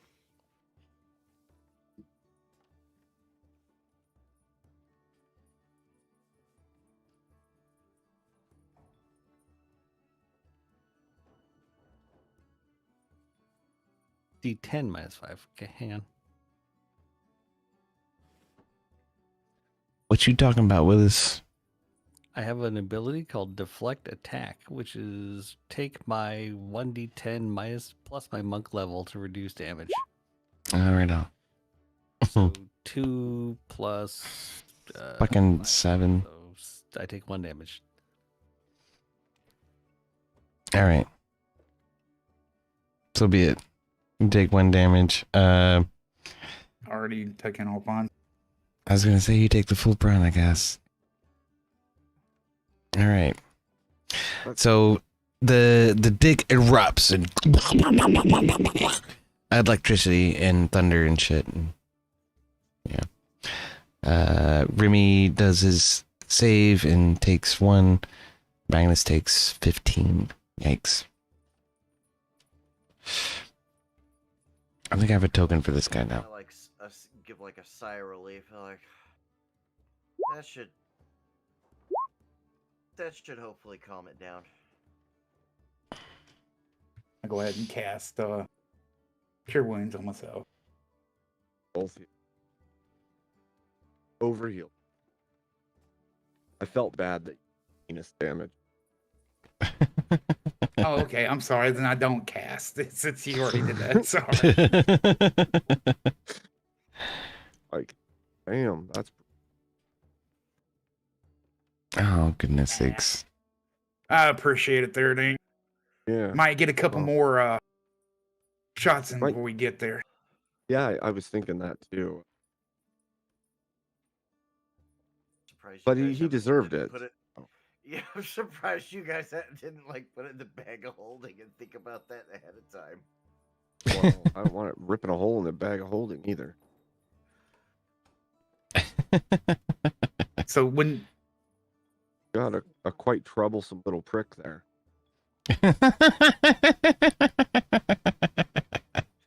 You're not fucking kidding. Oh, is it over there? Okay. I guess I'm lining you guys up at a window. There you are. Nice. Right here. Cool.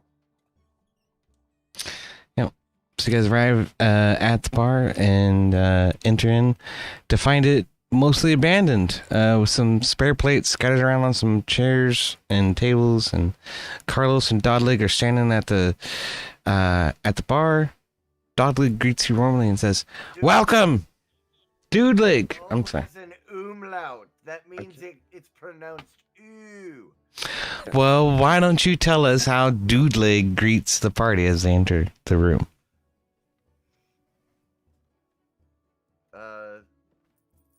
Seat yourselves. Or, well, actually, he'd be like, seat yourselves. I'll get to you. Who has the dick in their hand at this point? Magnus is, since I got hit, I'm marching in and I'm marching right up to him and throwing the shit on the bar. And Carlos is getting back up. this broken like nub, bloody nub, he tosses on the counter. Did you forget this somewhere? Because it sure the hell costs us a lot of gold. EOD, I can't move my toe. I'm sorry.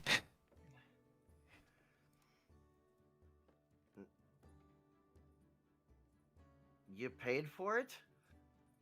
I would just watch out for the city guard. That's all I can tell you on this one. Well, we paid mean- a lot. Yeah, but You should be able to move him now. city guard and anything that he does or anything that they take as a slight, that'll be an excuse to string him up I'm or starting to cut feel off like his head. bringing I justice wasn't to even in the room myself. with her. Well, how'd she get it? Well, I gave it to her. I don't. If the guards come looking, I'm just giving you fair warning. Well, thanks for bringing it back, but you didn't necessarily have to. Somebody died. Yeah, and Oh, Remy almost well. killed himself too. Yeah. Well, I mean, that fucking hurt. So, you bastards fucking deserved it. You're lucky I almost fed it to the guards' dogs. No, the guards' dogs are lucky you didn't feed it to the guards' dogs. I don't know about that. To be really fair, I thought about cutting it into ribbon. You're lucky you didn't, too. Really? It shoots lightning, and you're covered in plate armor, which is made of metal. Yeah, well. You think I don't have padding between the armor and the skin? Do any of our characters have the insight on how electricity works? Yeah. Oh, okay. Of course we don't. I mean, I was gonna say because I everything's don't like think it's lit that up by modern like here. candles and shit. Right? Like, there's no electricity in this world. Like a power plant.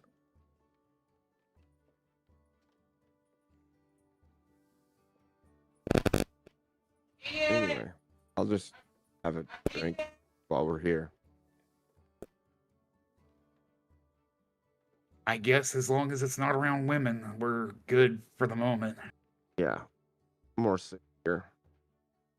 I mean, the place is pretty empty. Oh, you caught it on a Monday. It's our slow day. Okay, I'm sorry. I was peeing. Why are we asking? Do we know how electricity works? How is that pertinent? I'm sorry. Just the whole. It's not argument, at this or, point. I'm sorry. Okay. You know that like lightning fucking strikes through shit, so for sure. Well, I can always toss it in the middle of some spirit guardians and let's see what kind of fun that has.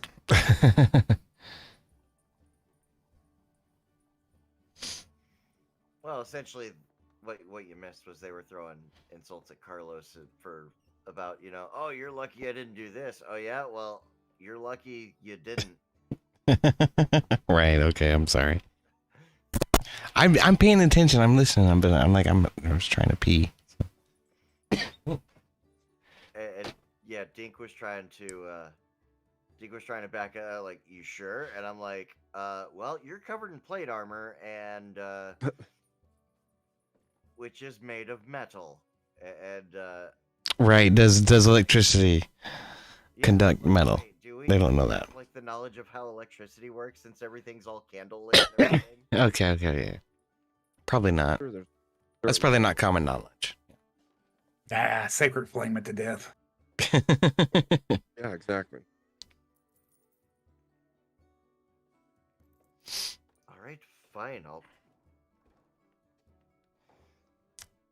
Carlos puts his dick back and So it's flat and it's burnt and it's like sort of busted up. This is bleeding a little bit. Some of the scales are broken. You're like screwing it on. You're like, And it this isn't right. smells. This isn't right. Right. Boomerang dick. Yep. And it is very bent in the middle. Boomerang dick lady killer. I'll cast Cure Wounds on myself. Mm. Well, then your dick magically inflates. Covered 10 damage. So, Oh my goodness sakes. Why am I describing all these mechanics? Now I feel gay. Alright. my dick's fine now. Yeah, pretty much. Alright, great. Yeah. Back to normal. So what does this damn place sell anyways? I would recommend getting the Alpenglow. The fuck's it look like to you? It's The a fucking bar. it's a it's a Weizenbach of nearly 9%. Magnus a walks over Recipe and that I learned from from all the time that I've spent in the foreign country of Germania. Magnus walks over to the plate of food, gives Dink an elbow, picks up the wiener on the plate, shakes a little bit, puts it down, and smashes it and laughs.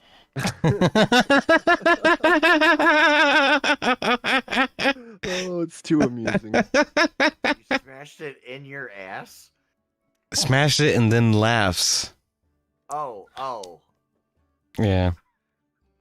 A I Well, never mind. gentlemen. I totally heard that he Oh, smashed my. it in his ass.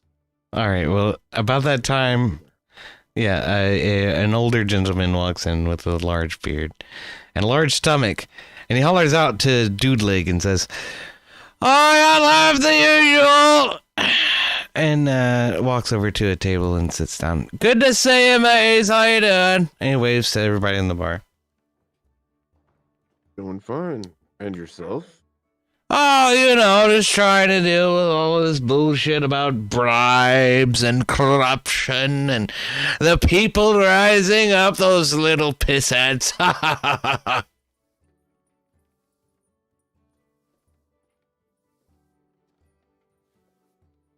Tell more. Do tell. Well, don't you know?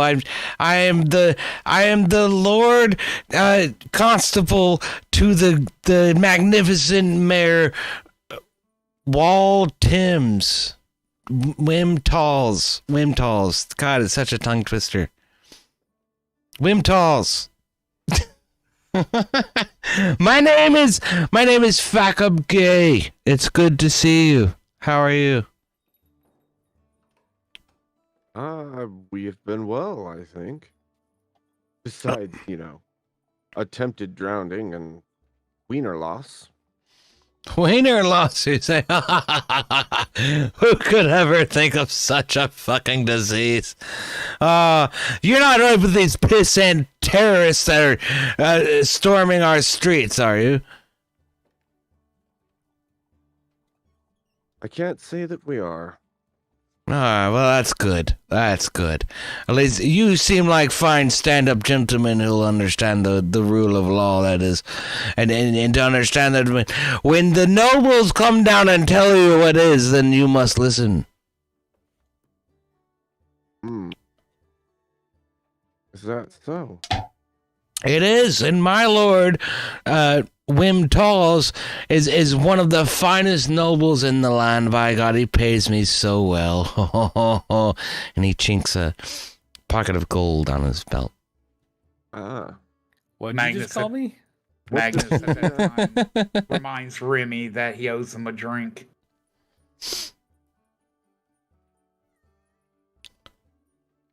I know.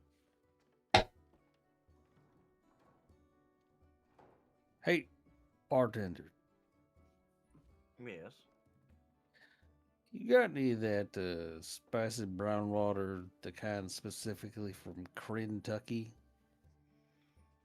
Oh yes, we actually have some home brewed of that spicy brown water you speak of in a very similar style. But it's not exactly But it's not from Kentucky, is it? And These poor peasants around here, I swear. look, I don't care if it's 50% corn. I don't care if you age it the same way. If it ain't from Kentucky, it ain't the same. Ain't that the truth, me? Says the nobleman. I don't care where it's from. Just give me your strongest damn drink. Look, 2 of them, all right? One for me, one for that man over there. Dude will go and pour the home brewed, not from Kentucky, bourbon, and hand you each a glass.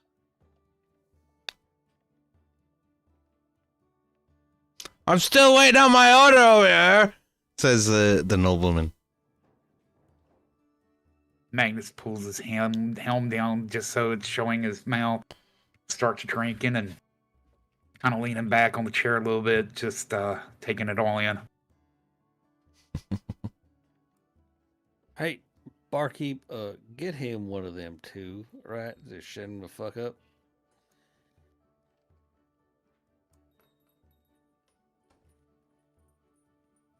All right, here you go. Heads back behind the bar. Starts making another drink. Yep, okay. Well then. I need to get some help around here. Stand by.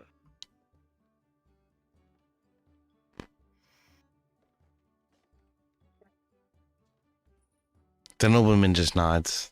Thanks you. It's a meal of steak and eggs. And your Kentucky, you know, what do we call this? Imitation bourbon. Yeah, imitation bourbon. That's it.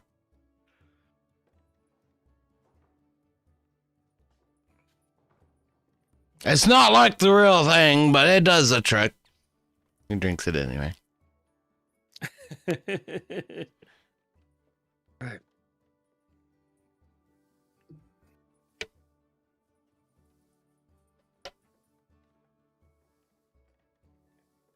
Oh God. Ooh. And he eats very loudly. It's obnoxious. He's such an unlikable fucking person. Like, you hate him the moment he walked into the fucking room in the first damn place. But as he's eating, it just makes it 10 times worse. He's just Luke's gonna like lean over the bar and kind of whisper like, I can't fucking stand this guy, you know, but get him drunk enough and his fucking lips get looser than a fucking hippopotamus. And Oh no. I get the part about getting him drunk, and I get the part about getting me drunk. So you go get me one, you go get him one. But how is a hippopotamus loose? you ever see a hippopotamus give birth to another hippopotamus?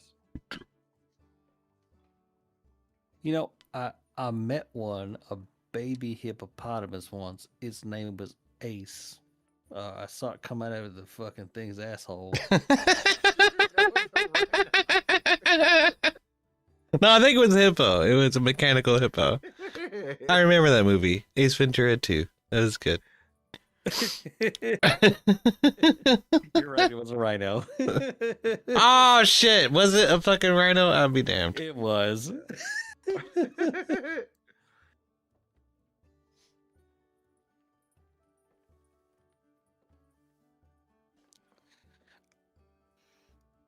I suck. Fine. And- Go get him. and Go so- get him another one. So dude leans in and he's all like, okay, so Carlos tells me you guys are trying to track down some political corruption.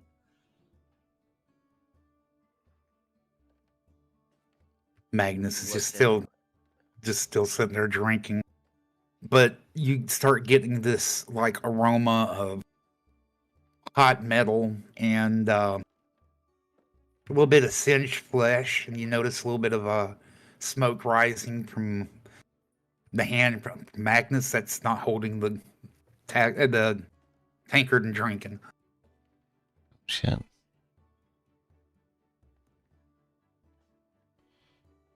The nobleman speaks up. He says, "Is there another steak on? What do I smell?"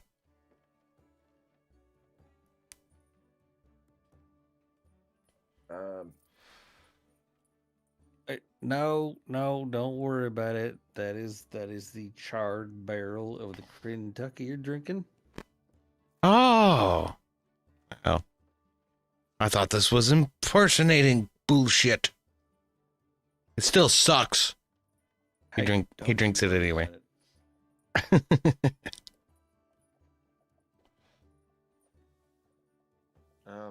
What's up with him? He seems like a schlub.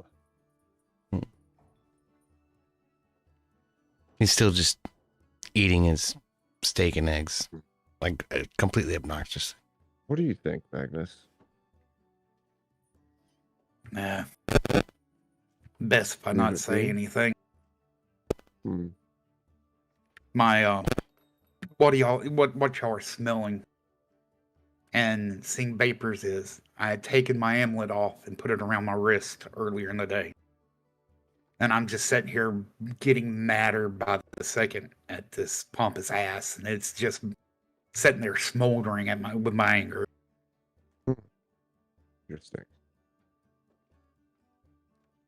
I feel a certain level of vengeance rising up inside me. for the pompousness of this. But I can let it go. Tomorrow's another day, right? That we shall see. Indeed. Indeed.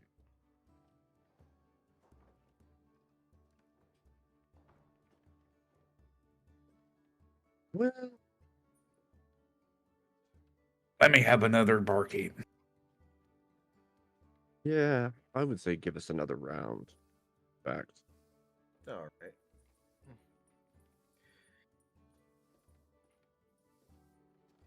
Doodley comes back with the next round.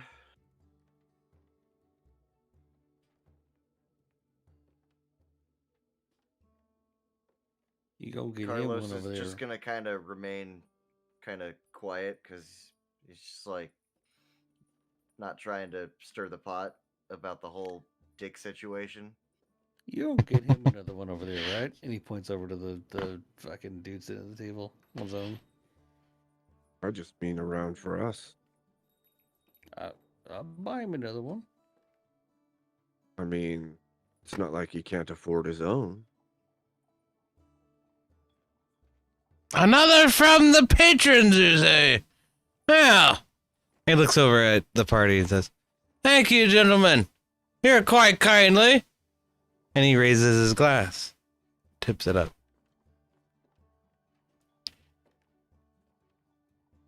Remy does the same in kind. Ah, Oh, am I back? My internet like just took a shit for a second there. There you oh go. shit. Yeah. Oh, dang. Okay.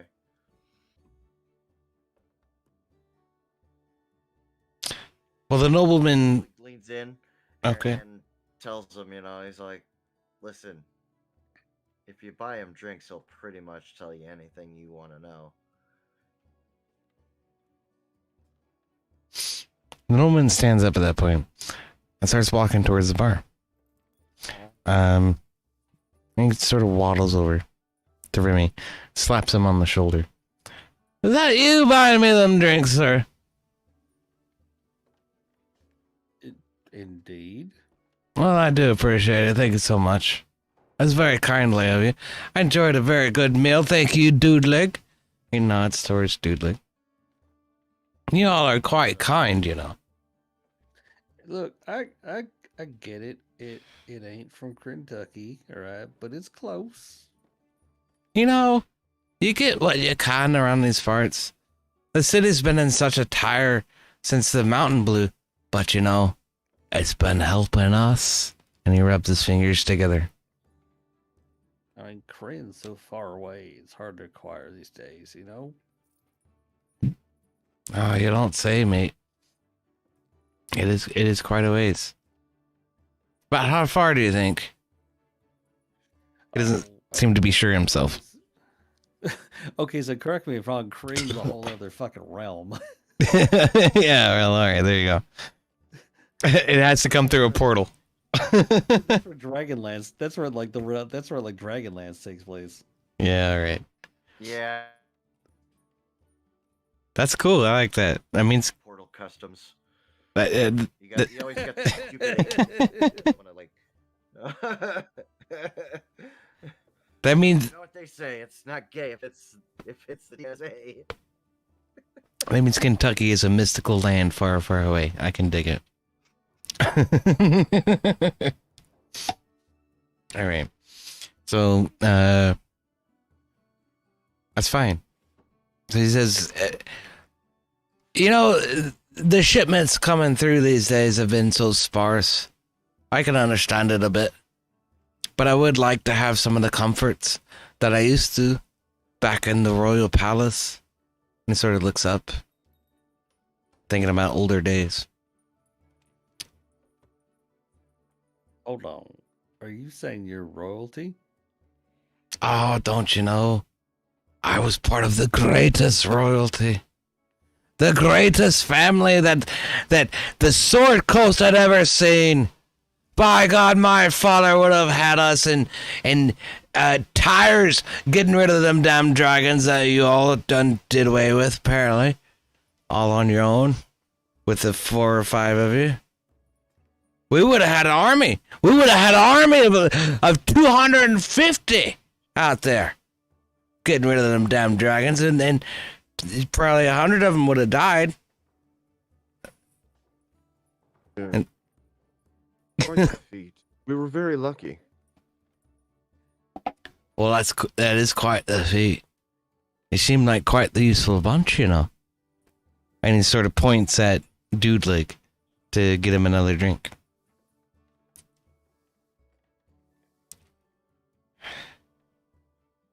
You know, we could use folks like you. Oh, Us who make them decisions and whatnot. Oh no, who's we? Well, me and the governor of the cleft, you know. Wim Talls. You know, I hear he has the ear of the steward, Ohen Ilmar. and I do mean oh ho.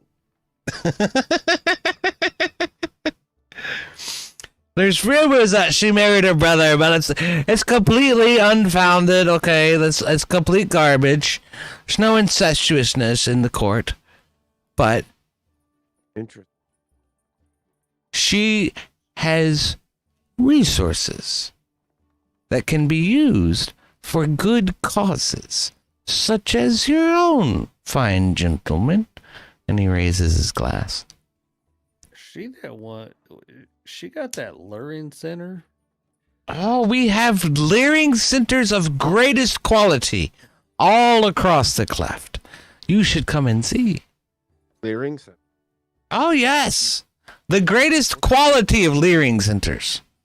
What do they teach in these learings? Well, you know, all of the greatness of what Lord Neverember has accomplished and everything that he's done for this fine city in order to bring it back from the great cataclysm. What does leering mean?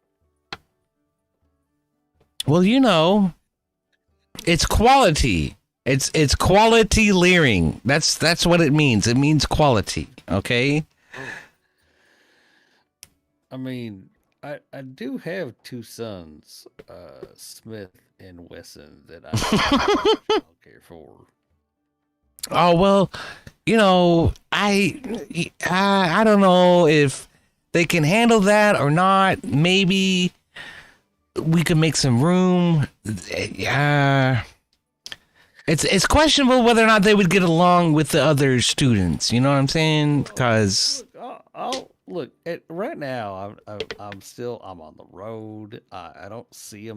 And can you give me some information, just like a brochure on how? oh, I don't know about that. I don't know about that. Okay, look, I might be able to provide some information, but you'd have to tell me that you're an illegal Somali immigrant living in the country against the will of the federal government before I could actually give that information to you. So, Diglin, yet another.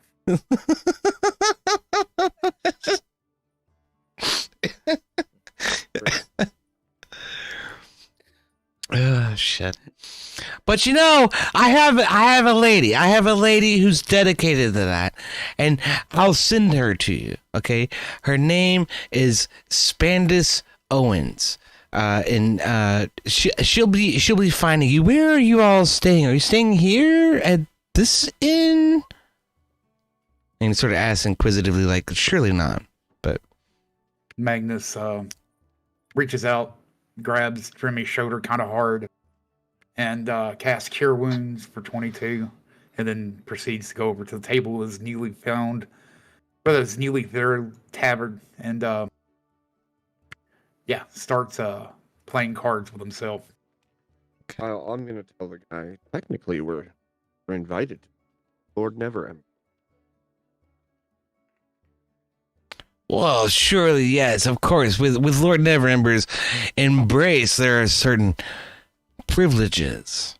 However, our community is built for people in need.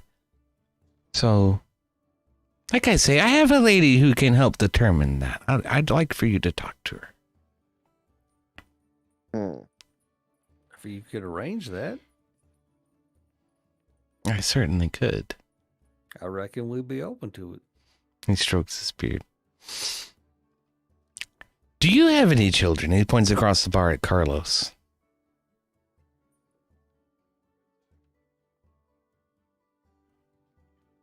And race car is not here. Oh, I'm here. I'm just. Fucking zoned out. Oh, is- I mean, took it is a 2 in the gummy, morning. and It's like fucking I know. 3 here, and Yeah. It's getting there. It's getting there. I'm sorry. Okay. Okay. Carlos does not have any kids because every time he tries to ejaculate, he kills someone.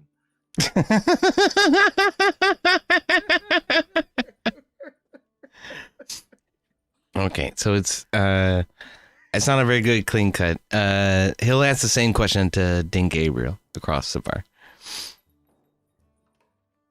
Do you have any kids? I used to have children. Yes. And killed by the I vampire. lost my family. Yes. That's terrible news, Master Gabriel. Perhaps you could help us with some things. I see your armor is quite new, he says. Perhaps you need to break it in. Well, guess that depends. What? My order Yes. mostly. Your order dictates what you do mostly. Well, what? Into general. Well, you're cutting out. I'm trying to understand what you're saying. My order dictates what needs looked into, generally. Right. Okay. Yes, indeed, your order, he says. And he looks at the fist holding the gauntlet on your chest and suddenly realizes you're the wrong person to talk to. He says, all right, gentlemen. Not again. Here is my office. And he slides a card across to Remy. It says, come see me when you're ready to learn more. It's been a wonderful evening. You all have a nice night. And he walks out of the bar. We'll come see you when I'm ready to lear more. Leering is the future, Master Remy. It's the future. As he walks out the door. All right. Magnus chimes in with Remy. More like that fat bastard would fucking eat your children. You'll never see him again.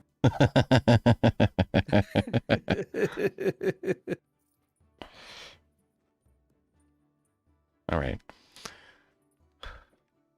So there's no further business. I assume Dudlik would offer the party respite for the evening. Yes. All right. Be weary of that guy. He's as corrupt as they come. You wouldn't believe some of the bullshit I've caught him just boasting about in these 4 walls. If only they could talk. So he's no different from the orders in this city anymore.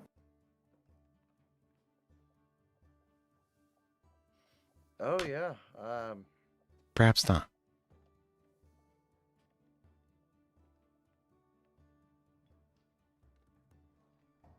Rooms are upstairs if you care. Don't worry about it. It's on me.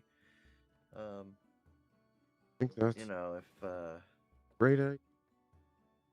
why is my internet cutting out? No, you're good, dude. No, you're fine. Okay. I could have swore I heard somebody cutting in and out. Probably I'm also me. really fucking baked. Magnus Yeah, hollers also- over to Dane. Seems like we don't have to worry about the Xantherum anymore. Because they're fucking in control here, lock, stock, and barrel. What it seems like to me.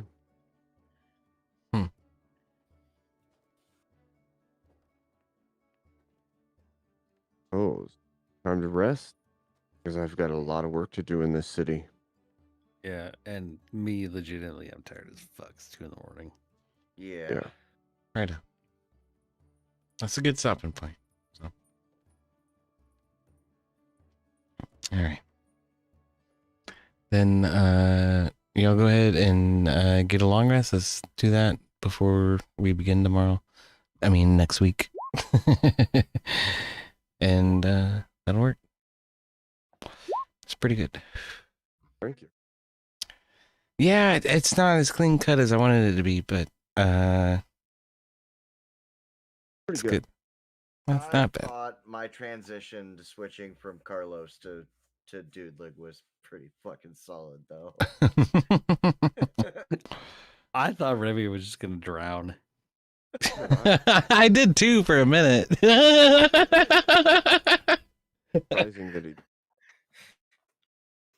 I mean, it's kind of like, in order for us to go after the the Von Epicstein list, it's kind of important that you didn't, because You have the list. I'm glad I had locate. covered the list. Since we were in the city, I was like, yeah, level 7 locate creature that might come in handy. Yeah, that was a good call. That played out great. That was good. I like that. That was tense, but with the dice rolls, that was good. I'm gonna go ahead and call it a night, because Cause you Yep. suck. Same here, because I'm fucking tired as fuck. All right. Well, I thank you all for a great session and a good evening. So many cheers. And stay safe. I know the fucking storm system is going to hit you guys. So I think that's what's rolling in right now. That's why my internet's like acting all fucky. yeah, probably. Storms or riots? Yeah, a little bit of both for you, especially. Well, I'm nowhere near where any riots would be happening. They'd have to walk at least 30 miles. No, in you're this just in the state that has now become synonymous with Gen Z as sucks. Skibbity Riz, Ohio, bitch. What the actual fuck did you just say? I said toilet, sex appeal, and sucks. Yeah. Yeah. What? Yeah. Gen Z now has associated Ohio with not good. Yeah. Oh, not the Gen Zers. So if something is Ohio, it sucks. It's just meh. It's mediocre. Yeah. Yeah. Well, I guess I'll have to wear my my Brewery of the Year T-shirt then. So you're saying Ohio is 6-7, right? Oh, there you go. That's it. Nobody knows what the fuck that means. The motherfucking kids who engage in that shit don't know what it fucking means. I swear. They don't care. That's the whole point. They just want something to confuse people with. Because it's so hard to hide information anymore. But I'm gonna go to bed because my internet is acting fucky. righto. Catch y'all on Yup. the next one. All right, cheers, man. Thank you for coming out. Yeah, I do you're appreciate it. Oh, EOD, I got something else to mention to you in DMs later. Okay. So Well, I guess that'll happen later then. okay. Man, I missed the perfect opportunity though, race car. When I walked into that bar, I should have hollered, "Ask me about his wiener." That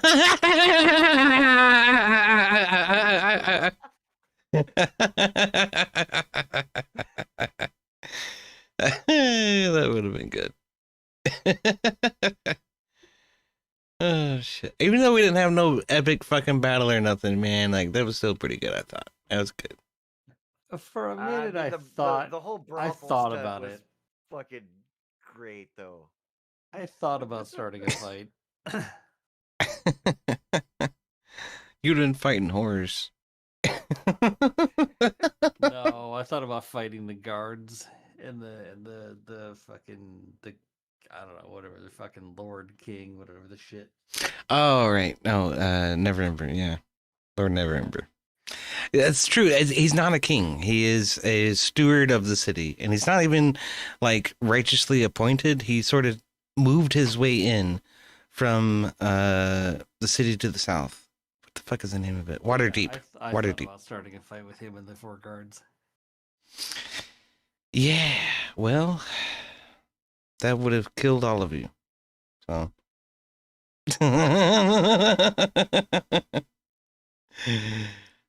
But that would have made the transition to the new content a little bit difficult because your new characters wouldn't have any knowledge of what was going on. So I'm glad you didn't in one way. But All right, I'm going to bed. Yep, same here. Have a good one. Good night, boys. all right, good night. It's good to see you.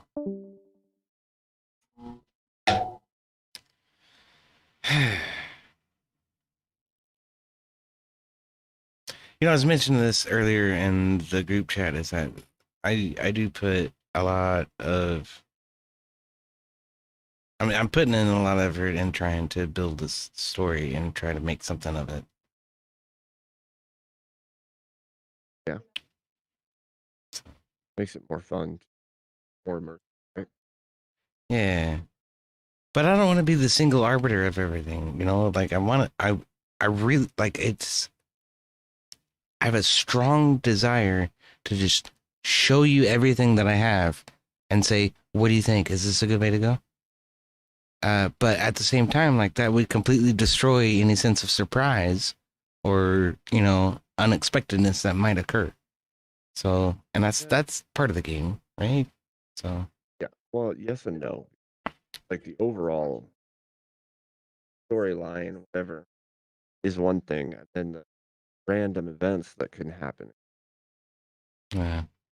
make anything happen. Like this is what I have planned out, and then we don't know what happened in between, and kind of gamify it out where we're doing what's going to happen along, or what choice options are going to be given. And it's a collaborative storytelling, right? Yeah. I mean, yeah, that is the most important part of it is that it is collaborative. Absolutely. Right. Hey, epically. Thank you so much. I'm going to be and rest. I caught most of that. He said, thank you don't epically know so why. much. Yeah. Hold on.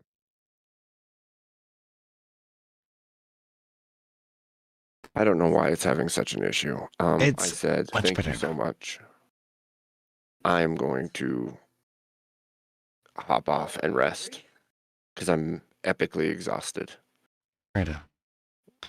That's all right. I appreciate you coming out. I appreciate you hanging out for the length of the session. I do. Of course. Thank you for the fun. It was good. It was silly blast actually.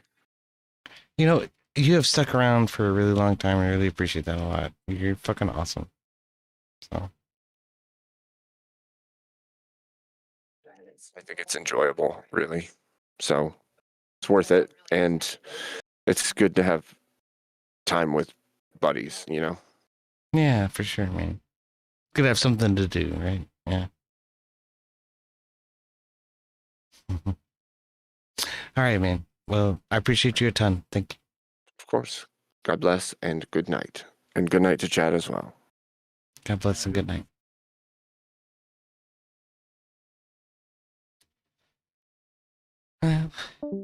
What did you think, Abby? That's pretty good, yeah? Yeah. A good night of RP. It's a lot of RP, yeah. There's a lot that really happened. There's stuff to discover. So we're getting there. I'm trying. It's like I was telling you in DMs. Like I want somebody to help me sort of write everything out, but I don't want to spoil shit. Yeah, I get it. If you're excited about something and you want to share it, yeah. I mean, at least you're excited about it. I mean, not being excited would be something more to worry about, right? Yeah, I reckon. I reckon so. It's like metamorphosizing as it goes. I feel like it's a waste of time to write it down. I need to be more broad about it. Well, you know, with this group, if it's written down or not, it's going to the side. It's going to sideways. So, you know. Ain't that the Not fucking moving forward, truth? we're moving parallel. That's very true. That's very true. I didn't have a lot of interior maps tonight that I wish I had, but I don't know. I don't think that inhibited too much. But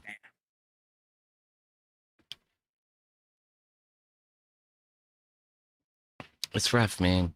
Trying to get all these fucking maps together. And like, I started at 7 o'clock tonight. I worked on this shit for 3 hours, and I Can I make a suggestion? I was working on shit that I shouldn't have been working on. I need to prioritize better, but yeah, go ahead. Kill the D&D stream so you don't have to do a bunch of editing. Yeah. Well, I should probably do a lot of editing on that stream. I love you A guys. little more than you have to, okay? I love you guys over on DnD Shenanigans. Thank you for bringing out. And we're still around. So we'll be here again on next Saturday. Thanks for joining us. Yeah. All right. So go ahead and end. Stop streaming to it too. All right. I'm still going live on Kickin' YouTube though, for my main channel.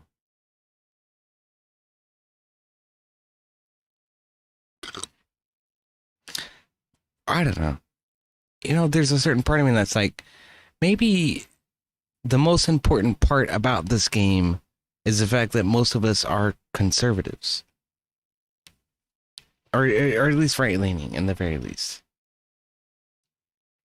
And that, you know, Wizards of the Coast should try to fucking recognize that players like us exist.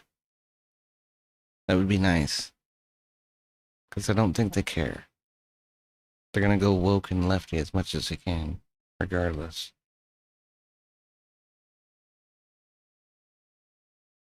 And that makes me mad.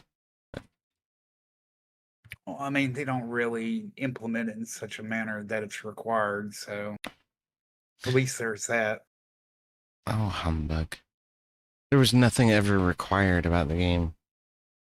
Right, but what I'm saying is they're not requiring the wokeness to be actually embedded in it to the point, or making mechanics and things where it's required. Right, you have to be gay in order to get this particular fucking trait or whatever. Yeah. I guess that's okay. But I mean, putting options out there, for me, it's not a big deal. Making you adhere would be a problem for me. well, the thing is like, there's a lot of lore and backstory that people lean on even when they make their own homebrews, right? Like, that's what I'm kind of learning with Neverwinter. It's like, there's a fucking plethora of history and stuff that happened there that you can integrate into your campaign. Or not. Sure, it's optional. But the point is that it's there.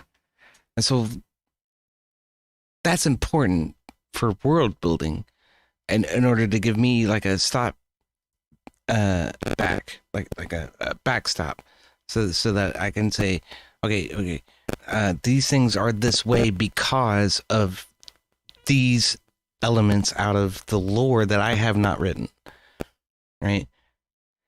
And it answers questions. It answers questions that are hard to answer sometimes. That's really helpful. So even though it's optional, it's still kind of imperative.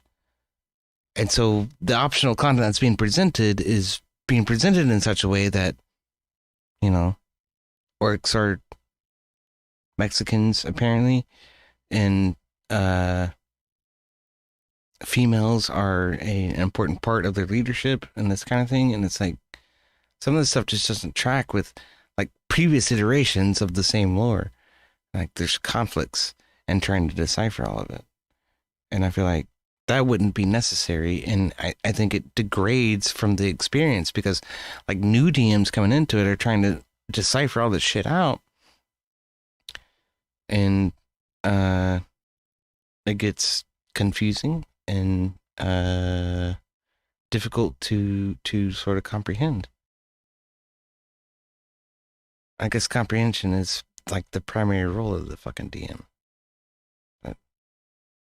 Well, I mean, they leave everything so open-ended, you can pick whichever version you want. You want to do 2014? Cool. You want to do edition 1? Cool. No, at least they're not removing that and saying, no, this is the definitive situation that you need to go with. How could they remove previous iterations? I mean, you Look can't. at Star Wars, look at so many other things that you would say is gone woke, which is more applicable because they're changing. So effectively, wait, let's apply this whole theorem to Star Wars then.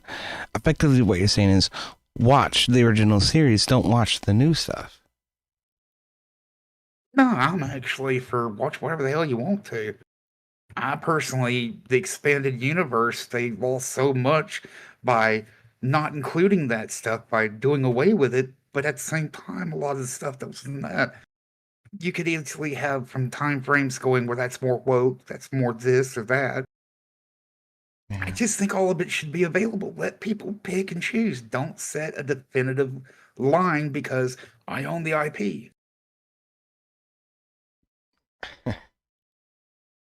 Wouldn't you have rather seen Star Wars from 20 years ago than what you see now?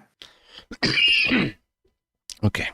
I see where you're coming from. You want to be more inclusive and more open to more people. Yeah, but you pick and choose what you're going to do. Right? At the same time, you have to understand, like, the IP is the IP, right? Dungeons and Dragons is Dungeons and Dragons. Star Trek is Star Trek. Star Wars is Star Wars. And what does it mean to be Star Wars, to be Star Trek, to be Dungeons and Dragons, right? Aren't those questions worth answering? I mean, when you were younger, did you not make your own? Did you not draw your own ships, versions of? Sure, I did, but I didn't consider it Star Trek. I didn't consider it Star Wars. It was my own creation. Right, and that's kind of what these games are about: is creating your own and playing your own. Yeah. Well. All right then. Yeah, trust me, I've had this conversation way back when people were like, fan fiction shouldn't be any part of this, and then you start seeing fan fiction being better than some of the crap that's being put out by the officials. I get that. I've seen that. Hell, some of the Star Trek fanfics are way better than the fucking new Trek. Yeah, I mean, it is what it is, and if more people get enjoyment out of it, that's okay. I'm good with it. I might not want to play a certain way. I want to play that way. If they want to, cool. You know, I think the pair of kings in Nomengard were supposed to be gay. I'm pretty fucking sure of that. Wouldn't be surprised. Yeah. I didn't like that. Yeah, but they didn't force you to play it that way. So it's like, hey. I played them as brothers. That's true. So.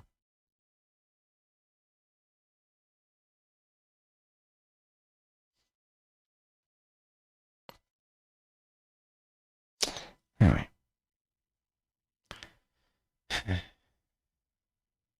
I think it was a very successful night. I do. And I'm very glad that you were able to join us tonight, man. I'm sorry are you still struggling with it a little bit? Oh yeah, breathing is definitely still a little tedious, but hey. Yeah. Well, I appreciate you coming on, man. I appreciate the struggle. I'm sorry I didn't make it last week, so. Humbug. You hardly missed anything. I made some notes. I made a page of notes. I'll share all of those with you because none of them are relevant anymore to any surprises or anything. Ape is skillful paladin. Needs a catalyst for the transition, so I gave him the armor. I said time reward armor. What are those? What's that catalyst gonna be?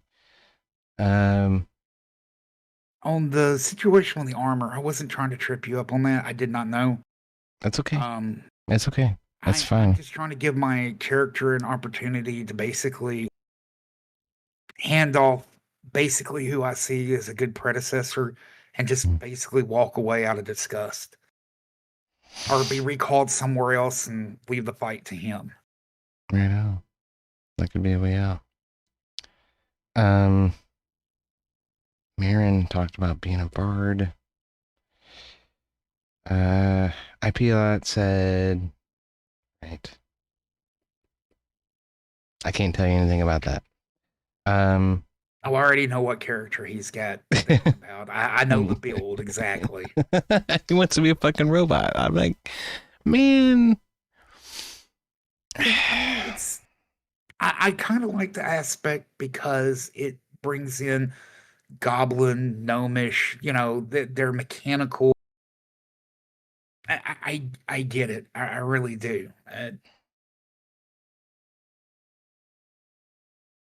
Anyway. Plus, I mean, you could play it. He's a clanker. You get what I mean? Right.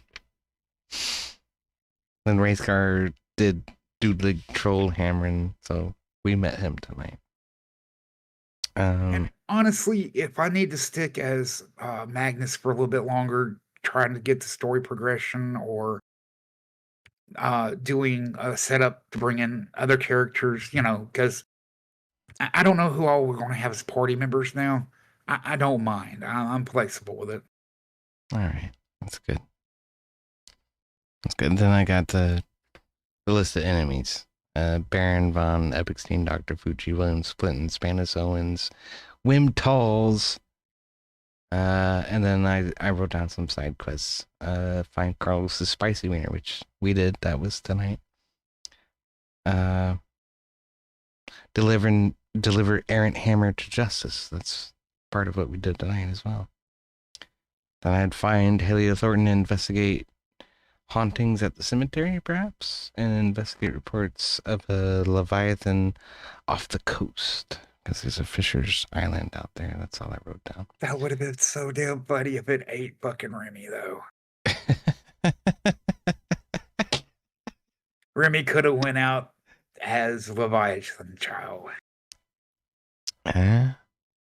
You and A would have had to fight the Leviathan alone, though.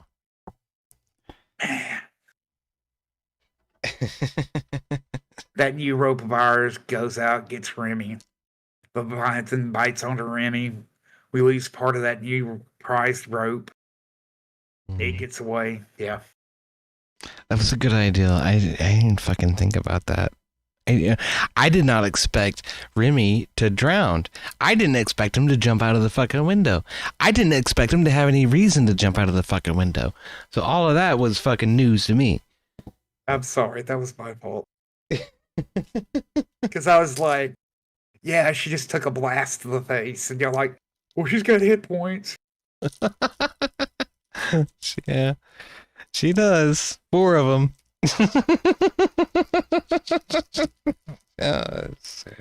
I just thought it'd be funny for her to come walking out of the room like her face smoldering. But now I had to bump her off. He hit her with 8. Like, what am I supposed to do? Shit.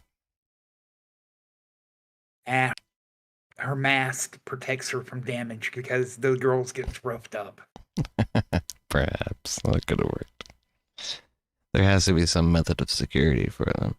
I just haven't decided what it is yet, but it can't be in cooperation with the Lord of November. It's just not. Dude, you could actually do that. What? Make people marked because his favorite toy got broken.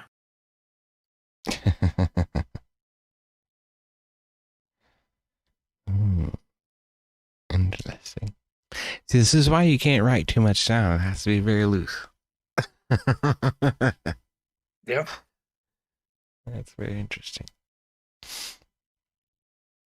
All right, I have a lot to think about. And remember who the last people were in close proximity when that king met the guy who broke his toy. I mean, that could be pursuant to the party, even if Carlos is no more.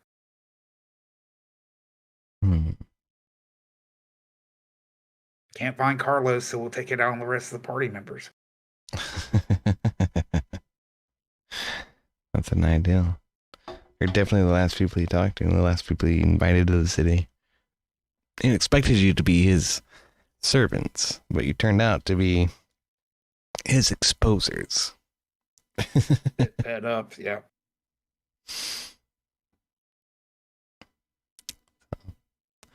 Hey, my next character's batshit crazy, so.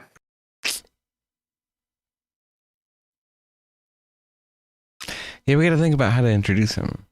Dude, he just has a little woodworking shop and a little home there in Neverwinter. So, I mean. Right now.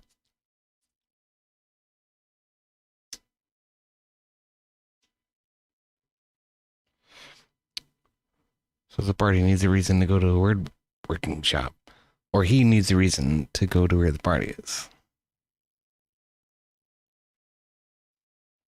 One of the two. Yeah.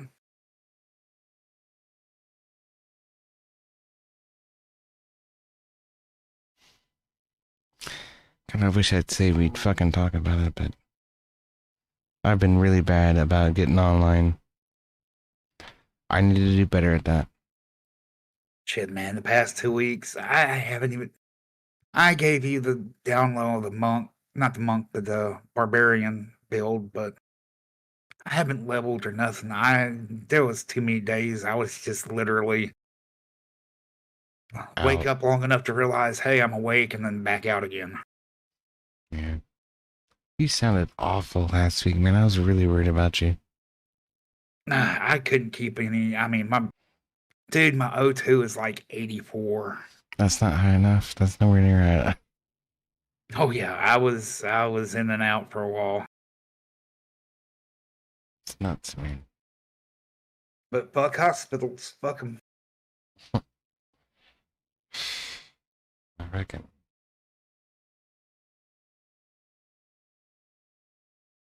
I've had pneumonia I don't know how many times now, and I've not stayed over in the hospital and won't do it. They're gonna put you on a fucking intubator. Yeah. Nah. Dude, I mean, people were like, I get it. I've been through this so many times now because different reasons, and nothing because of my health. It's because of like catching a virus, you know? When you do dirty work, when you do work that gets you in contact with things, you get sick, you know? It's true. You're a butcher for a long time, yeah? Yeah. But, I mean, being raised on a farm, working in like outdoor conditions, the whole 9 yards. But it's like everybody was like, oh, your oxygen, you need to go to the hospital because your oxygen. Yeah, hey, hon, go ahead and pick me up a couple of recovery airs from over at Walmart. Yeah. People don't even think about the pure oxygen recovery that you can literally buy from Walmart. No shit.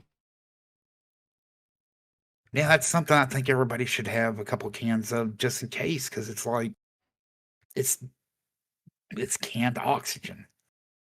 Huh. I never knew. I guess I never looked for it.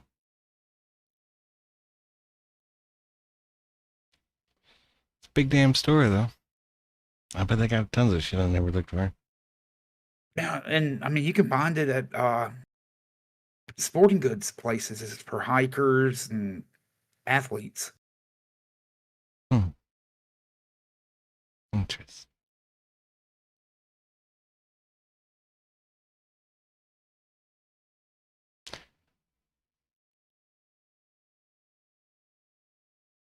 Yeah, it's kind of funny. If I go to the doctor, the family's like, "Oh." If I go to the hospital ER, oh shit, because they know me. I'm not no doctors.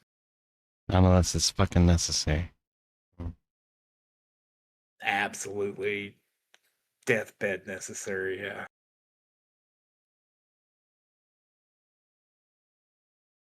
I'll keep you in my prayers nonetheless. I appreciate it, but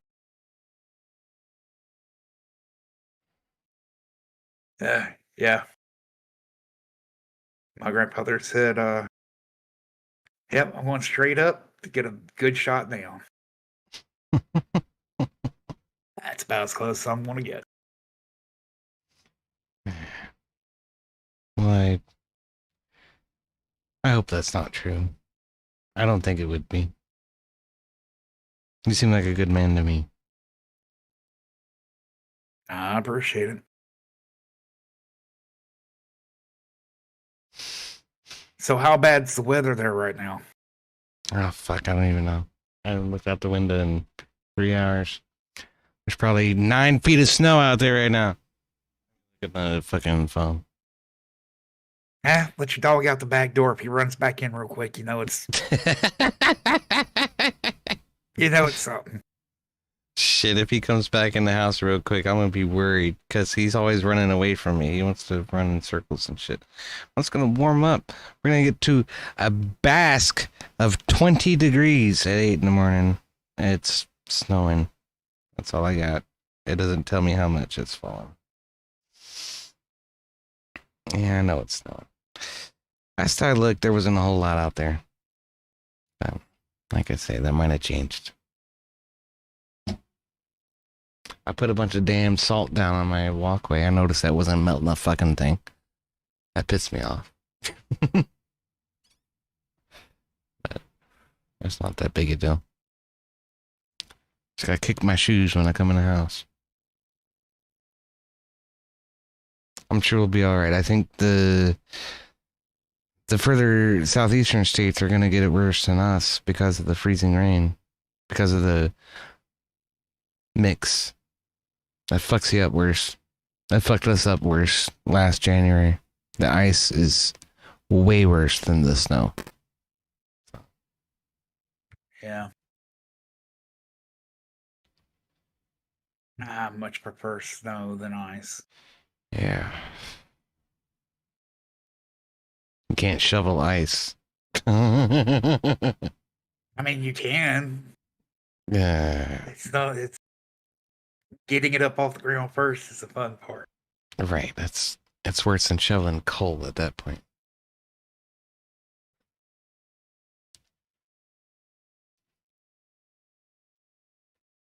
Yeah, I'm trying to get some of the cams to come up for Louisville, but yeah, not seeing much. I'll go look. I got internet and I got power and my water's running. So Yeah, I mean, that's hell yeah.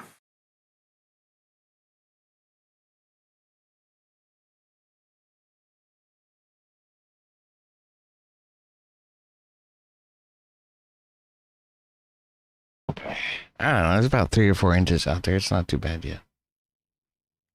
Cool. Not anywhere near what they said it would be. Like, we're supposed to have fucking 12 inches by midnight last night. Or by midnight. And it wasn't anywhere near that. So I'm hoping tomorrow will be equally as disappointing. And there was this warm segment that popped up down towards us that kind of caused everything to go a little sideways from what they were calling. Yeah. Fuck, if you ask me, it's fucking Chinese terrorism. I don't give a fuck. Anything that's unexplainable or weird. Chinese fucking terrorism. Hey, I I don't know if you were in here earlier when I said it, but I mean, a lot of people are like, "Oh, this is unusual." No, this is winter. Yeah, This is pretty the shit we much. used to get. I mean, I'm not walking 7 miles in the snow like back in the 90s. This is better, but it's still not the same. It was colder. Yeah.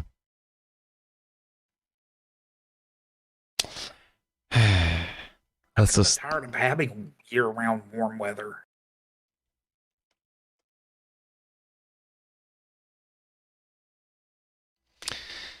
yeah. It's like I was saying, like the balance is good, I think. Balance is I think it's the key to life. But I hear so many people with their rhetoric trying to be super extremists, and alarms me a little bit. It's not the same thing. I realize like biology and evolution and, you know, archaeology and what's the other one? The development of civilizations.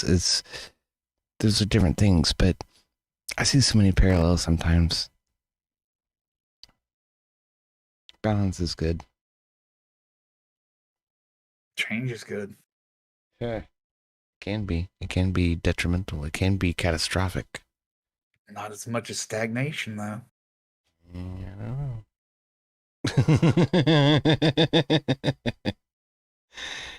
I don't know.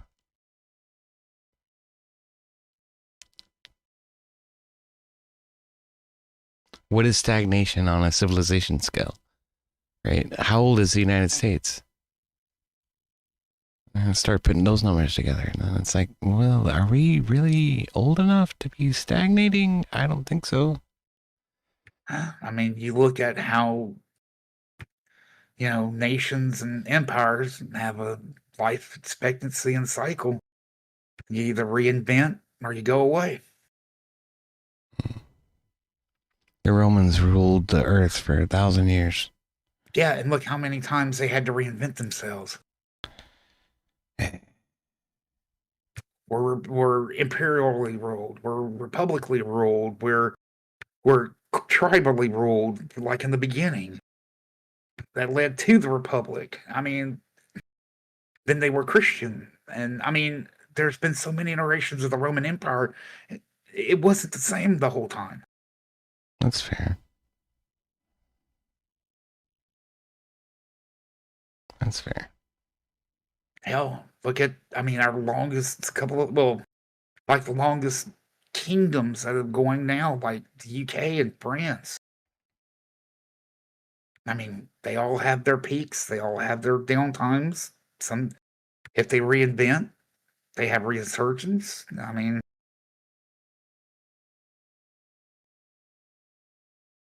An ebb and a flow, I suppose. yeah, China's been redoing themselves how many different ways?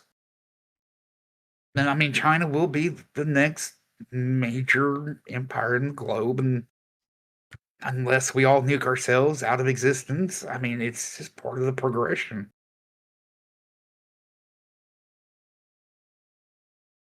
We may not like it, but I mean, mankind marches on. It happens.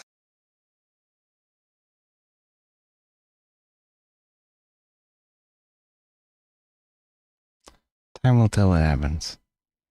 I think the only leverage that China has is economic and cultural, which are important leverages. But Well, that whole situation I was talking about, the oh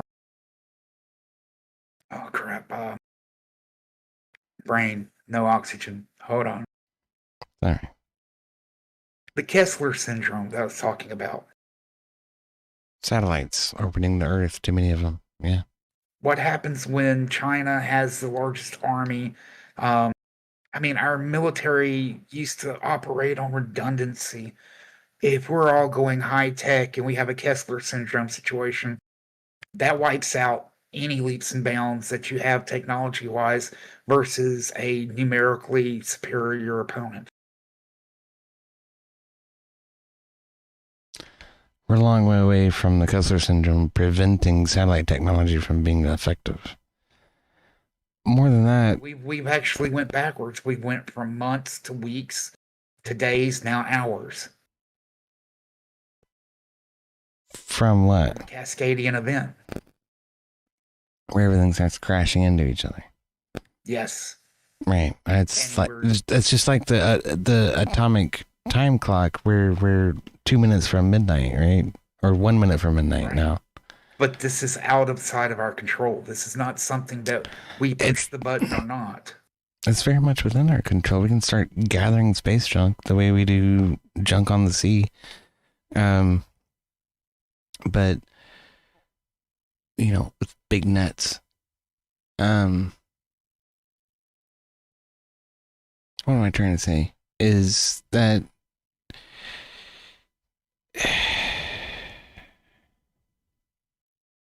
there's the optic technology and the communication monitoring technology that we need in order to operate does not necessarily have to be in low Earth orbit anymore. Like, we can send it further out so that Kessler syndrome is not a factor. You have to get through the material to get out to that point. Yeah. It's not a wall. You can still see the sun. You can still see the sky. We're not, inundated with, artificial satellite objects that obscure a view of the sky. So there's definitely holes. There's so much stuff that we don't see from Earth that's getting pumped into the skies constantly. I mean, I there's know. been a massive uptick in not just us, but all nations putting stuff into the sky. Space capable nations. Yeah, that's a lot fewer than the 150 countries that actually populate the Earth. So Yeah, but when we're putting up multiple satellites per month, we're coming to a point. It's not a case of if, it's a case of when.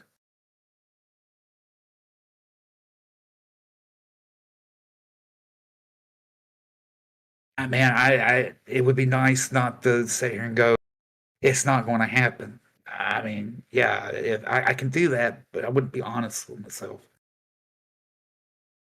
I think you're just pessimistic. There's a solution. We just haven't found it yet. And I think we have time. I know that the prevailing theory is that we're on the cusp of it, but there is so much space. There is so much space. And we can see so far into space. There's no reason we can't send things out further in order to see closer to the Earth. It seems paradoxical, but if that's the goal. I get it. Look at this fuck. I'm flicking you off right now, Avarice. How you doing? Yeah, I know you are. That's good to see you, brother. How's it going? What are you doing? Why are you here? What are you doing? Why I- are you so late? Go feed your baby. Comms. Go feed your baby. Listen, I can't. I am hosting Jungle F here at my house. Well, hello to Jungle F. And hello to Mama Avarice and Baby Avarice. I have so many pillows here. I don't know why. Why did we have all these pillows? I don't understand. Well, now at least you have a gauge when you have too many pillows, when you start losing small children in them. Soon. I'm still wide awake. I want to make sure our guests are fully asleep before I get to bed. You know me, I'm a perfectionist. Indeed. I'm not too far from bed myself. I see Sniper Eye Shadow hanging out. What am I doing? This is the after party. We're just fucking hanging out and talking. Then why don't you just drag him in here? Drag who in here? Is Sniper hanging out? Sniper has permissions to just join the channel. Sniper, you have permissions to join the channel. You don't. Oh, not this channel. I'm sorry, not this channel. Can't You know, join. nobody ever gives me permissions to do things like that. I can't move people around. I'm never. I'm never gifted with the power to. It's move people because around. you specifically asked not to have moderation. Because I will powers. specifically move people around like like little bunnies. All right, give me a sec. I'll move everybody back down. One sec. Okay. You Wait, if he's moving me, Hold on. Too late. Oh, shit, fire. Yeah, me too. how All are right. you guys doing tonight? I am surviving. I'm alive. How are you doing? Hey, me too. Barely. Man, I'm tired. But Welcome There's- to the club. there's so many things I need to do. So many things. again, if you're just gonna jump me from channel to channel, I request a strawberry sundae, please. That's the requirement for jumping Avarice from channel to channel is you have to make them a strawberry sundae. I'll give you a raspberry sundae. I will approve the raspberry sundae if you can please deliver that to 5438 West Santa Cruz Way. Don't do no, it stops. No, I don't. Stop saying. 3722. No, stop saying your address. Fuck's sake. Wait, are you live? Yeah. You're live on the internet? Yeah. Oh shit! Are you serious? Mm-hmm. You knew this already. You totally fucking knew that. I You really totally, didn't know that you part. totally knew that. I honestly, You, I honestly didn't know. Could you X that part off? That's my actual address. okay, stop talking about it. I'll take care of it. For fuck's sake. Okay. Anytime a man won't say home delivered raspberry sundae, Listen, it's I bad didn't- news. Listen, I didn't know you were actually live. That didn't make any sense to me. Why on earth would you? It's midnight. Why would you be live? Oh, it's almost 4 a.m., man. Yes, it is almost 4 a.m. Yeah, why the fuck would you be live? We Well- just ended D&D a This few is minutes ago. actually like the first time I fucking doxed myself ever. I said stop talking about I didn't know we were live. it. Of course we're live. It's Saturday. It's fucking D&D. It was mostly fucking roleplay bullshit, just figuring shit out and Neverwinter. Nobody called me in yet, so I was just sitting on the sidelines. So I I didn't know. we were live. I know. I'm telling you why we didn't call you in. It's because Well, I don't care that I didn't get called. I'm telling you, I didn't know you were live. If I don't get called in, I don't know you're live. every Saturday I'm live. That doesn't make sense to me. That has been true for very many months. Well, I'm glad that makes sense to you. This does not comprehend to me. Yeah.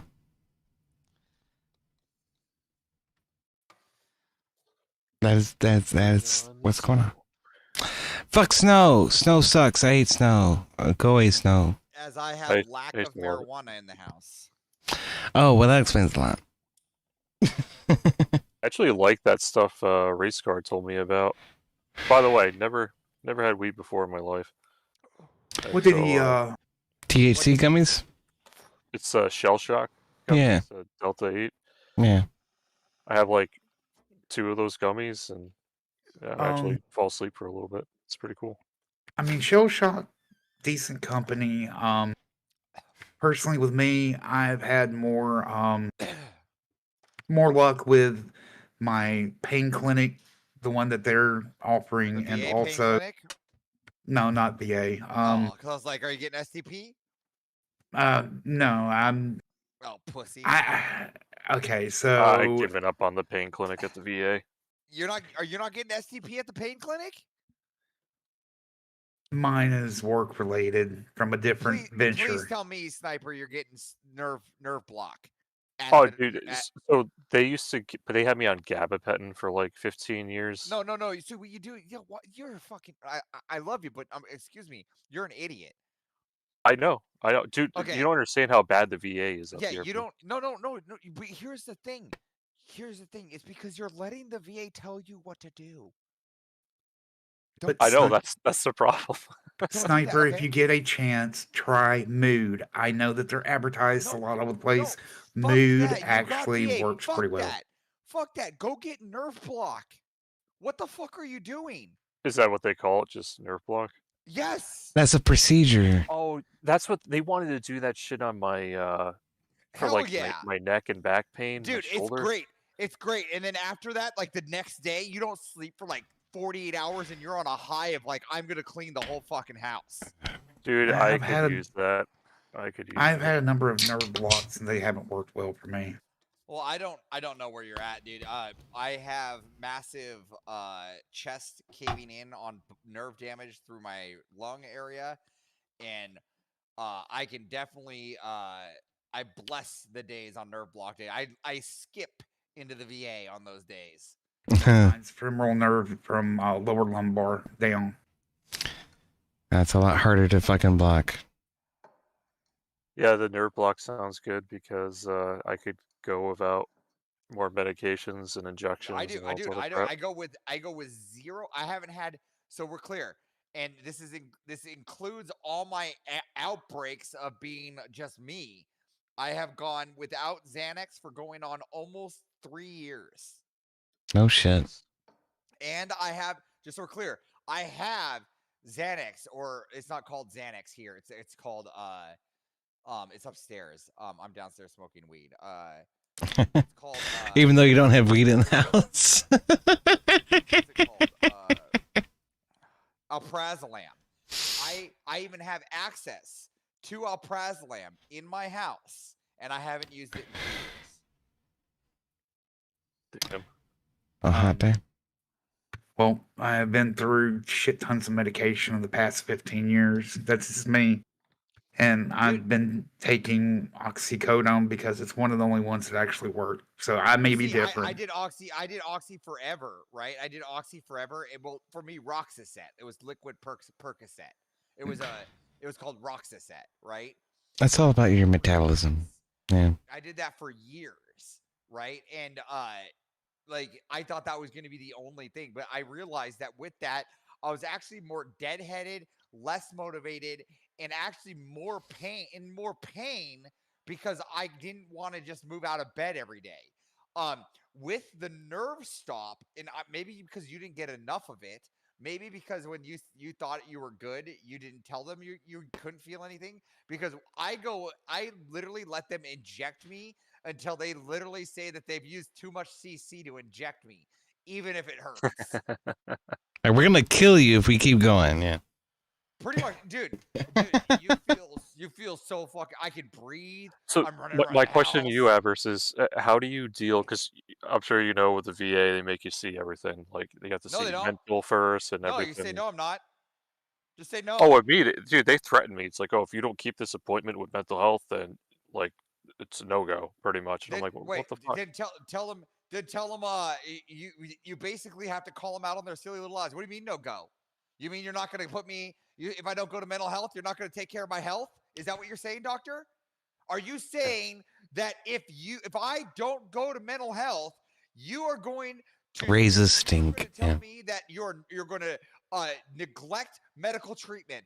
Oh yeah, dude. I call them out on medical No, negligence but do all you the get what I'm time. doing there? Do you get what I'm doing right there? Yeah, That's yeah. what you have to You're tell them. giving them You have a to be like, doctor, are ultimatum. you telling me that you are going to negate? You're gonna opt of not giving me medical treatment?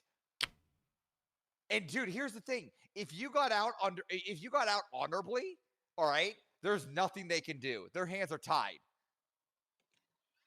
They're fucked. They're fucked. I Well, don't know what I'm gonna you're have gonna do. to You look tell them that. look at. Here's the thing: you should be abusing the system because if you're not, there's gonna be black ass. Hold on. Can you stop the stream for a second? Oh, for crying out loud. Okay. Yes. Go ahead.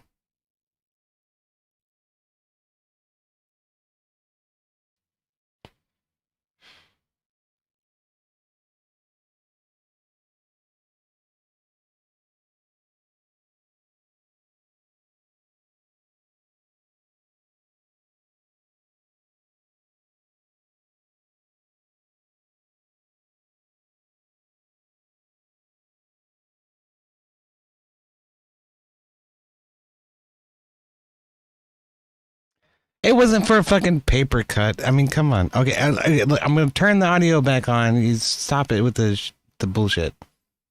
All right. Do you know his story? No, I don't know his story, but I'm sure it wasn't a fucking paper cut. Oh, you should go reevaluate that before you say it wasn't a paper cut, EOD. I suppose I should. Yeah. Meanwhile, I'm you not have even veterans joking. missing both their legs and shit. He got a paper cut while he was in overseas. Did he get a Purple Heart too? I don't know that much. I don't know that much. I can't claim something I don't know. but I can tell you this. If you don't collect it, there's going to be 1,000 other veterans that are already going to collect it. Thousands of them. Yeah, I've been kind of slacking on my own physical and mental well-being, just because of Yeah, do better. no, it's mainly because I'm taking care of my mother. I She's hear you, passed away and I've dementia, always told you, but it do sucks. better. I've always told you. I know your situation. I understand your situation, and as your friend, I'm telling you that you can do better mentally. Do better mentally, because you Yeah. can. I'll tell you that. Stop telling yourself that that all these things are burdens, right? Instead, once start telling yourself about all the success you've done. And this is why I have problems with, no offense, but this is why I didn't sit around at the fucking circle when everyone was trying to coddle you in perspective. Because here's the difference. At the end of the day, you and I both know better than anyone else here. Maybe EOD because he's in the military. Shit gets hard. You have to look at every little positive and see those victories. Look at, dude, you're helping your mom. No one else is. Fuck yeah, dude. You're a man. You know what I'm saying? Like Every man sees difficulty. Every man sees difficulty. Yeah. Why are you looking negatively at this? Stop looking negative. You're a man and you're doing manly shit. If anything, Well, you should it's be not that. It's just I haven't been able to keep some of my appointments because of sure. what pisses me off is that I'm but not here's able again. to. Here's again. You Dude, can they now don't even hold have her them on any account- medication. Again, you can now hold them. What do you mean they don't have her on fucking medication? Dude, I tried getting her on Valium. The doctors, like, Rhode Island is literally the worst state. Again, yeah, let them fight that, right? Let them fight that. But when it comes, What do you mean let them? He's her advocate. No, I'm her guardian. Hold on. Yeah. Let me reverse the words here. You fight that while you just order the VA to just the VA should be simple for you, bro. Should be simple. Oh, dude, they cancel appointments 2.5 hours before. This shit pisses me off. Well, wait. Does the VA service your mother? No. She has private insurance. Like she was never in the military, so. Right. Yeah, what I'm saying is that he can handle that. He shouldn't be having trouble with the VA. And here's the thing. I highly suggest that you go to an American Legion post and you talk to the fucking liaison. The American Legion's great for relationships with the VA and with the DoD. Absolutely. I 100% agree with that. That's what I'm talking about for his appointments. That's what I'm talking about. Yeah. See, I've been seeing the VFW, but I wouldn't go to mean, VFW. Yeah, it matters who you get. To be honest. Again, I wouldn't go to the VFW. The American Legion has a service officer required to be there. The VFW does not. Yeah, they have a VSO. It sucks I because understand that they have a VSO, but the American Legion No, I'm talking about the American Legion. The American Legion has a trained VSO. Yep, and he's a retired 2-star general. That's the funny thing. Huh. Yeah, you should just go to him. That sounds like he has already. Because it seems like no matter what you can imagine, it's kind of like going up to your dad and be like, "I got a boo boo, dad." Meanwhile, he's missing an arm. He just got it cut off with a freaking hacksaw. Not at all. Yeah, so not at all. So here's the thing. That to me. Especially not in your case, man. Right. Goodness. But here's the thing. Right. His war was not my war.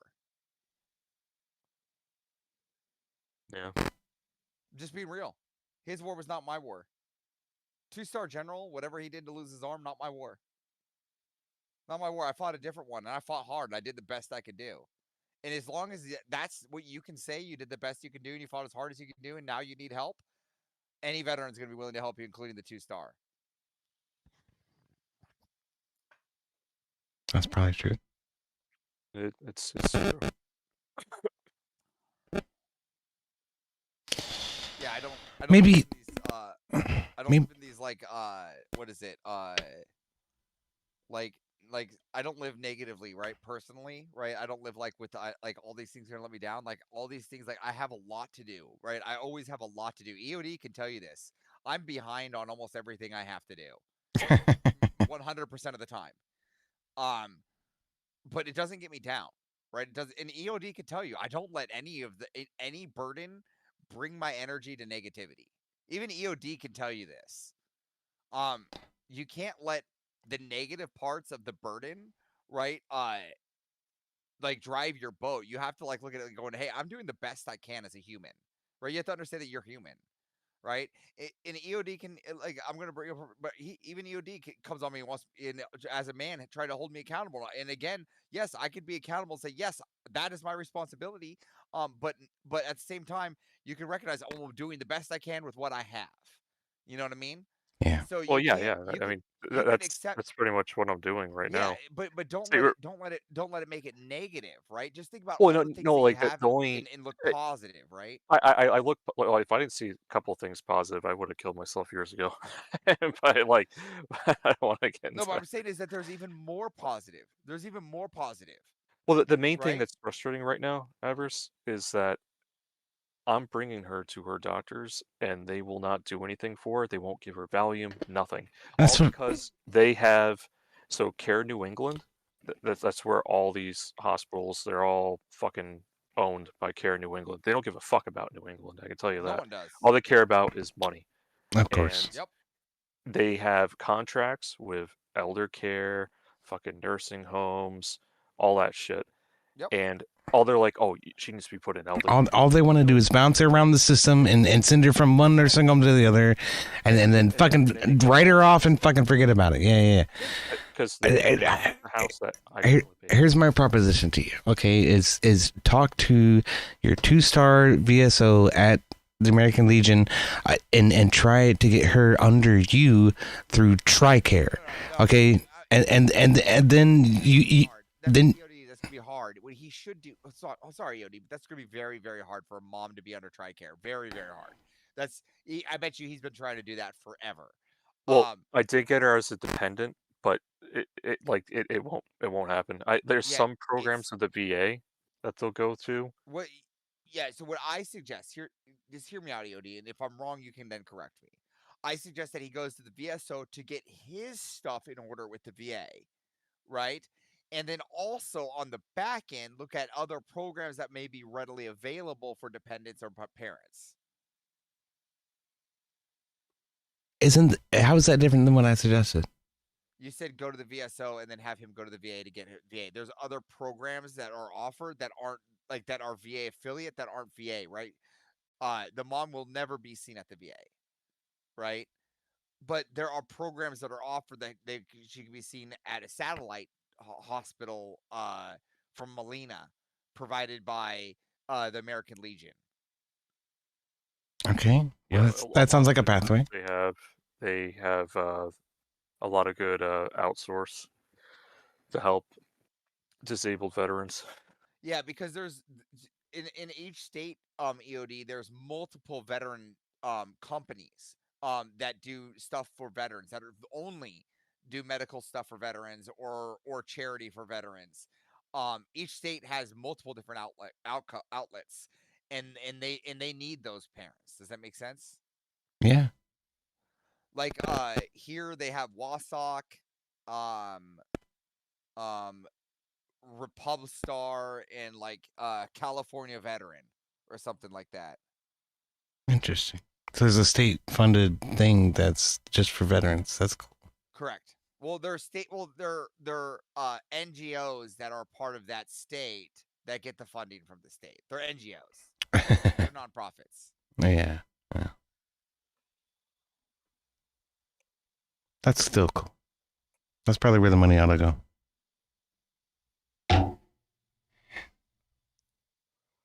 Yeah, I just hope they get this shit squared away. Yeah, I have good lawyers, so they're dealing with these doctors that aren't doing shit.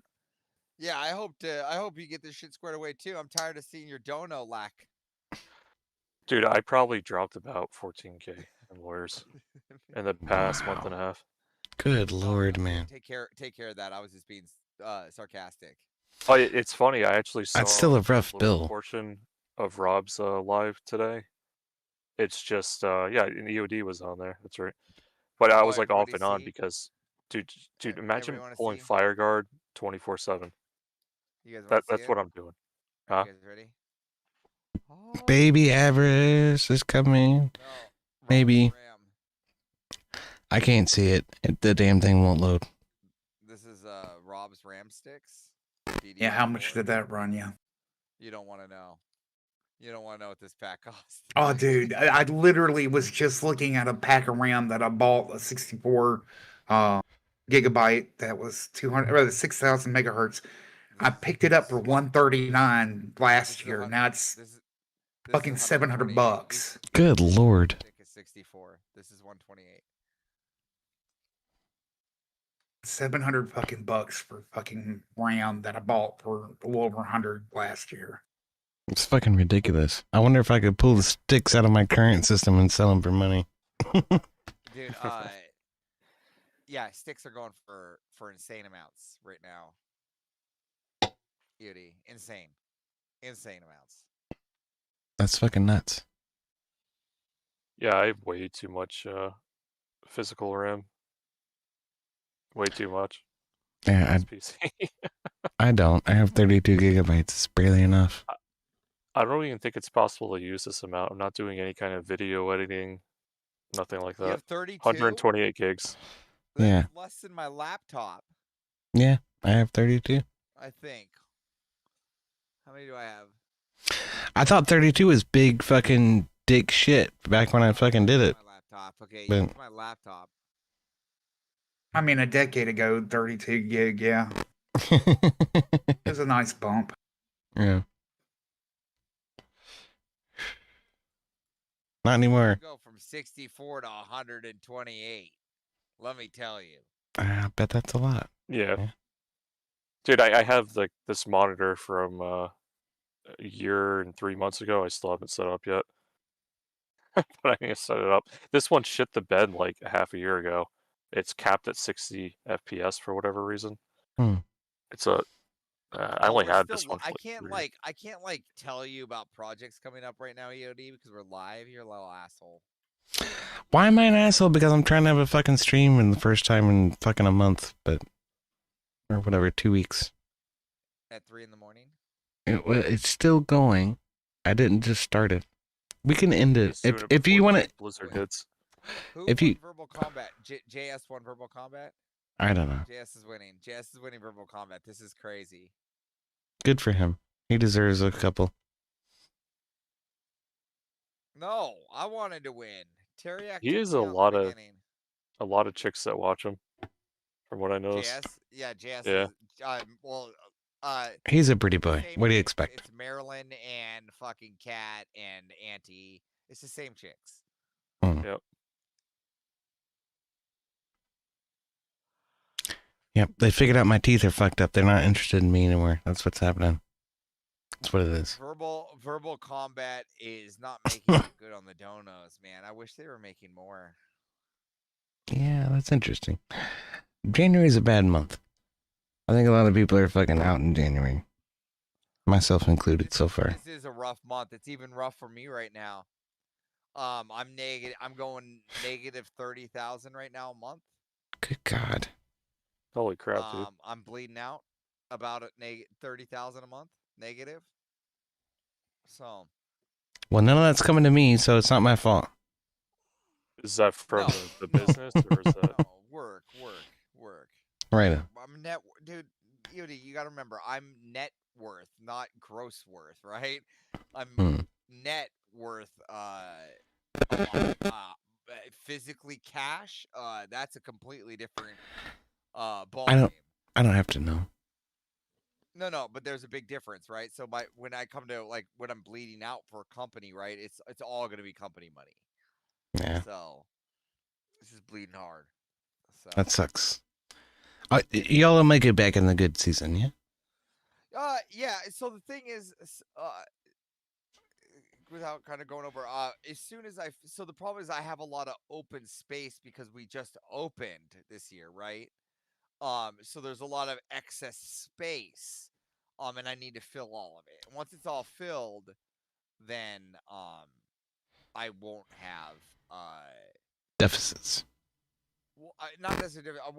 I'll be making positive. I'll be way positive, way positive, right? I only need to get to like half filled in order to like get to where I'm making positive where I can survive. Right. So, um, yeah. So Well, that'd be good. I mean, expansion is always good. Spend more, make more, spend more. yeah, I just did the spend a lot and work my ass off to hope for the best. So, Well, but at the end of the day, I mean, I think my risks were worth it.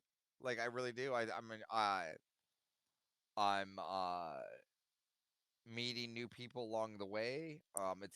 It's literally having to get me to go out and talk to people on a more social level instead of just a gaming level. Like a lot of people I've seen you floating around a lot. I've seen you floating around a lot more than I'm used to seeing you floating around.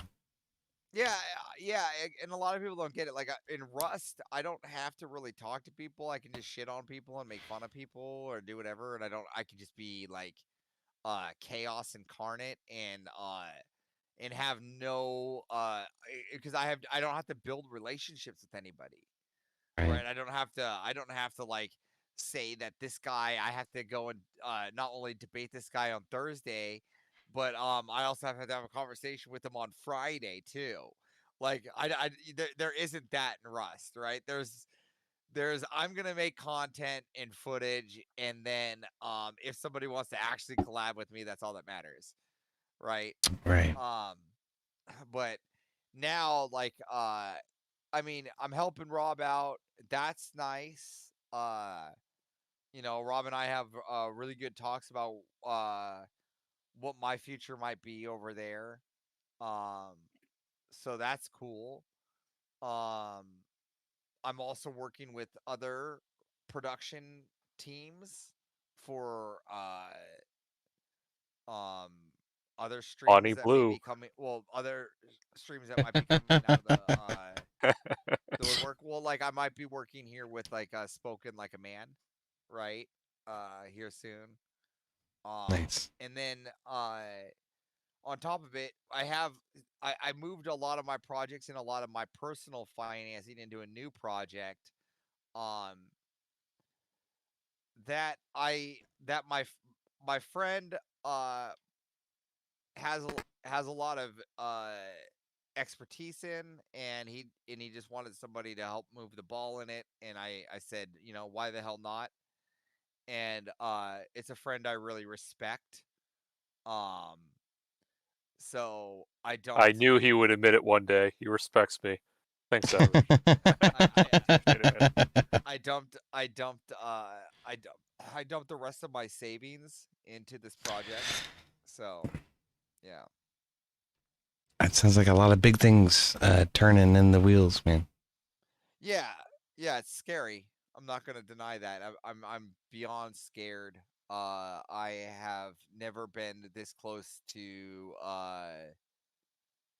playing with fire, I guess. Like I feel like a paycheck to paycheck kind of guy right now. Like what are we going to do about food? So if I spend $500 on food here, then I can't spend $500 on the company here, kind of thing. Right. And it's been a while since I've been put in that position. So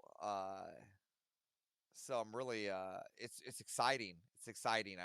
It's like my 20s all over again. You know when they say like, you get that midlife crisis and you do something crazy at 40? Yeah, I definitely did that. So Are you in your Well, early I hope it 40s? turns out. yeah, just 40. Yeah, Oh, just nice. wait until you realize it's the 40s, the 50s, and the 60s. Is that Bandit, by the way? Well, Heavy Fisted? well, here's the Heavy thing. Fisted is not Bandit. No, those are two different people. Oh, Here's the thing. If I can live to 60, um I'll be fucking rich. I'll be fucking loaded. Like this whole thing will pay off. If I can live to 60, this whole thing will pay out. I have no doubt in my mind. Um You got to get there before having a heart attack, though. Yeah. yeah, I just got to get there before my body shuts down. And I've had a lot of scares this year, so yeah. Stuff like a lot of people like in the foundry don't know or things like that. Like I don't keep my health.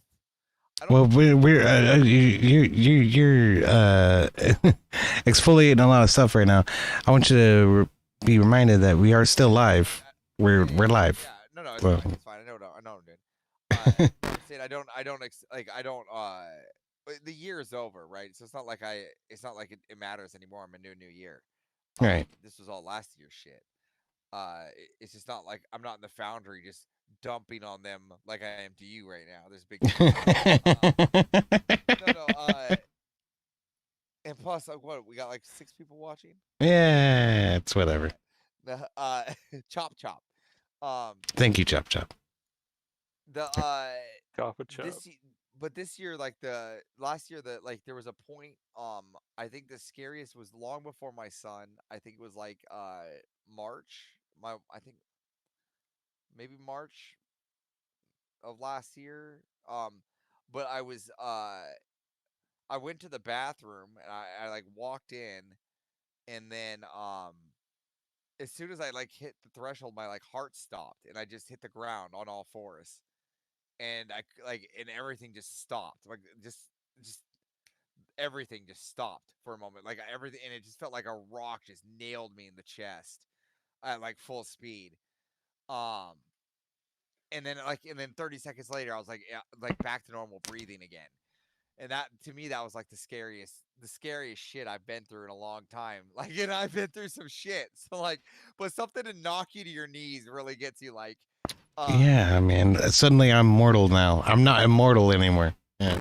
yeah, right. So, yeah. So, but I already know it's a matter of time, right? One lung, half a leg, right? Like, I'm not like negatively looking at it, right? If I can go out and I can like, if I can go out and say like I lived the best I could as long as I could, and I inspired and gave as much energy to everybody in my circle around me, Hmm. I'll go out pretty happy, you know. So Cheers to that. Cheers to that. yeah, I'll go out pretty happy. I'll go out with my boots on. And that's like anything. That's literally what anybody can hope for. And I know that sounds morbid, but it's really not. It's an inspiration because I'm gonna go and I'm gonna push and I'm gonna keep like um I'm gonna keep moving until the left takes the breath out of me. Um, so you know, until there's no more fight, and hopefully by that time I would have a better understanding of God, because that's my number one fear. Live long enough to find God. Like that's it. Like live long enough to find God. Like Okay. Let me one. let me ask you this. Let me ask you this. Do you think that Scott Adams found God? I don't know. That's a rough one, right? Because it was like a week before he died that he made that admission to the world. I hope. I always hope. I hope. Let's be real here. Let's be absolutely real here. I got this conversation. I got asked this today too. They go, "Oh yeah, would you hope that Bonnie Blue became a Christian?" Hmm. Bonnie Blue. Here's the thing. I hope everybody becomes a Christian, but let me be very honest. I hope everybody becomes an honest Christian, Hmm. honest Christian. I don't think God judges us based on our words. I think he judges us based on the culmination of our actions across the course of Yeah, our I'm life, fucked. right? Yeah, I'm fucked. I'm absolutely I'm fucked. I just spent 4 hours yesterday trolling Jiro because he's a new mod of the Foundry. Well, Fuck. that might not necessarily be a bad thing in terms of your standing with God, but yeah, that's it. I think it's the culmination of your life experience. That's what I saw God a kid judges you on. grab a Twix and I took one of them. I said they're built for two. Yeah. Well, that's fucked up. God's probably looked negatively on that one. Yeah, Dude, definitely. I'm sorry. Try putting out a hand sanitizer dispenser for Halloween a couple of years ago. Yeah, I'm fucked. Trick or treat, here's some hand sanitizer. Eat this, you little Don't take bastards. don't take more than 2 pumps. Oh, Dude, like, that's bad. if it was based on every action we did, I'm going straight to hell. He's even hitting the button. That's my fear, right? That's my fear. If that's my fear is actually that action, right? That's my fear of Christianity, right? Is the fact that God will judge everything he did of my life, and he's going to judge the first 40. It's the culmination of your actions, and as you The first 40 are far worse than whatever the last 40 is going to do. I promise. Oh, you say that now. I used to work in a nursing home, okay? Motherfuckers let shit go. They let shit go. I was in the plane now with access to bombs and missiles. Yeah, I win. I don't understand how that means you win. I'm trying to tell you that that when people get older, they tend to let shit go. And it was a whorehouse. It more than it was a nursing home. Okay, that's what I'll tell you. I laughed as I unleashed hell on Iraq citizens. Maybe. No comment. Be real. That's why I hope. Like, I have to hope, right? I have to hope that it's not based off all the action. It's based off of finding God, right? And say and then actually believing, submitting, and acting in such a way, right? And that's what my issue is. That's the hard part I have right now, right? Finding him, willing to submit, faith, all that stuff is hard because I know deep down, deep down in my core, that I'm gonna do bad things. It's in my nature.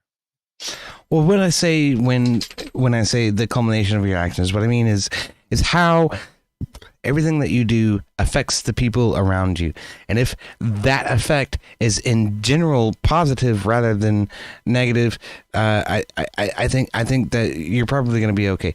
Also, more important than that is enamoring and proclaiming the word of God and the followership of Christ. I think that actually weighs more than sins before. So professing and proselytizing, that's a hard word to say. You think he's gonna give me bonus points because I have an action Bible? I think it's going to give you bonus points for trying to speak the truth. Yes. Oh, not because I have an action Bible. The Bible has no bearing. You've never seen this before? No. You've never seen the action Bible? It's a little Bible that you can carry in combat. Yeah. Oh, is it pop up? No, Yeah. it's a comic book of the Bible. The whole Wow. Bible comic book form. Well, there's a little Bible that used to stick on our fucking medkits and shit That's too. the Soldier's Bible. Okay. Yeah, I used to be able to fit it in like when they switched over the what is it? This is the action Bible, EOD. The ACUs. I can't see it, brother. Your camera's not working for me. You need to get your new computer. When's it come in? I don't know, and I'm not being demanding about it. So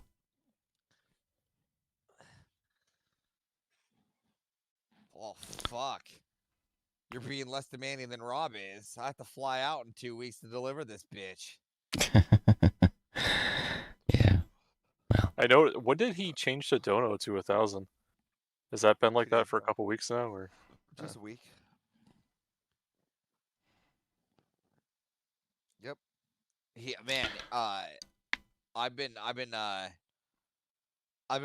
waiting to see if Rob might crack this week from raging too much.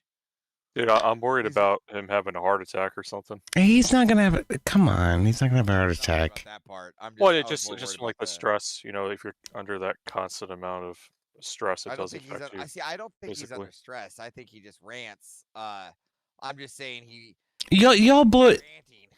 Y'all who say he's gonna have a heart attack are blowing it. I know. That's why I'm being very specific about who I'm talking to, and I'm not necessarily just talking to Sniper. I'm talking to members of Rob's audience that I tend to say this a lot, is that he's gonna have a fucking heart attack. I'm like, you don't get it, okay? Like, blood's gotta flow. The heart is a muscle. Exercising it is not necessarily a bad thing. First of all. Secondly, Rob's been doing this a long time. I've seen him spur out a lot worse than he ever has in the past year. So it's getting better. I wasn't That's the other thing. talking. I was And then talking about his anger levels is all I was talking about. the third thing is, I think he is reasonably healthy despite how fucking large he is. No, I think he's I actually would be a hypocrite at get that the- point, dude, because I'm a big boy myself. But no, has nothing to do with his weight. I wasn't going there. I was just talking about stress in general, so I know how it can fuck with you. I see. Here's the thing, is Sniper. I don't think he's stressed because like the things he's talking about really don't like technically involve him, right? Like Yeah, like I say, he's been doing this a long time. It's not the emotional stress that you perceive it to be. It is partially a character. It's partially making the point. It's partially driving home what it is he's trying to fucking say. Yeah, no, and all I was getting at it was that his anger levels was high for too long. That's all I was getting at. By that I mean, I didn't know whether or not he was going to start attacking all the members in the audience or not. I found that hilarious when he was going off on them. But do you remember? Oh, it sets us Quack off Attack too. from when you were a kid, Yudi? Crack attack. Donald Duck. It Quack sounds Attack familiar. Had a little Like- heated meter. The more he got Huey, pissed Louie? off, the Nah. meter went up. If you Google Quack Attack, SNES game, I think. Oh, did you guys hear the? I do remember that game. The sad news. there's a lot of sad news. Rob killed the whip wheel. Dun dun dun. Was He's- that his choice or was that? He's taking it back at his show, is what it sounds like to me. That's a good thing. Tim, you know what's What's that? funny? When I first started, listening to him, I did not like the whip wheel shit, and then when What'd you say, Yodu? I said he's taking back his show. It's like taking back it is his show. What are you talking about? Well, okay. I feel like that was sort of imposed upon him rather than something that he really wanted to do. It was something that sort of went, and then he was like, okay, I'm done with this now. And then the chat and, Arwen I'm in sort of forced it and sent it into fucking, the next level. So what you're saying is that it's not effective. No. I didn't say that. That's probably why he tolerated it as long as he did. that Disney whip got him around 3K, so I'm just saying. Plus, Yeah, way more. I'm not denying the effectiveness. Okay. Just that was never what the show was fucking about. It was about Rob talking about politics and expressing his mind. That's what attracted people to him in the first place. So that's all I'm saying. Is his merch store open yet, by the way? Also say It would have been if I had fucking done it. God damn it. Listen, EOD, I'm not going to talk about the merch store. I'm already angry about it, and I get enough DMs about the merch store as it is. And if everything goes according to plan, it should be open tomorrow afternoon. So We shall see. We shall see. I'm not gonna make an announcement about that. I'm not making an announcement either until I see that bitch. I'm just All saying right. that it should be open like this afternoon, technically. If everything goes to plan, but I'm not. I can see the Do you know blizzard taking out of a lot of. Do you know how many times it should have gone to plan? Like it should have opened up today, and we're like, Well, dude, I thought it was going to be open in December. Right. Okay. I need you guys to bear with me for two things. Number one is I'm going to end the stream. Number two is I got to let my dog out and I got to take a piss. So. Oh, so you're gonna go to the Blockbuster room? I'm going to go to the Blockbuster room and I'm going to be there for about 3 minutes. So. Is that how long it takes you to masturbate? Yep. Damn, dude. Wow. I can't even get up in 3 minutes. What the fuck? All right. Starter. All I right. think I'm gonna end here and go to bed, boys. So. I don't think he's Love you taken in the guys. aspect of it being as fucking cold as it is. It was a pleasure. Love seeing you. Well, I wanted to hang out with you guys for just a few minutes afterwards, if that's all right with you, Avarice. I'll hang out a few minutes. I'll wait. Okay. Just like I say, bear with me and then I'll be right back, okay? Okay. Stream shut down first or second? I will remain here and then I'll deafen myself and then I'll shut down the stream. Well, you should shut down the stream before you go let out the dog, so then we could swear. Yes. All right, I'll be right back.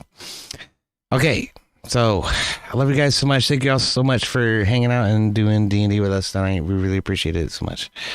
I'm going to try to be streaming more often lately. I'm not sure when, Monday, Wednesday, Friday, maybe something like that. And I really appreciate you guys a lot. Thank you for being here, and I love you. Thank you so much. We'll be around. All right. Goodbye. I should probably push this button. Nope, I shouldn't. That's the wrong button.